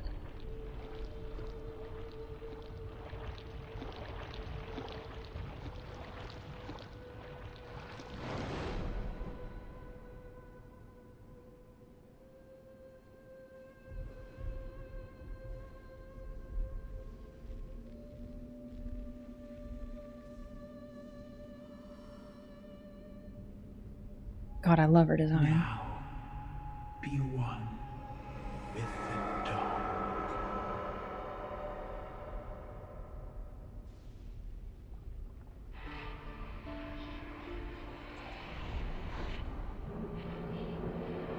I love how she walks through the fog because we're her boss fight. So we are going to die to her intentionally because I have stuff to do now. Oh my god. Admittedly, I was a little entranced by how cool she is. I love her design so much.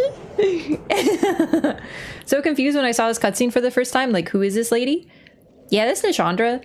The game doesn't, like, she is the queen. We do talk to her, and then Shanalot tells us that she's coming. These clouds curse you, but you can't tell with the crown on. Oh, right, I'm immune to curse forever. Alright, so now that we've defeated Throne Watcher and Defender, we can talk to Kale, and the last flame should have lit up, and now he'll be like, oh, even more flames have appeared, and etc.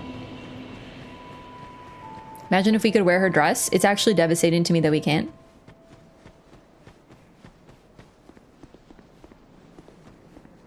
Also, so Nishandra takes on this like illusory form, right? With the blonde hair and whatnot. But the thing is that each of the queens seems to have a form, and it kind of goes from human to monstrous, but it kind of depends on their state of mind too. Nishandra's taken on this particularly monstrous form because she's consumed so much.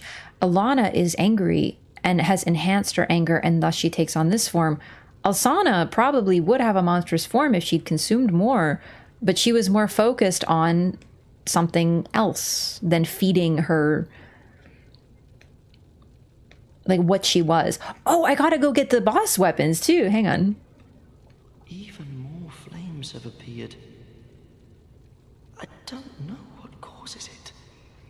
Get the Ring of the Dead near there anyway. Actually, yeah, now you mentioned, that's another thing. We get sort of a hint that maybe she's hiding her appearance somehow. But the thing is, I think she's definitely, like, from the start has been taking on this form, but it isn't necessarily, it might not even be like that much of an illusion fully, because two of her sisters have black hair and one of her sisters seems to have light ashen colored hair. So maybe they just have different appearances as well. It seems that all the flames have been lit. It makes me feel somehow... Wait, what am I doing here? Who are you again? Fate brought us together for a reason. Take these, and may they help you on your travels. And that's his quest. It seems that all the flames have been lit. It makes me feel somehow... Wait, what am I doing here? Who are you again? It's really sad because he's sort of in this cycle.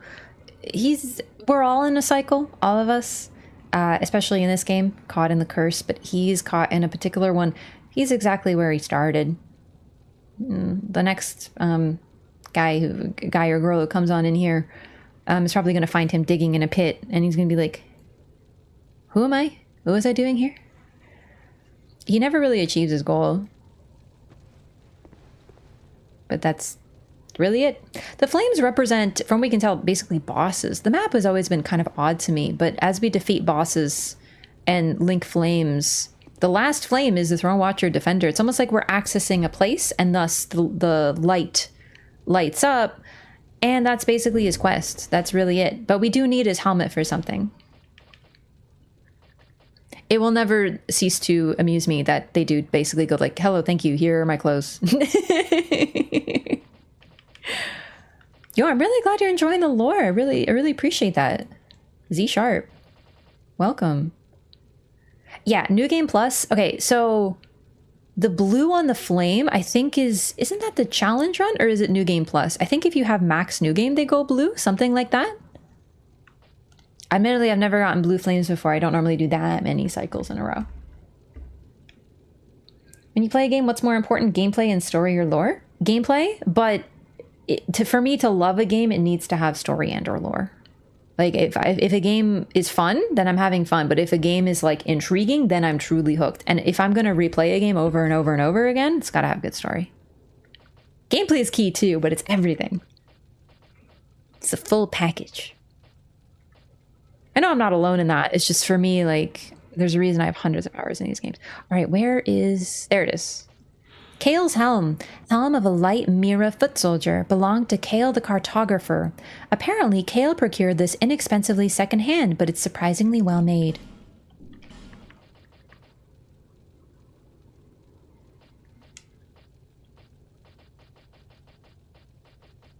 Oh man. I don't think the lore is any different.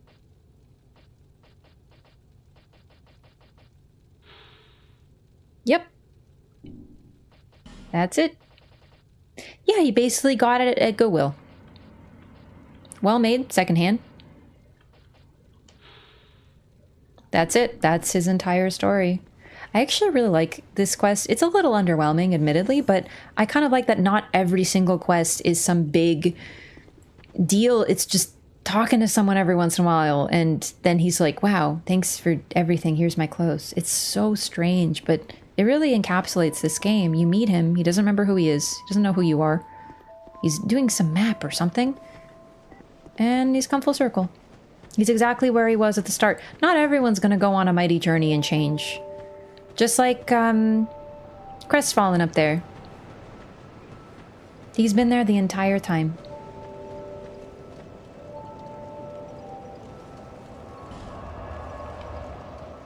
So, we got his hat. If you remember, quite a while ago, we talked to Novlon. Oh, I guess we didn't introduce him yet. Well, it's Novlon. He wanted us to kill Kale because apparently Kale touched him. And like he was some sort of like animal in a cage. And this isn't a petting zoo, so we have to assassinate him. And to prove that we did it, he asked us to give him Kale's helmet because it's unique. We aren't killing Kale. We're doing this little fun way around. Yo, take it easy, Daniel. Have a good night. All right, where is Strayed? Strayed.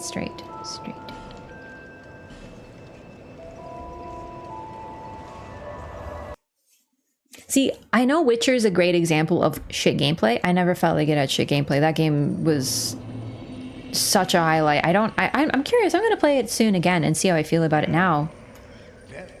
But if that's a game with shit gameplay, it still manages to be one of my favorite games. And it won freaking Game of the Year, so it's got to have something going for it. It's interesting. It beat Bloodborne, and I think it's deserved.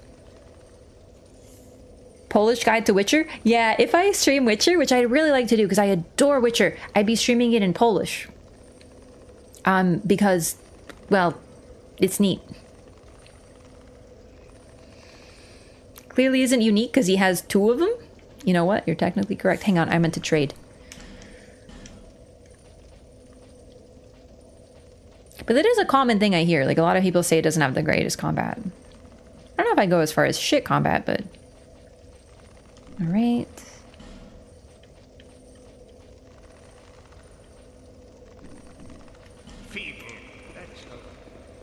Nothing from you.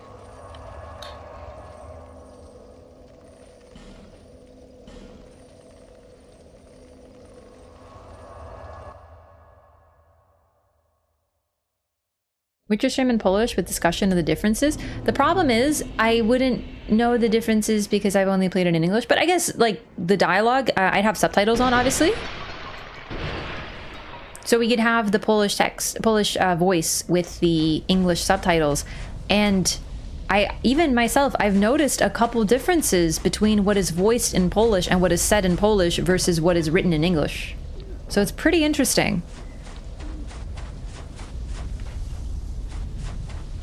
Some subtle things, but pretty big deals. Hello there. Do you have a wondrous soul? Alchemy build? I think I might. Actually, that's a fantastic idea. Sufficient combat? That's sufficient, I think is the best word.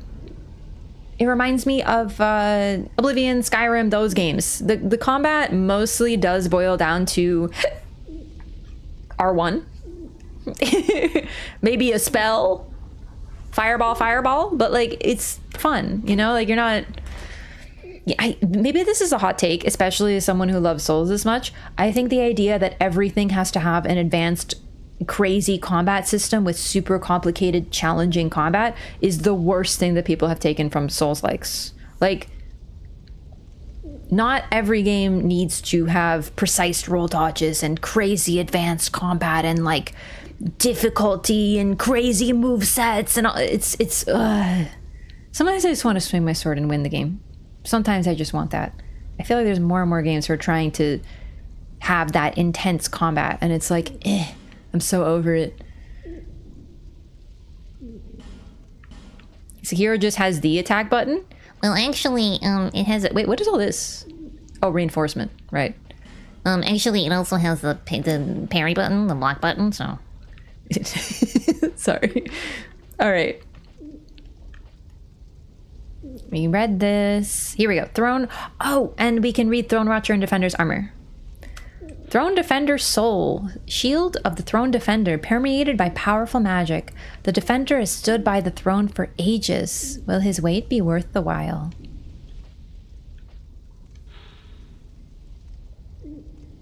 Small shield used by the Throne Watcher, made from an old sacred chime. The Watcher has stood by the throne for ages. Will his wishes be fulfilled? So this game genders them both as male, but the thing about JP, I'm guessing that in the Japanese it was gender neutral. I don't know though, because I don't speak Japanese, but we don't know. Read that. Yes.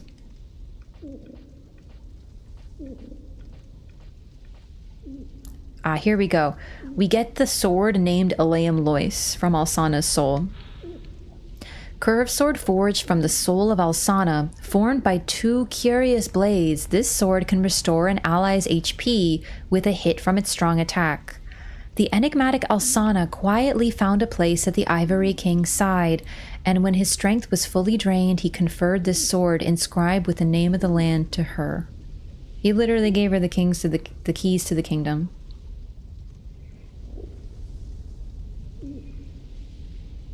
Actual moveset for combat in something like Skyrim? Really? Oh man, I just love swinging my sword. Souls is kind of based on the Smash Bros. School of fighting design? Really? What do you mean? Smash Bros? I'm intrigued. Alright, I love the Aleum Lois. We're gonna get it. This is such a cool item. It's Dex. We're not gonna be able to use it, but it's a beautiful weapon too. Also, I love this. So this is like his sword that he gave to her, but we get it from her soul. And I think that's so powerful that she has truly become, she is Jane Aleum Lois. You know, she has taken on this role. Like she and the king are one in a really powerful way, but truly that they work together.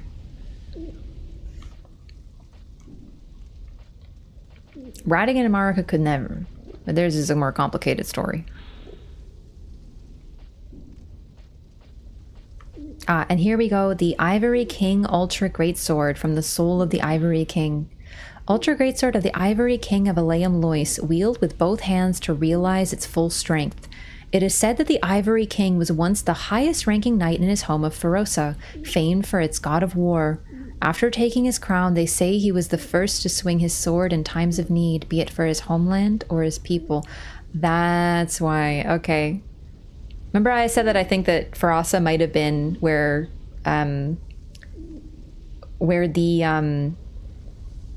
the kingdom of Leonlois was built. This is another reason I think that. So he came from this land that fell to war and was constantly assailed from all sides by others.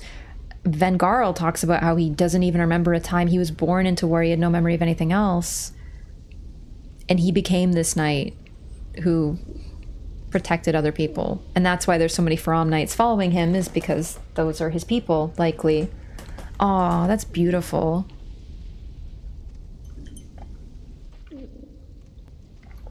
Oh, I actually also love that this weapon restores an ally's HP. Like, that's what exemplifies both Alsana and the king, the Ivory King. They work together. They were supporting one another. This is a sword that heals someone else, not you. And it's literally, like, you can kind of see that there's two curious blades, right? It's both of them together, that they built Elaine Lois together. This makes it blatant that Alsana and the Ivory King worked in tandem. But here it's a happy story, sad story in the end, but a heroic, inspiring story. But there's nothing about Alsana that made her different from her sisters. Truly, there is nothing.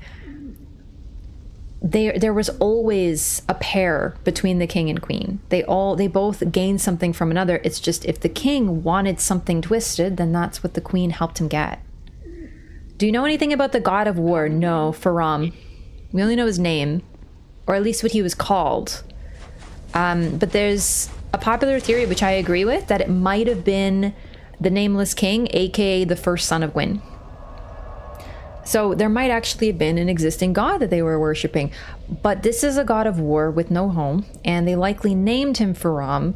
That wasn't his actual name. At least I believe so. Some people think that the Nameless King's name was Faram. I think that was a name given to him by the people who worshipped him at this time. But I think his name was probably something else. I don't think Gwyn would name his first child Faram. I think he'd name him Gwyn Jr. That can be used to let the knights live and kill the Ivory King. Yeah, you can kill the Ivory King with one knight left.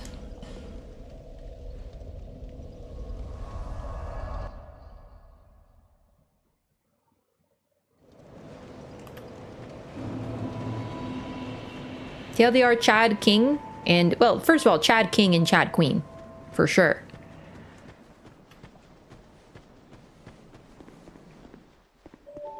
You need...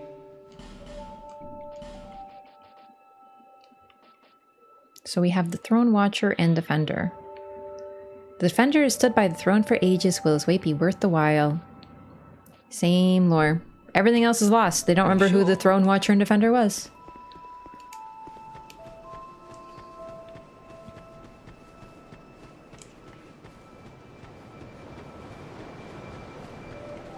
Alright. Novlon time. So now this is the big one. Kale is unfortunately like really we have to get almost to the end of the game to do Kale's quest. In fact, I wouldn't be surprised if most people miss this, because you have to talk to Throne Watcher and you have to kill Throne Watcher and Defender and then talk to him. But there's 3 bosses in a row at the end of this game, so you're probably just doing those. You don't even think to go back and talk to the NPCs.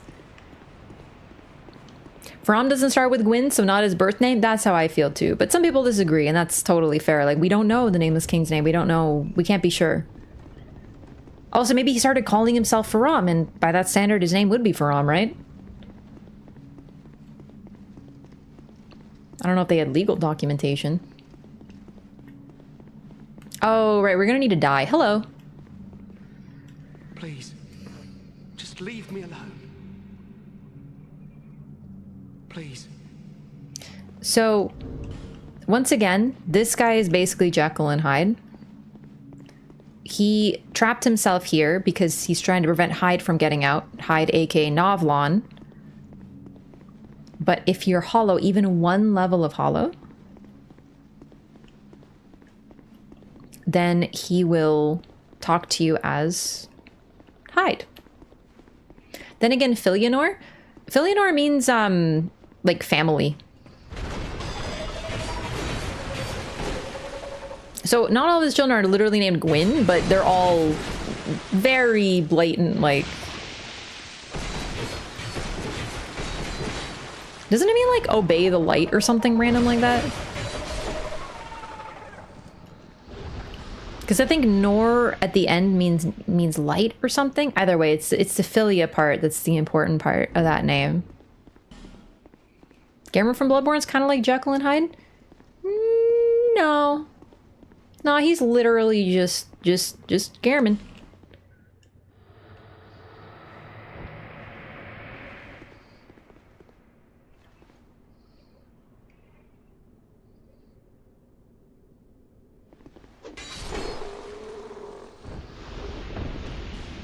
Ooh. Alright, how do I die? Oh man, I shouldn't have killed him.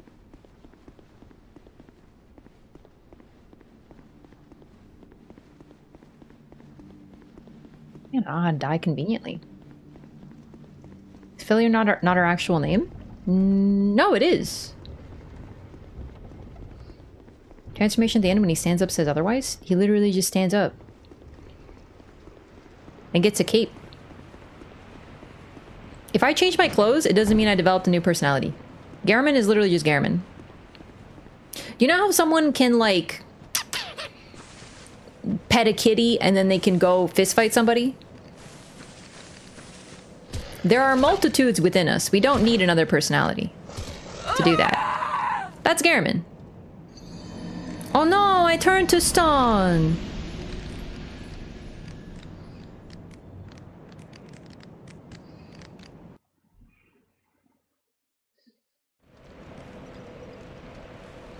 Alright, so now that I'm hollow, even just one stage... Oh wait, am I maxed out hollow because I got petrified? Oh my god. Wow, it's pretty vicious.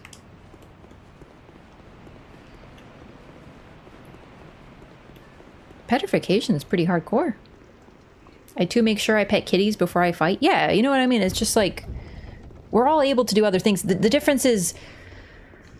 Well, we don't all experiment with, forbidden magic and accidentally science fiction ourselves another personality. Speaking from experience, I trust? Yes, you know me. Fist fighting. Fine work. This is my thanks.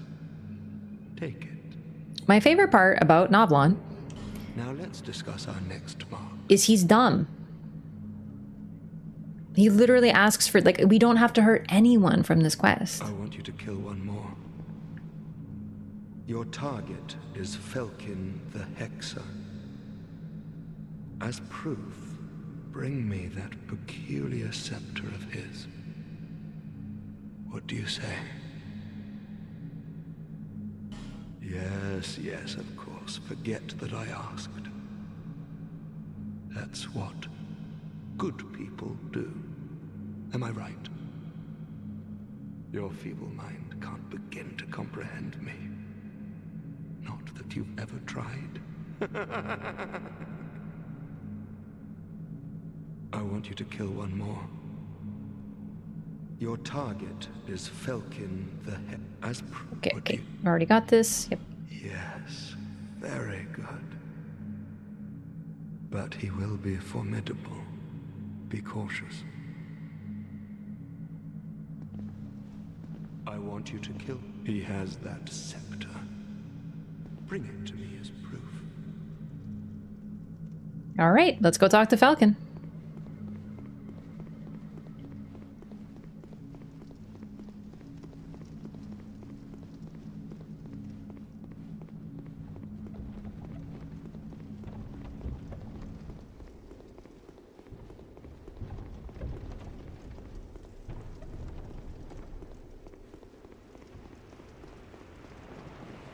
Sounds like an edgelord. Yep.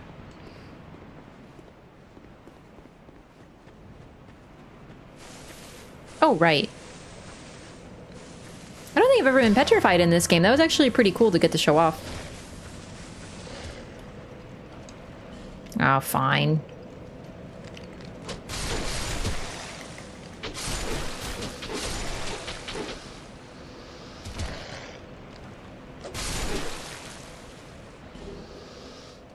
sorry. The Black Knight Great Axe? I forgot these monkeys can drop absolute treasures. I say monkeys. I always call them lemurs. They look like lemurs to me. I think I already have one though. Yep. Randomest enemies drop the randomest things in this game. Alright, Falcon.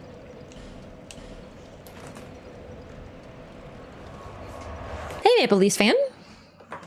Yeah, they kind of are chupacabras. Alright, so... Falcon, once again, we're not going to kill him, but now that we have 20 faith and int, I was leveling it so he will approve of me, basically. Dark watches over you. These are for you. He's so animated. Sunset Staff, Hexer's hood, robes, gloves, and boots. Together, into the dark. I went to a great school. Alright, we've heard this already. I'm skipping. Goodbye. Till we meet again. I do love him. He is the same voice actor as Laurentius from Dark Souls 1. And it's really interesting to hear his range because he plays like friendly but kind of shy guy. Now he plays like unhinged but friendly guy. You think they're similar but different. Hexer's Hood. Hood worn by a Hexer grants slight increase to spell uses belong to Falcon the Outcast. Hexing appears to be an offshoot of sorcery, but its specific origins are unknown.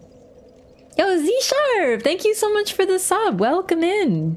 I really appreciate that. Thanks for choosing to support the stream. Enjoy your butterfly. Enjoy your emotes. Yeah. Welcome, new sub.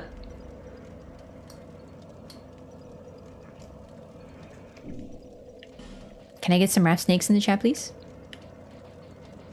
Raph took my job? Yeah. I wanted to type it. Where's the chest piece? I can never find anything in this big old inventory of mine. Eee, snakes! Where is it?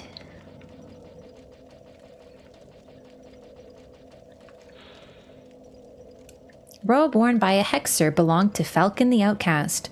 Those who have a taste of dark are drawn into its vortex and rarely return. Perhaps it appeals to something deep within the human soul. Something essential. Like something essentially human.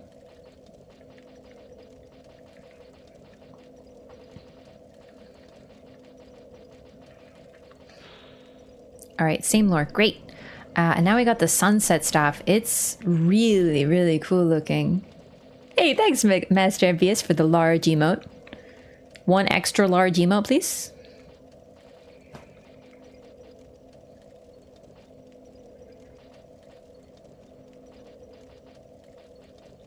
Sunset Staff. A staff said to have been forged in Aldia / by Aldia. So this might be why he's a target. Because he was there and or maybe worked with them and experimented with them. A catalyst for sorceries and hexes particularly powerful for casting hexes. The mysterious Lord Aldia secluded himself inside a manor to conduct various experiments. Those invited to the manor disappeared, replaced over time with malformed beasts that roamed its halls. I wonder where the beasts came from. Troubling. Kind of reminds me a bit of Maple Story. Ah, really? Yeah, Raph Snake was done by Carson Druid. I do want to get my emotes redone though, honestly. I know I've been saying that for a while. I just keep forgetting. Alright. So this is the next step. I think this should be the last one, like he says, but I don't remember. So now the thing about Novlon, we're going to do a bit more with his quest. Because it's cool and I want to show it off before we do final boss things. Follow him as well? Oh, really? Yeah, Carson's great. Really, really great artist. Really nice guy, too. So, Novlon, besides being, you know, locked up in this cell, we can free him.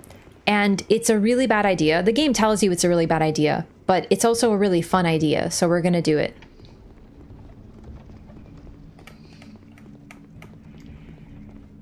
basically he becomes a pursuer. He invades you at random times and is kind of a huge dick about it. I love it. He will invade you again and again and again randomly. Fine work. This is my thanks. Take it. Forbidden Sun. Now let's discuss something of importance.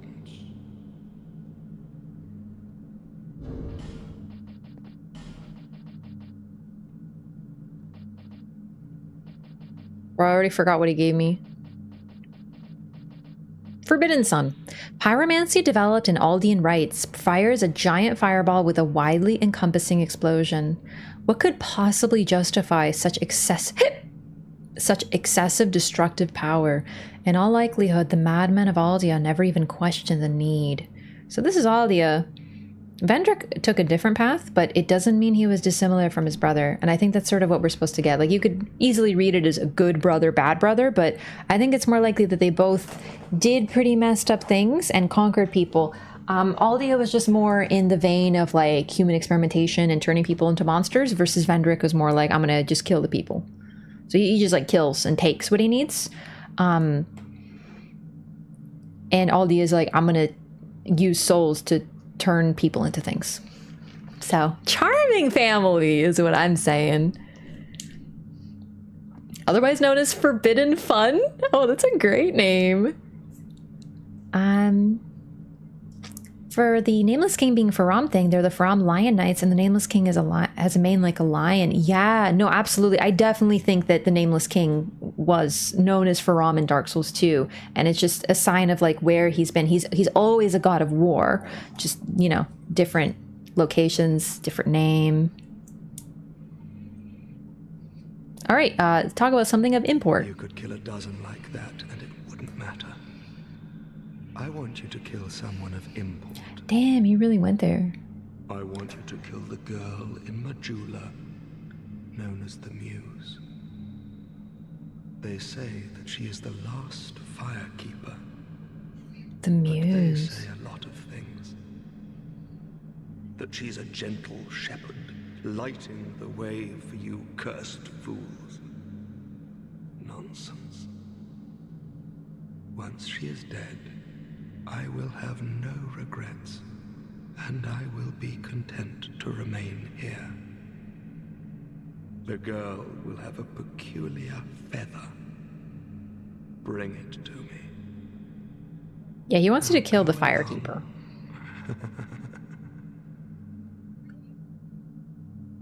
Having second thoughts.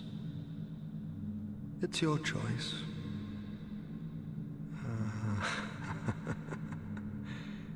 Now you're getting nervous, hmm?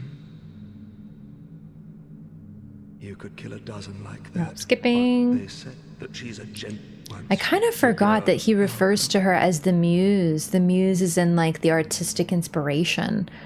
So she might have been, it's interesting because she was apparently, you know, begat of the dragons, fake dragons, false dragons. But she was sort of the inspiration of those in Aldea. Interesting.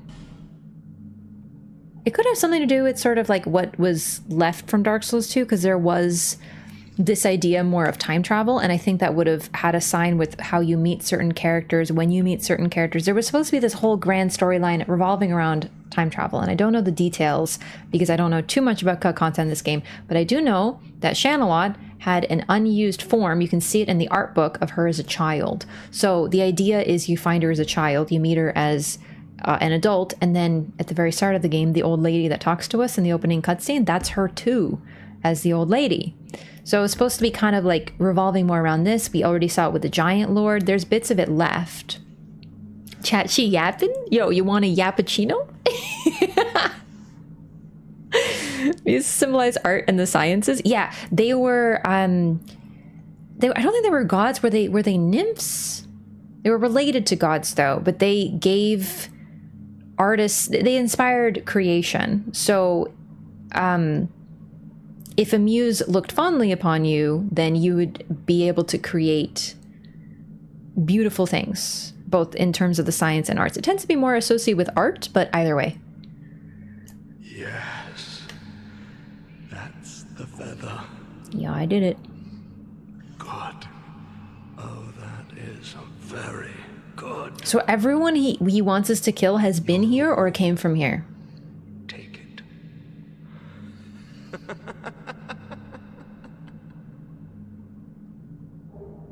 Unleash magic. Now keep in mind, we killed literally no one. He's just an idiot.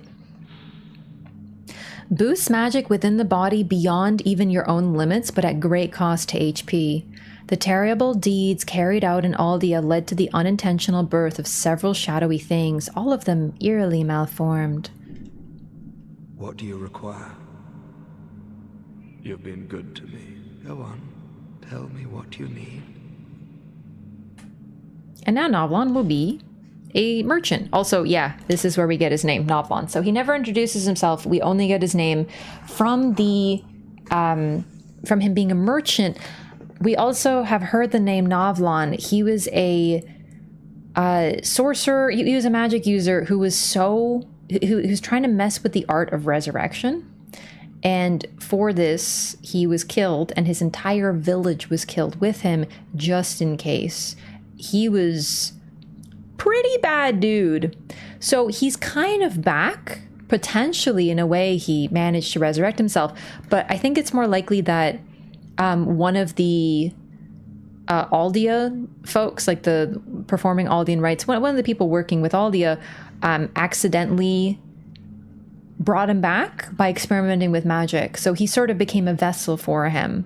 He calls, this guy, Novlon, calls the guy a vessel. So it does imply they are two separate people in one body. And it's a mix of, so Dr. Jekyll and Mr. Hyde, the story is that he created a potion that would bring people like past their limits.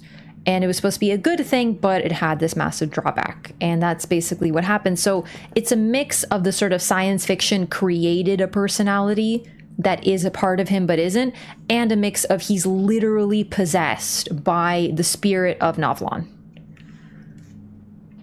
It's pretty neat. Guy got fucked. Like, Omega skill issue for sure. He sells lightning great arrows, fire great arrows, and destructive great arrows. So if you choose to do some of these assassinations, because it's really Kale that's the obstacle. If you just kill him, which I'm not recommending, but if you do, you can get access to all this stuff a lot sooner because he's the big one. Moon hat. Hat worn by astrologists and Malafia. Astrologists believe that magical powers can be obtained at moments of special heavenly alignment. Even the collective wisdom of the Malafian Magic Academy cannot pull magic out of the sky, but the ideas of the astrologists led to the creation of new and very useful magic devices. So we actually have a piece of this. I got this from like a drop from the enemies. And also, this is how you get the Black Witch set, including the Black Witch hat. I did the invasion. Well, as you wish. Where Zuli invades you. So that's why I have the dress already, but this is pretty much where you're supposed to get it. You can get it either way, though. Let's pop some souls.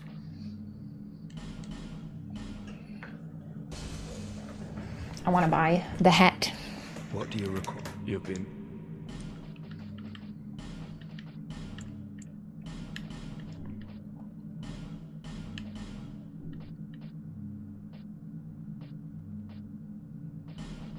Let's see. This hat's really nerdy, but I want it.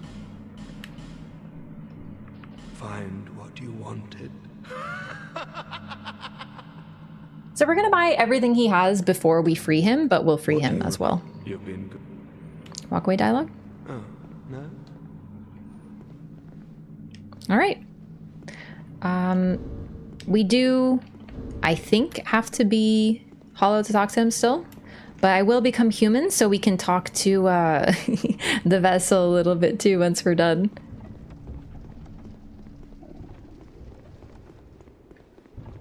If we free him, I think what we'll do, we'll be hollow so we can talk to Novlon, and then we'll go human so we can talk to both of them without leaving. Basically, both of them have a very different feeling and response to you freeing them.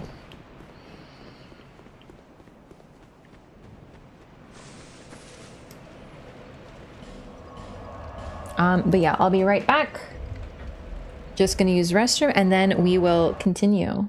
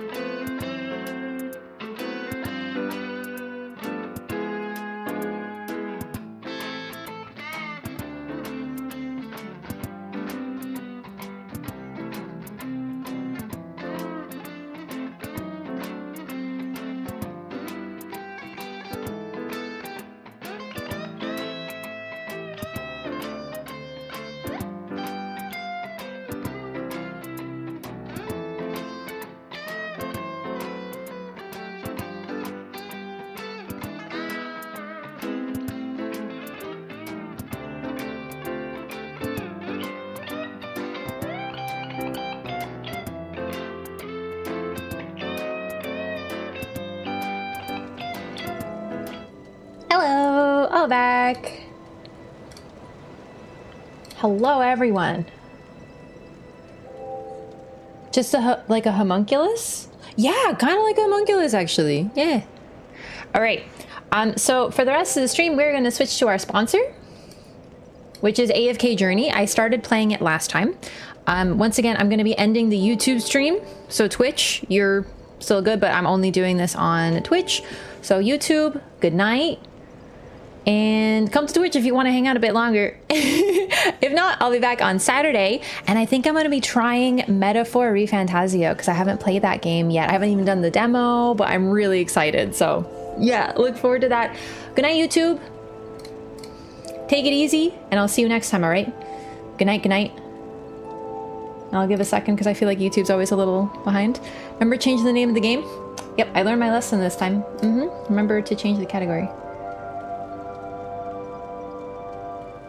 All right, I'm hoping YouTube chat's just caught up now. All right, bye. All right, Twitch.